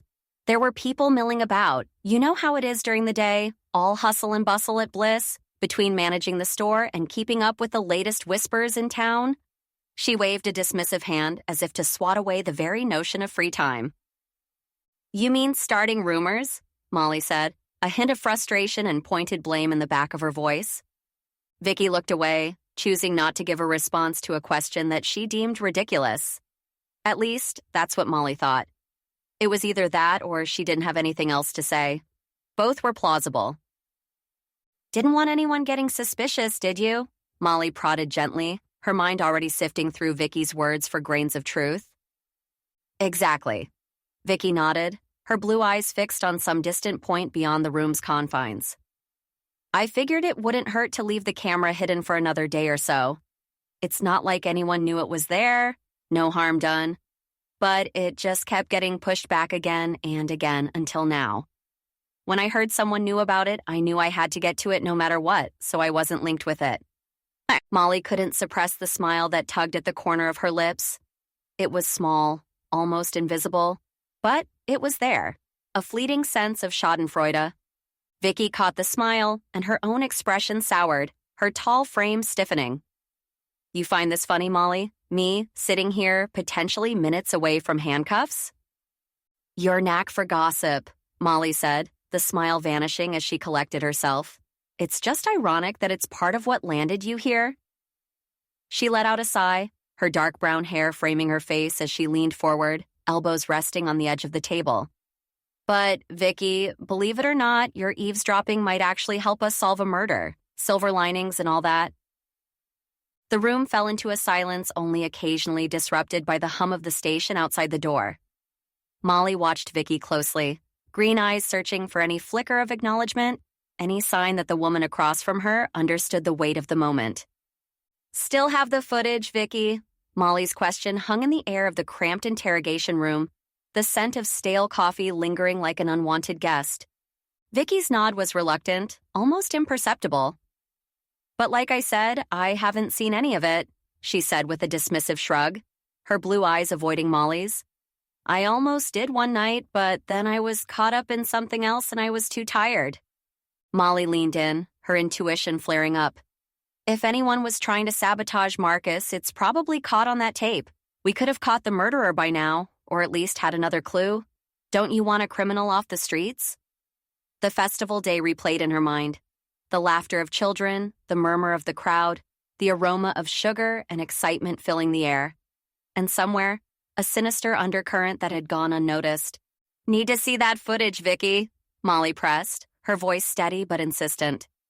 Vicky recoiled slightly, sinking back into her chair as if distancing herself from the possibility of cooperation. She crossed her arms, the skepticism clear in her posture. And how do I know you won't just erase it? Try to pin this whole mess on me?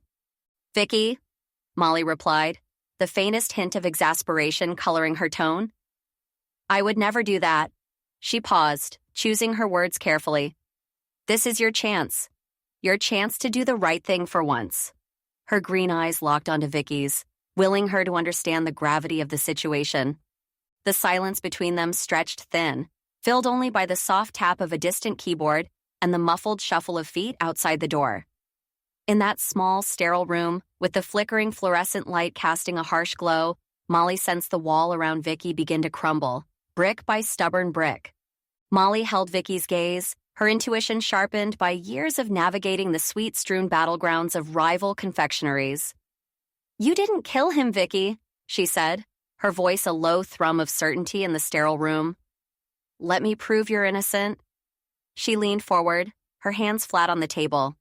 If you cooperate with the police, it will look good for you. It could make all the difference. They'll see you're trying to help and go easy on you. Vicky's eyes flickered, a storm of hesitation and fear swirling within their blue depths. Then, almost imperceptibly, her arms uncrossed, falling to her sides like deflated accusations. Okay, she conceded, her voice barely above a whisper. I'll give them the footage. Thank you, Molly said, standing up with a sense of purpose that seemed to fill the room. You're doing the right thing. She didn't wait for a response, turning on her heel and striding out of the interrogation room, the door clicking shut behind her. In the hallway, Jack was the sentinel of anticipation, his tall frame leaning against the wall. His eyes locked onto hers the moment she emerged, searching for an answer. Molly nodded once, emphatically, and watched as understanding dawned in his expression, widening his eyes with the gravity of her silent message. A giddy energy surged through her, and before she knew it, Molly was jumping up and down, her dark hair bouncing around her face, her practical shoes barely making a sound on the linoleum. "We've got it, Jack!" she exclaimed, her voice echoing slightly in the narrow corridor. "We're going to get the footage and find out who did this, once and for all." As they celebrated, the space between them diminished, evaporating into shared excitement. When Jack's hand brushed against hers, a jolt of awareness shot through Molly, leaving a trail of warmth in its wake. Her breath hitched, and for a fleeting moment, her green eyes met his with an intensity that hinted at the unspoken chemistry simmering beneath their professional facade. Quickly regaining composure, Molly stepped back, smoothing out the front of her blouse as if to physically shake off the unexpected flutter in her chest. She looked up at Jack with a smile that carried both triumph and a touch of vulnerability, eager to move forward with the investigation and yet keenly aware of the new dynamic unfolding between them. Molly cleared her throat, steadying the flutter in her chest with a determined breath. "I'll round up the girls and head to the taffy shop," she announced, her voice steady despite the lingering thrill of their proximity. "Can you meet us there with the footage? We could all watch it together, try to piece together what happened?" "Of course," Jack replied without hesitation, his tone firm, signaling his commitment to unraveling the case. "That's a great idea." His eyes held hers for a moment longer than necessary, conveying a shared sense of purpose that transcended mere professional collaboration. As Molly turned on her heel, her mind churned with the day's revelations. The grip of her practical flats against the polished floor anchored her thoughts as she navigated the bustling precinct. She couldn't shake off the undercurrent of something more between her and Jack. It was as tangible as the sweet aroma that wafted from the copper kettles at Sweetwater's Taffy, yet as enigmatic as one of her grandmother's secret recipes. The detective had arrived in town with his skeptical eye and dry humor, an outsider to the close-knit community of Tidewater. But as days went by, his sharp intellect and principled nature had slowly begun to align with Molly's intuitive sleuthing. And now, as they stood on the cusp of a breakthrough, Molly realized that Jack Hawthorne was no longer just a new detective in town. He was becoming an integral part of her world. She slipped through the station doors, the sunlight spilling over her dark brown hair, casting warm highlights that mirrored the soft glow beginning to kindle within her. There was clearly something between them, an uncharted territory that both excited and unnerved Molly Sweetwater. For now, though, the mystery at hand demanded her full attention, and she would not let personal feelings cloud her judgment, not when justice was on the line. It was finally time to find out what was on that footage. Chapter 24. Molly Sweetwater's fingers grazed the edge of the popcorn bucket, her green eyes flickering across the faces of her companions.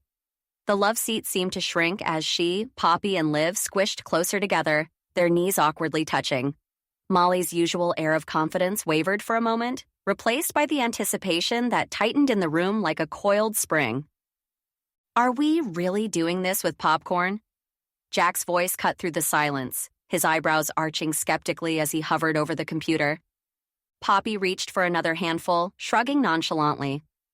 "It's going to be more dramatic than an episode of The Bachelor," she quipped, her light eyes twinkling with mischief. "So, yes, Jack, we do need it. Besides, I'm more anxious than ever, and I need something to do with my hands."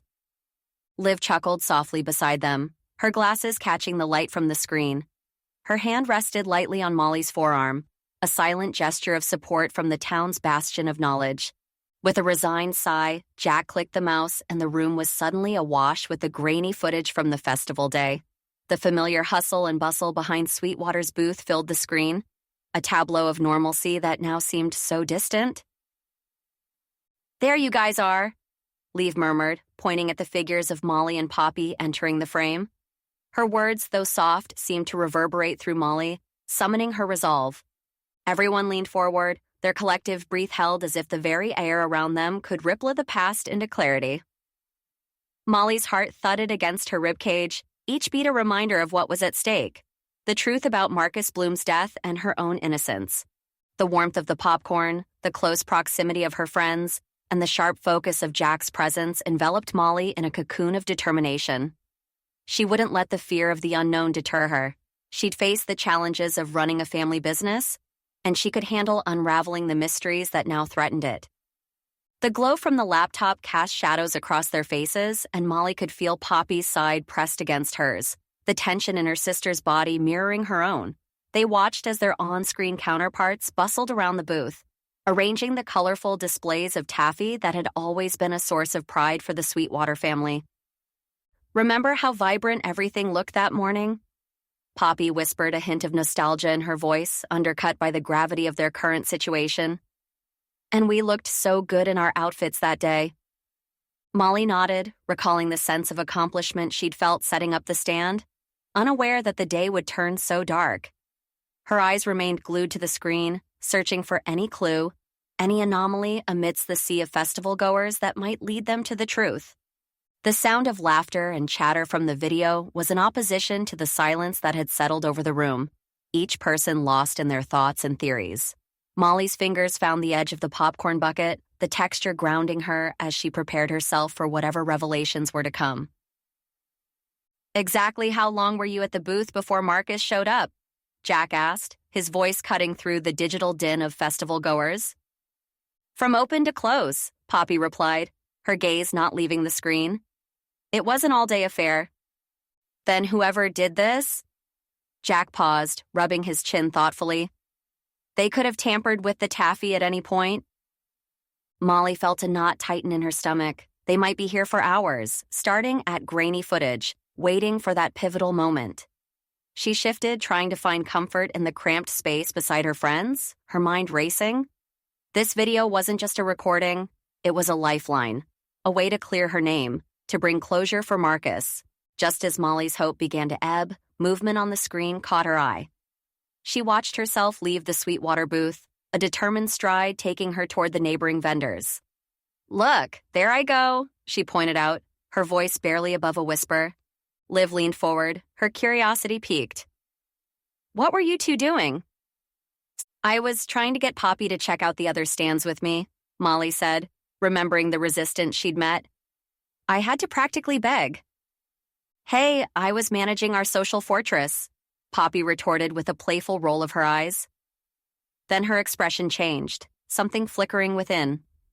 "Wait, yeah, then I heard—" She trailed off, her eyes narrowing as she tried to place the memory. Molly glanced at her sister, sensing the current of concern that ran beneath her casual demeanor. They both knew the importance of every detail now, how even the faintest sound could be a piece in the puzzle they were desperate to solve. Molly's eyes flicked to Poppy, her forehead creasing with a mix of guilt and surprise. "I didn't realize you actually heard something that day. I thought you were just looking for an excuse not to mingle with the crowd." Poppy gave a half-hearted shrug. "No, I definitely heard something. At first, I thought it was just Ginny clattering around with her cake displays next door." She gestured vaguely towards the laptop screen, where the festival scene continued to play out in pixelated colors. "Wait, look there," Liv said, her finger pointing at the screen. They all leaned in closer, the scent of buttery popcorn momentarily forgotten as their eyes traced the figures on the monitor. Molly's green gaze sharpened as she watched a shadowy figure dressed in dark clothes appear from behind the bustling crowd. "Who's that?" she murmured, more to herself than the others. The figure moved with haste, colliding with a box labeled Taffy, Banana that sat just beside their booth. The impact was slight, yet the contents inside shifted noticeably. "Did you see that?" Molly asked, her voice raised with urgency. She watched as Poppy, on the screen, turned her head sharply towards the disturbance, her expression one of mild curiosity. She couldn't have seen him. Their new banner, vibrant and promising, obscured the view. "Poppy, you actually heard him!" Molly exclaimed, her words tumbling out as realization dawned. "I'm sorry for brushing it off earlier. I didn't realize you really heard something." Poppy met Molly's apologetic gaze with a forgiving smile, but her eyes remained fixed on the screen as if willing it to reveal more secrets. There was an unspoken tension in the air, a collective breath held as they all watched and waited for the next piece of the puzzle to fall into place. "I can't be too mad. I really did want to stick around at the booth," she admitted with a playful smirk. It was half an excuse to avoid milling about and half about the actual sound I heard. Their attention returned to the grainy festival footage where the shadowy man reached for the taffy. Molly's heart pounded as she watched her past self, oblivious to the sinister act unfolding mere feet away. The man's fingers deftly unwrapped a piece of the candy, his movements precise and deliberate. 5 more times, he did that to each of the sweets that were specifically separated from the rest. There was a sense of cold calculation in the way he rubbed something over the soft treat before rewrapping it with care. It was because she had placed them out, separate from the rest, that he knew exactly which ones would be fed to Marcus. Molly remembered that he took one from her hand, then one from the pile. She wondered if he had just taken a random piece, if he would still be alive and someone else dead. "Looks like we finally have our how," Jack murmured, his tone somber. "Your treats did it, Molly. We just know now you weren't behind it, and we have a suspect without a face." Molly nodded, feeling a mixture of vindication and horror. Someone had used her sweets, her family's legacy, to commit this vile act. Who would do such a thing, and why? Liv leaned forward, her dark brown eyes narrowing behind her glasses. "But who is he? Why Chef Bloom? Of all the vendors here, why use Sweetwater's?" Her voice carried the weight of their shared perplexity. "Those are the questions we need answers to," Jack responded. His eyes were fixed on the screen, analyzing every detail of the shadowy figure's movements with a detective's precision. "Before we can make an arrest, we have to understand his motive and why Sweetwater's was targeted. Not to mention, we need to identify him. There must be something here that can tell us who he is." As they dissected the possible reasons, Molly's gaze remained glued to the screen, her mind racing. Something caught her eye, a small but peculiar detail she hadn't noticed before. "Rewind the video," she said suddenly, her voice cutting through their speculation. Jack paused, looking over at her with a mix of curiosity and concern etched across his features. "What did you see?" "Please, just rewind it," Molly urged, sitting up straighter. There was an intensity in her green eyes, a spark of realization that had yet to fully form into a coherent thought. With a few clicks, Jack reversed the footage and they all watched as the scene played out again in reverse. The man tucked the poison back into his pocket and walked away from the taffy, leaving the booth untouched as he retreated into the crowd. "Stop," Molly commanded when the moment she needed came back into view. They all leaned in closer, holding their breaths as the image on the screen froze. Again, the grainy image flickered on the laptop screen, showing the backside of the Sweetwater booth. A man emerged from the throng of festival goers, his movements deliberately casual as he reached into his pocket. They watched, transfixed, as he again retrieved a small vial, carefully unwrapped the taffies, and smeared a clear substance onto the candy before rewrapping it again and again. With practiced ease, he slipped the vial back into his dark coat and melted away into the crowd. Molly's heart hammered against her ribs, each beat echoing a newfound certainty. "I know who did this," she declared, barely above a whisper, yet resonant with conviction. "Seriously? Who?" Poppy leaned forward, her eyes wide with a mix of excitement and concern. "Who is it, Molly?" Jack added, his detective's mind visibly churning through the possibilities. "Give us a name," Liv implored, her curiosity piqued to its peak. Molly held up a hand, silencing them. She needed a moment, not just to process the revelation, but to formulate a plan that could entangle a murderer without putting them all in danger. "We need a plan," she said decisively, locking eyes with each of her friends in turn. "And you're all going to be part of it. I think I have an idea of how we can catch him."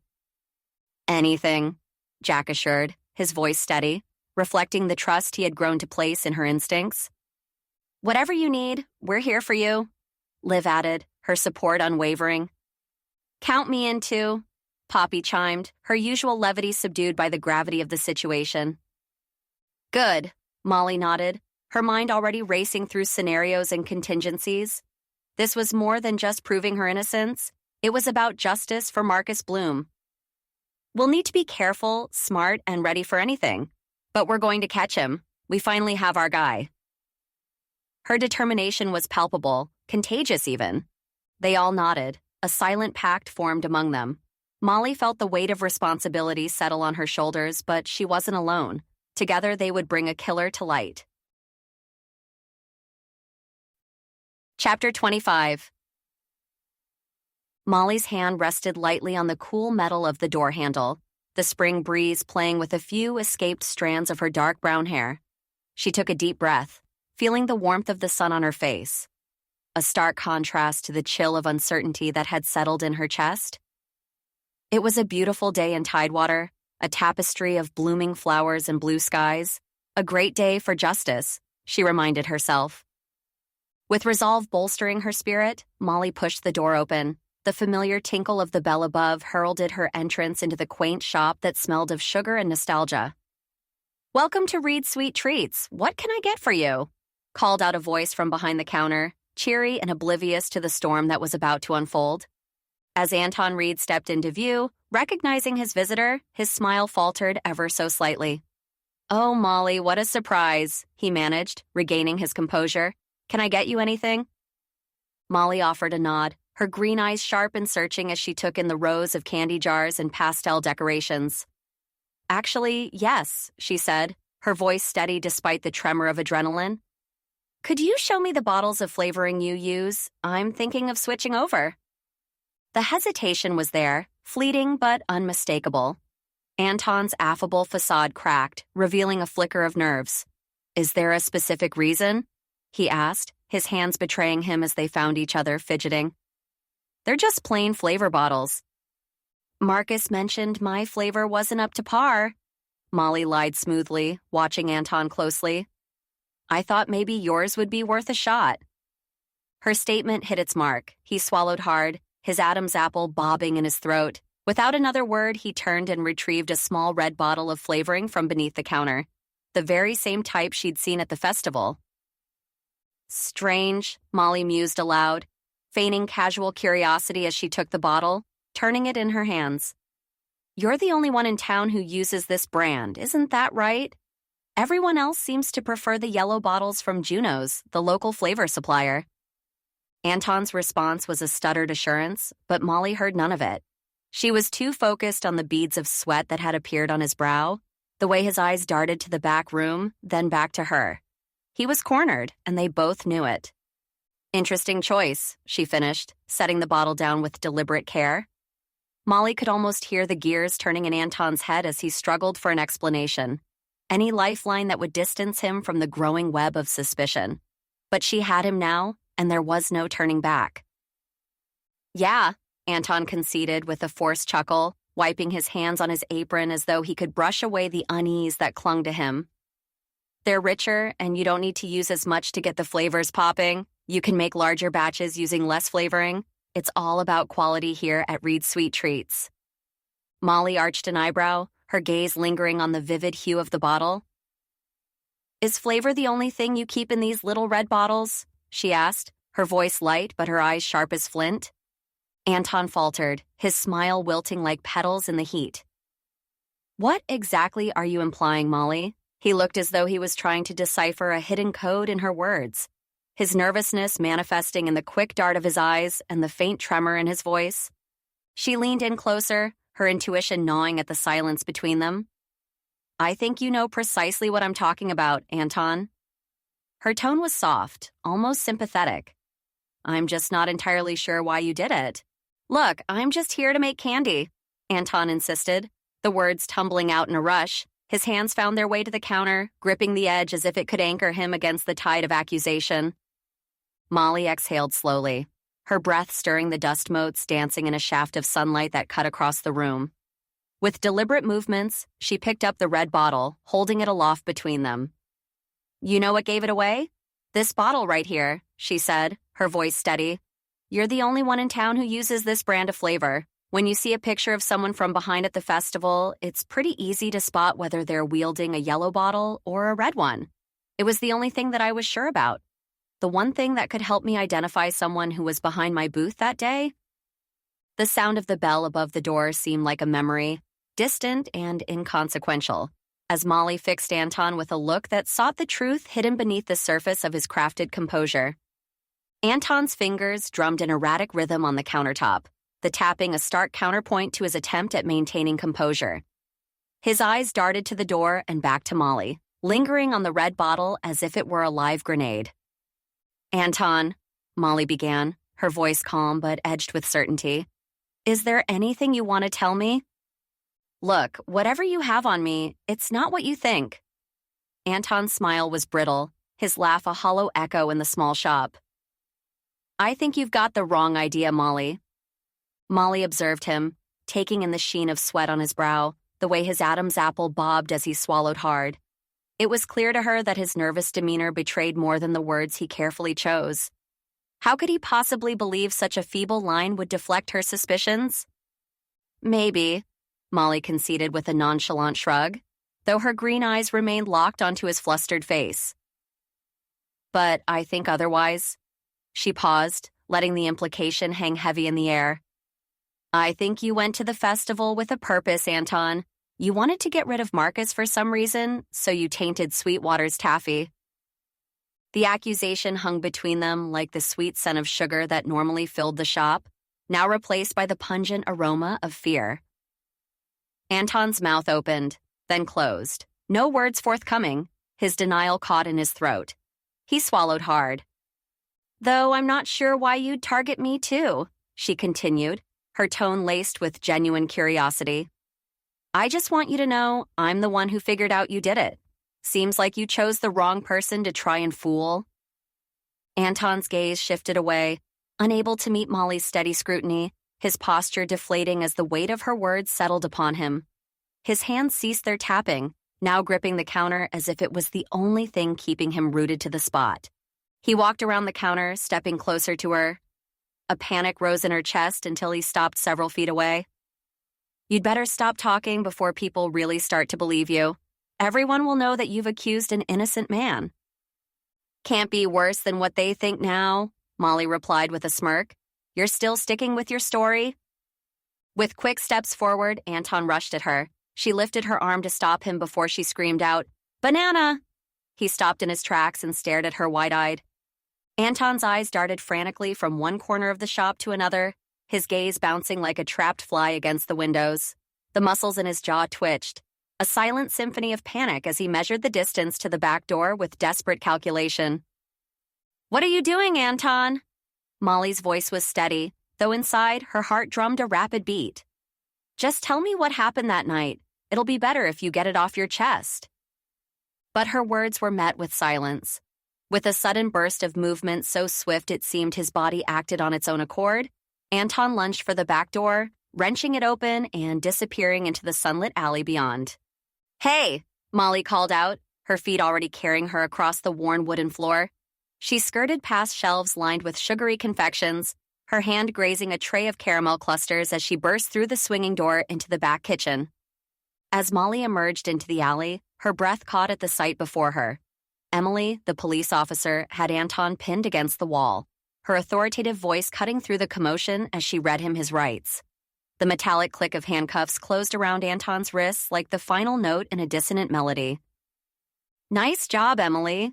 Man, you're good at this," Molly said, relief washing over her as she watched Anton slump in defeat, his earlier bravado evaporating in the face of authority. "Thanks, Molly, but I couldn't have done it without your tip. Good use of the emergency phrase," Emily replied, guiding Anton toward one of the several police cars that had converged on the street.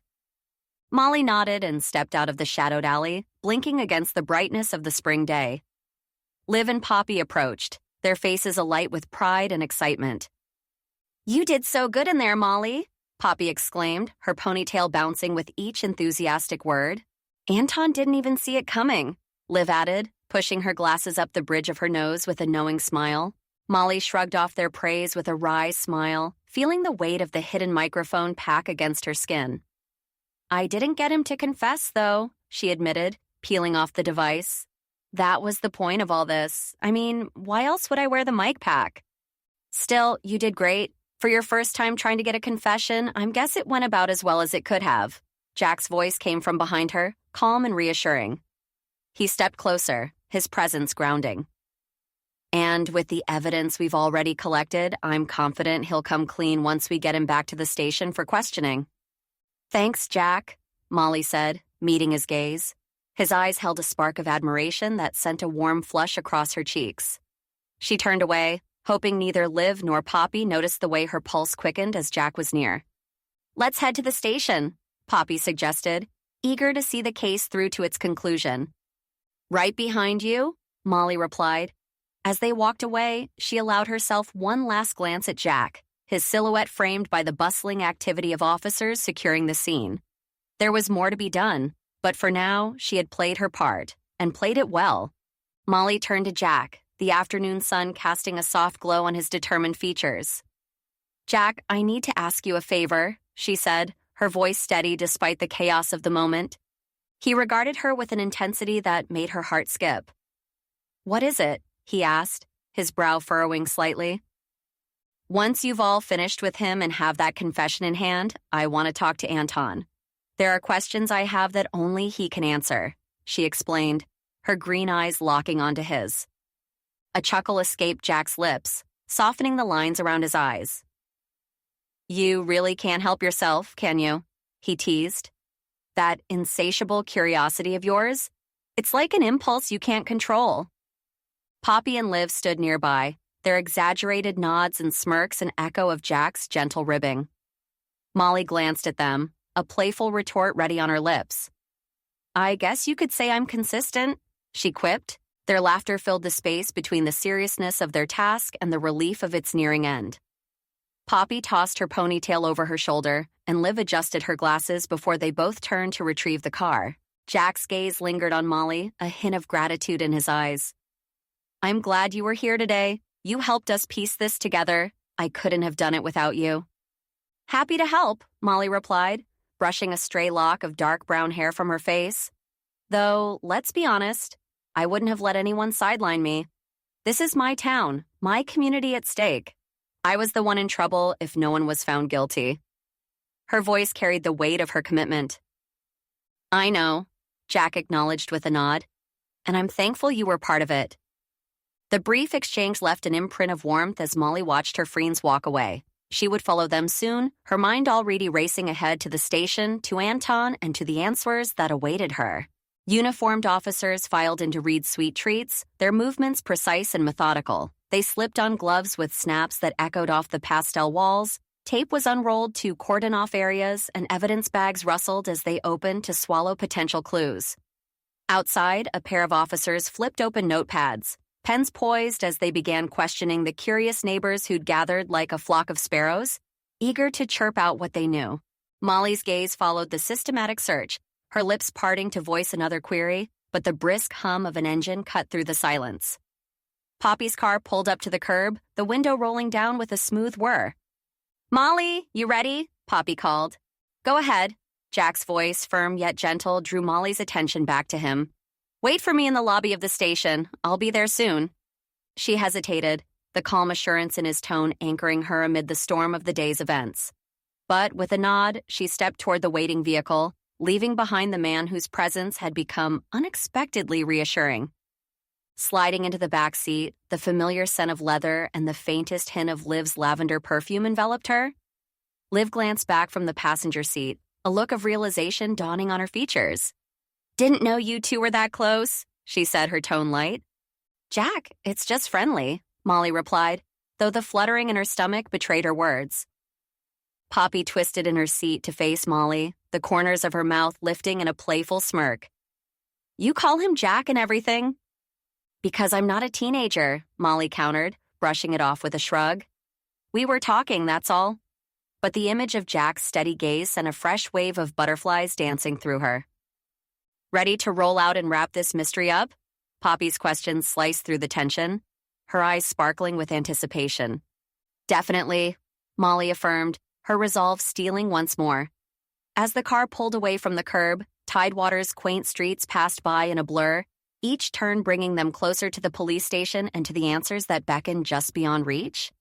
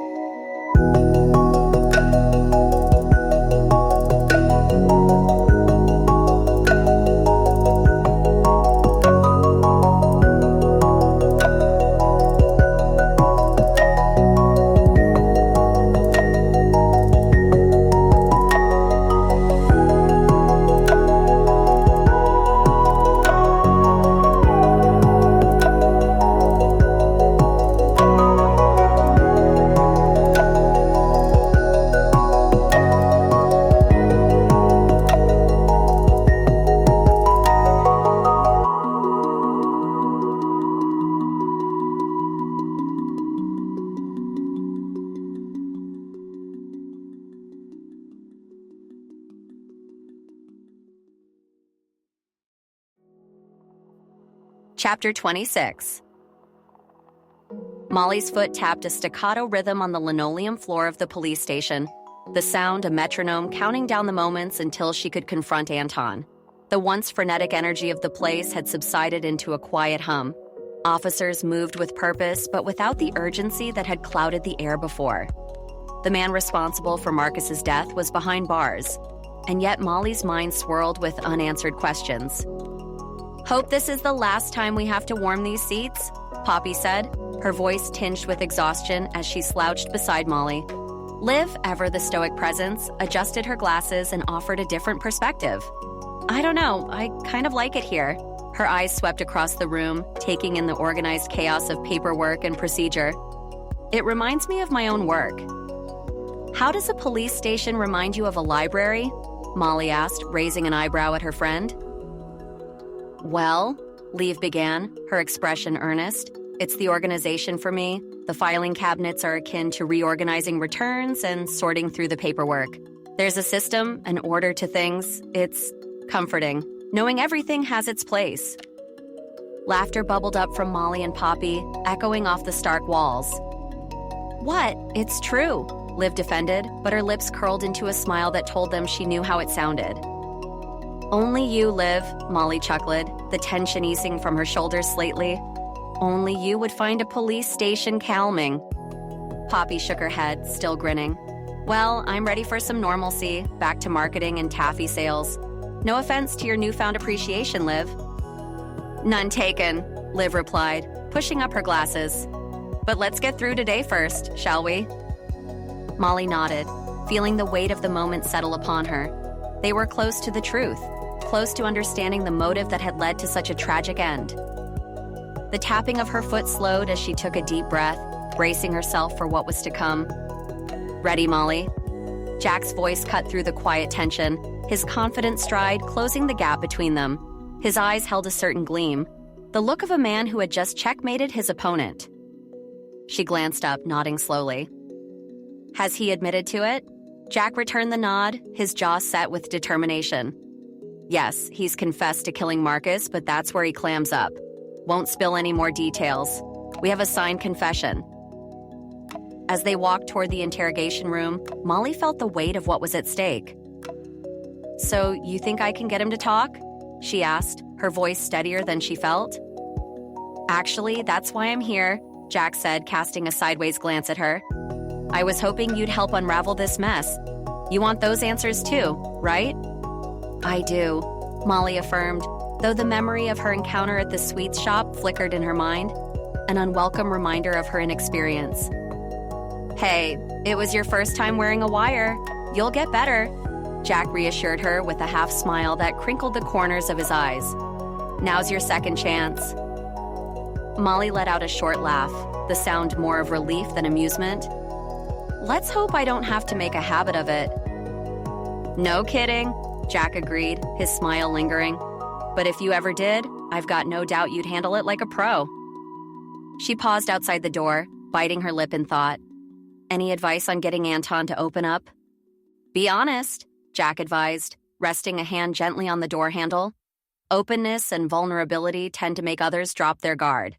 Mirror that, and he might just follow your lead." "All right," Molly breathed out, steeling herself with a firm nod. "I'll give it my best shot."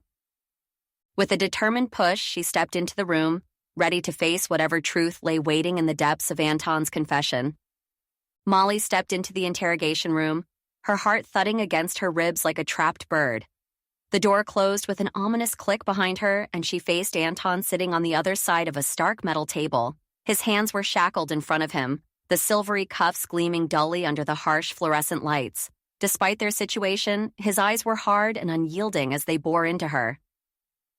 "Anton," Molly began, her voice steadier than she felt. "I'm sorry it's come to this." She settled into the chair across from him, trying to ignore the way his glare seemed to pin her in place. "Unfortunately, you've made some bad choices, and I need answers." His lips twisted into a bitter smile. "I've already admitted to killing Marcus," Anton said, his voice gruff. "What more do you want from me?" Molly drew in a deep breath, fixing her gaze on him. "I know you did it because of what we saw on Vicky's camera." she stated clearly, hoping her face didn't betray the underlying tremor of nerves. What I need to know is why.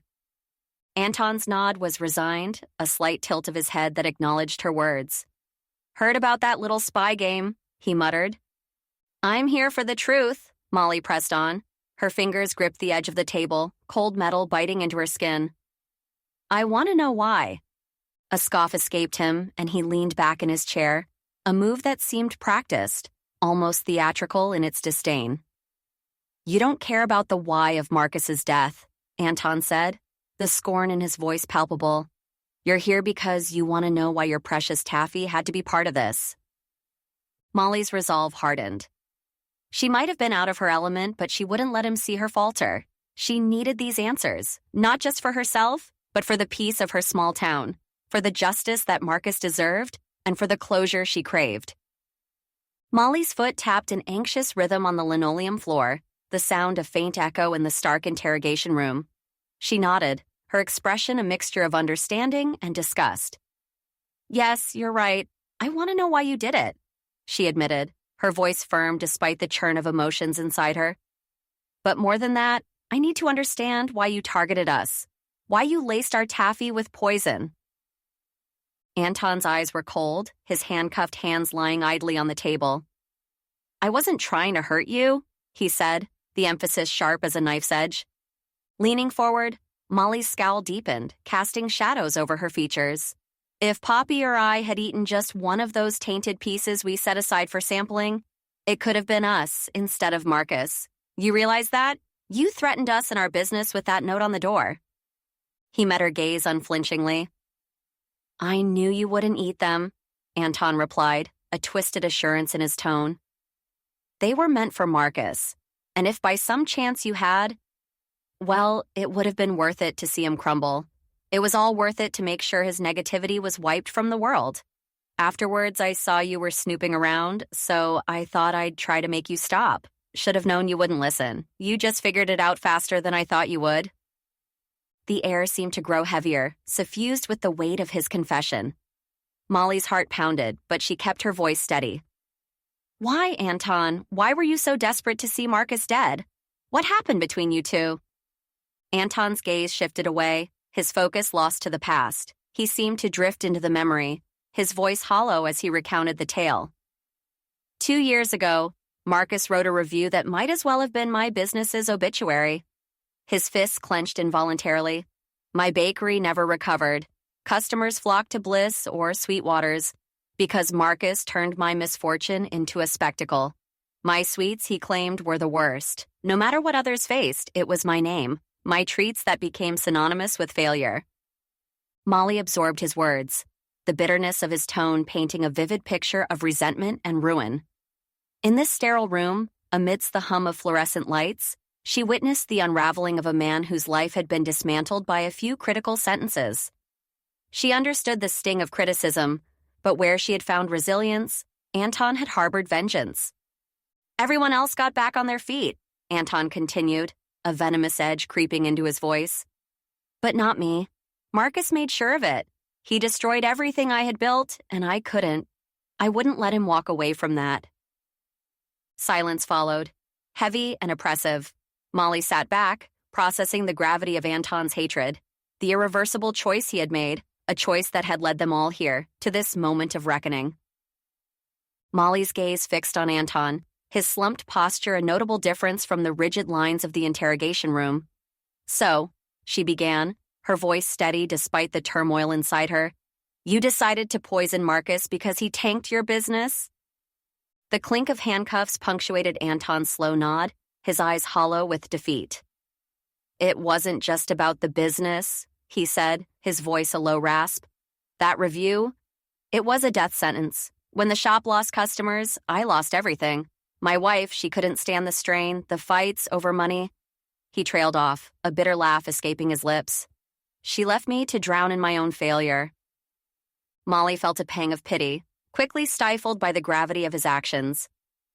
And when Marcus came back, everyone despised him, but they would have let him live his life, untouched.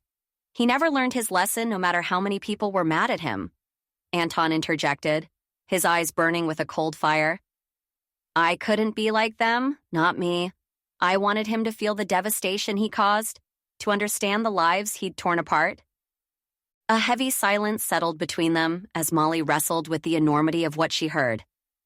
Anton had been pushed beyond the brink, his vengeance a dark mirror to the pain he'd endured.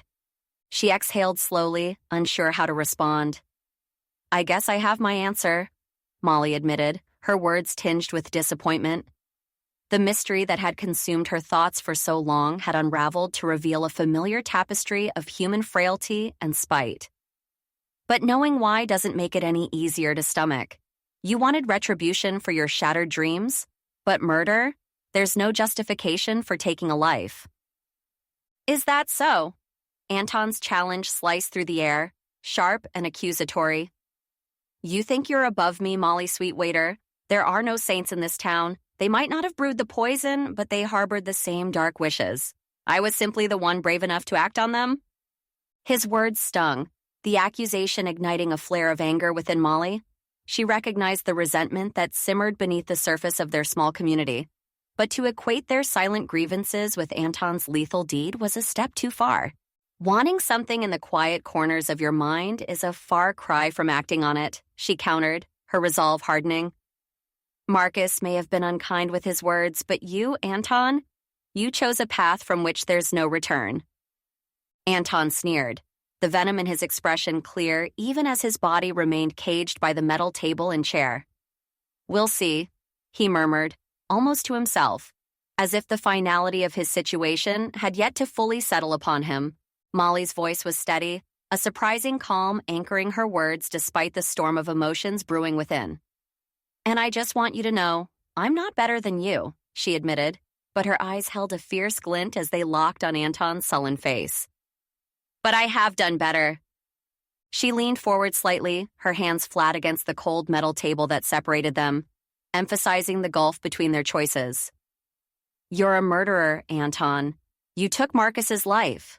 That's something you can never undo. Something he could never retract or apologize for, unlike his reviews. Anton's eyes flickered, the barest hint of regret before he shuttered it away behind a mask of indifference. Sure, there were those who thought life might be brighter without Marcus's sharp tongue cutting through the town, Molly continued, her tone sharpening with each word. But thinking it and doing it are worlds apart. She stood up, the chair's legs scraping against the linoleum floor, echoing like a gavel's final judgment. They didn't act on their darkest thoughts. They didn't try to murder him, and, in doing so, endanger my family. Molly leaned down, her gaze unyielding as she delivered her final blow. That was the biggest mistake you made, because it wasn't just the detectives chasing you down. It was me. Her voice was soft, but it carried the weight of her conviction, the strength of her dedication to her family and her community. And I'm glad I was a part of making sure you pay for what you did and get Marcus the justice he deserves, despite his mistakes. With that, she turned on her heel, her steps resolute as she walked away from the man who had let bitterness consume him. As she reached the door, she allowed herself a small smile, not of triumph, but of closure, proud of the resilience that had brought her through the storm. Epilogue. Molly sat at the pale blue counter, the smooth surface cool under her palms as she accepted the crisp bills from a customer. Thank you for stopping in, she said, her smile genuine but edged with fatigue. Take care now, replied the patron, a tourist from out of town that came after word about Molly's possible involvement with a local murder was silenced by the capture of the real killer. As the door closed behind him, the tinkling of the bell was like a soft farewell to the afternoon rush. Poppy, leaning against the counter, sipped on her iced coffee and surveyed the shop with satisfaction. At least we're having some more business, she remarked. Yep, it'll come back in time, Molly agreed. She leaned back, feeling the comforting presence of the old wooden stool against her spine. But right now, I'm glad we're not packed. I need a moment to just decompress. Decompress? Poppy chuckled, her ponytail swaying in amusement. You solved a murder yesterday, Malls. If anyone deserves some downtime, it's you. Molly waved off the praise with a clumsy flick of her hand, nearly knocking over a jar of peppermint sticks. Rescuing it in the nick of time, she rolled her eyes at her own lack of coordination. "Please, let's not make a big deal out of it," she murmured, though a faint blush of pride touched her cheeks. "Actually, now that things are fine," Poppy started, mischief glinting in her eyes. She set her cup down and rounded the counter briskly. "Lean across here and give me a smile, would you?" "Like this?" Molly asked hesitantly, propping her elbows on the counter and flashing her sister a tentative grin.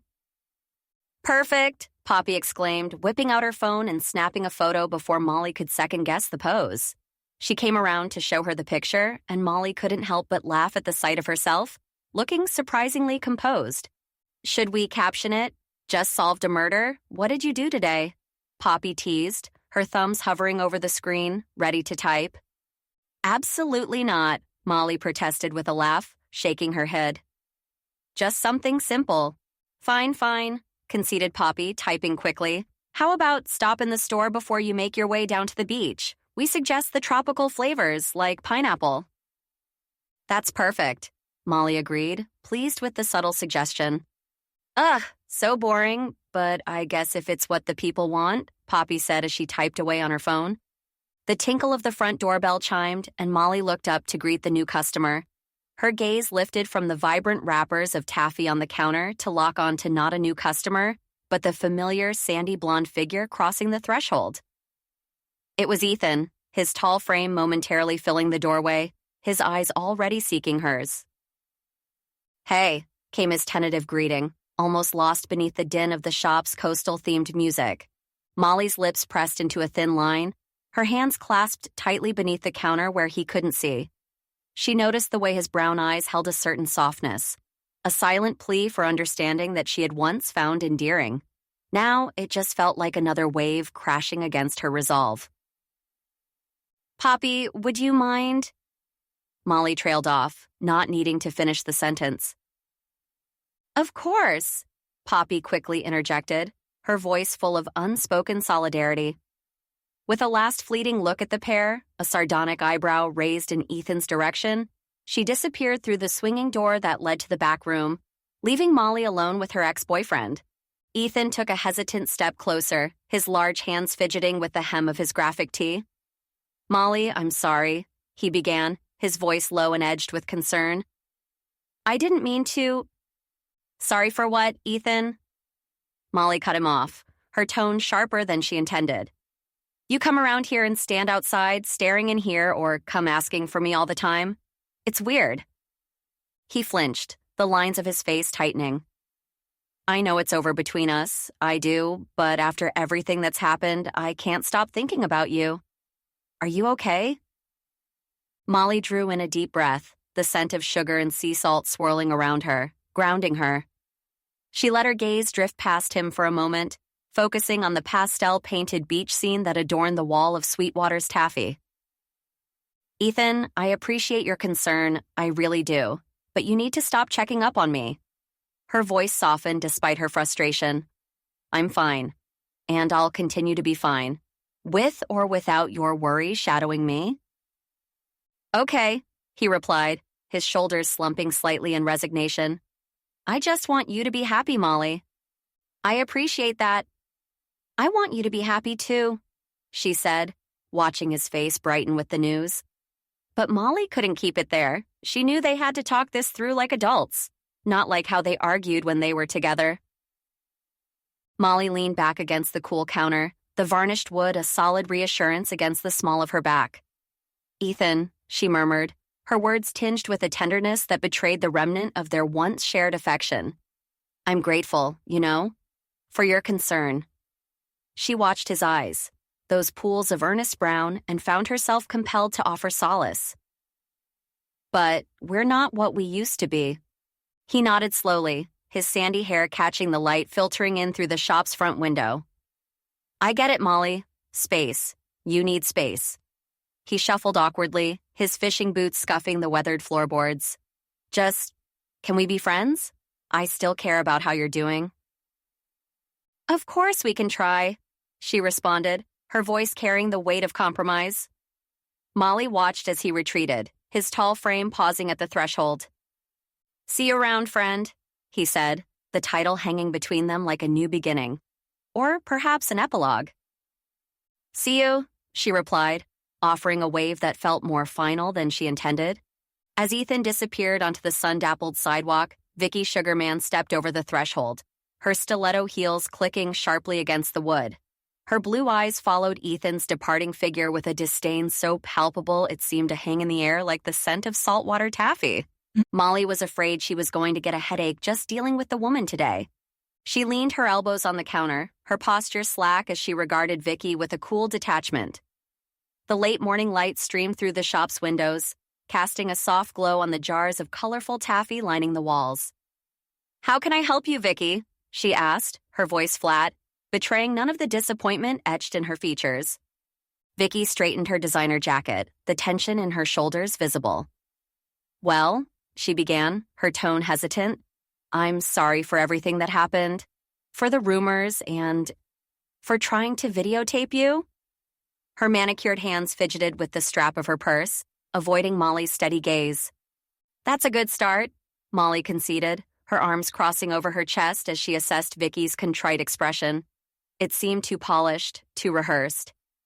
"Look, I was just trying to do the right thing," Vicky defended weakly, her eyes flickering with an unspoken plea for understanding. "Uh-huh, for yourself," Molly replied dryly. She took a slow breath, letting the scent of salt water and sugar fill her lungs. When she looked up at Vicky, it was a look of sincerity that surprised her, and she knew that she had to do the right thing, even if Vicky didn't know the definition of the words. "Fine, I accept your apology." Vicky's nod was stiff, her relief palpable but not quite reaching her eyes. Molly couldn't help but notice that Vicky hadn't expressed any gratitude for being cleared as a suspect, but shelved the thought for another confrontation. As Vicky turned on a heel to leave, the little bell above the door jingling in anticipation, Molly's voice stopped her. "Actually, Vicky, there's one more thing." Vicky's scowl was swift as she faced Molly again, her irritation seeping through her practiced facade. "What now?" she snapped, barely maintaining her composure. "Poppy, could you come here for a second?" Molly called over her shoulder, not taking her eyes off Vicky. From the back room emerged Poppy. "What's up?" she asked, her greenish-gray eyes flicking from Molly to Vicky with a hint of curiosity. "Vicky wants to tell you something," Molly stated, her voice carrying a firmness that left no room for argument. "Me?" Vicky exclaimed before catching herself. With a reluctant sigh, she turned to Poppy. "I'm sorry for arguing with you after you talked to Officer Emily. You were right. I shouldn't have said anything. I was the one who started the rumors, and I shouldn't have." Poppy raised her eyebrows, a wry smile playing at the corners of her mouth. "Thank you, Vicky," she said, her tone laced with triumph. The chime of the door announced Vicky's departure, and her swift exit left a temporary silence in its wake. Poppy let out a low whistle as she leaned against the counter. "Wow, I never thought I'd see the day," Poppy mused, a glimmer of amusement in her eyes. "You must be some kind of local legend now, Molly, getting an apology from Vicky Sugarman." Molly rolled her eyes, a small smile tugging at her lips despite the fatigue that clung to her bones like the saltwater scent in the air.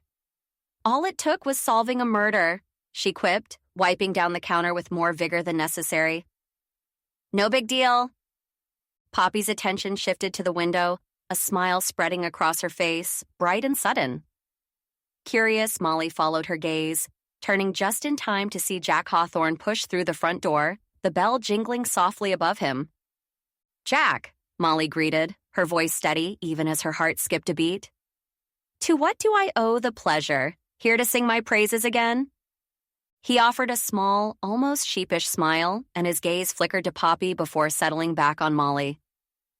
There was something different in his demeanor, a softness that hadn't been there before.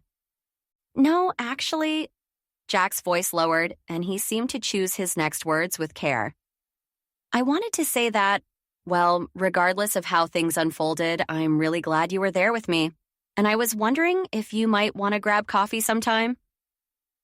Molly's surprise was a palpable thing, a rush of warmth that bloomed in her chest and spread outward. Her mouth opened, ready to spill out a resounding, "Yes." But Poppy cut in before she could speak. "Of course she would love to," Poppy said with a knowing look, as if she had read the unspoken excitement in Molly's expression. Molly shot Poppy a mock glare for jumping the gun, but couldn't contain the grin that threatened to split her face. She turned back to Jack, her green eyes meeting his with a sparkle of anticipation. Poppy's eyes danced between Molly and Jack, a mischievous glint playing at the corners of her smile. "What?" she prodded, nudging the moment along. Molly swiveled back to Jack, her heart still fluttering like a trapped butterfly against her ribs. "I'd love to grab coffee sometime," she said, her voice a blend of calm and excitement she hoped sounded casual. "Sometime soon, I hope," Jack replied, his gaze holding hers for an extra beat that seemed to convey more than casual interest. "Maybe tomorrow," Molly ventured, feeling a sudden need to prioritize something other than romance. "Today I've got some work to do." She could feel Poppy's curious gaze on her, but she kept her focus on Jack. "Then I'll look forward to it," he said with a nod, lingering just long enough to convey sincerity before turning to make his exit. She watched as the handsome frame walked out of her shop and into the street. He was something to look at, she was sure about that. But she was even more sure about how good the conversation was, how kind-hearted he seemed. She was looking forward to talking to him over coffee. As the door closed behind him, Poppy arched an eyebrow at Molly. "What work do we have to do today?" she asked, her tone playful yet probing. Molly let out a soft sigh and leaned back against the counter, her fingers idly tracing the edge of the cash register. The scent of saltwater taffy filled the air around them, grounding her. "I've got a new idea for a new flavor of taffy," she admitted, the spark of creativity already igniting in her mind. "And besides," she continued, a small smile tugging at her lips, "could I really be blamed for wanting to have one normal day with my sister?" "Absolutely not," Poppy declared, her grin spreading contagiously. "You're really amazing, Molly. Anyone would want to spend a day with you." A warmth spread through Molly's chest, and she couldn't help but feel grateful for her sister's unwavering support. In the cozy confines of Sweetwater's taffy, surrounded by the nostalgic charm of copper kettles and glass jars filled with colorful treats, Molly allowed herself a moment to appreciate the simple joys of life and family. "Earth to Molly? Thinking about your next big hit? I thought you just said we had stuff to do today." Poppy's voice filtered through the shop, light and teasing. "Maybe." Molly turned, her green eyes reflecting a mix of ambition and contentment. "Pineapple coconut, perhaps, or something with a hint of sea salt, to remind us of the ocean. I have a million ideas, just trying to pick one." "Sounds dreamy," Poppy agreed, leaning against a display stacked with taffy that mirrored the sunset outside. Molly's gaze drifted to the window, watching the golden light dance across the storefront. It was here, amid the sense of cooked sugar and the warmth of family, that she found a sense of belonging far removed from the chaos of the city she'd left behind. Her decision to return to Tidewater, to breathe life back into the family business, had been a leap of faith, a leap that now felt like soaring. She smiled softly, lost in thought. The little shop, with its candy-striped awnings and the gentle chime of the doorbell, had become more than just a livelihood. It had evolved into a community touchstone, a place where memories were as tangible as the treats they sold. Molly's heart swelled with newfound purpose. She'd already made waves in Tidewater, her intuition and tenacity solving a mystery that had entangled the town. The thrill of the investigation, the satisfaction of restoring peace. It had ignited a spark within her, one that yearned to make a lasting impact. "So, what's next for us?" Poppy asked. "Hopefully not another murder," she mused aloud, almost as if to dispel the idea with humor. "Let's hope not," Poppy replied, eyes wide. "I prefer my drama wrapped in cellophane and tied with a bow." "Same here," Molly affirmed with a smile. She glanced around the shop, their shop, embracing the simple beauty of her chosen path. This was her dream life. The quaint store, the joy of working alongside her sister, and the possibility of new ventures on the horizon. "Let's focus on the taffy," she decided, her spirit lifting. Tomorrow is another day, full of potential and pineapple coconut goodness. "Or sea salt surprises," Poppy added, winking. "Exactly," Molly agreed, her heart light and full of hope. With every twist and pull of taffy, she was shaping more than just confections. She was crafting a future rich with promise and brimming with the sweetness of home. This has been Caramel Conspiracy, a Molly Sweetwater cozy mystery, Book 1, written by Sophie Love, read by Laura.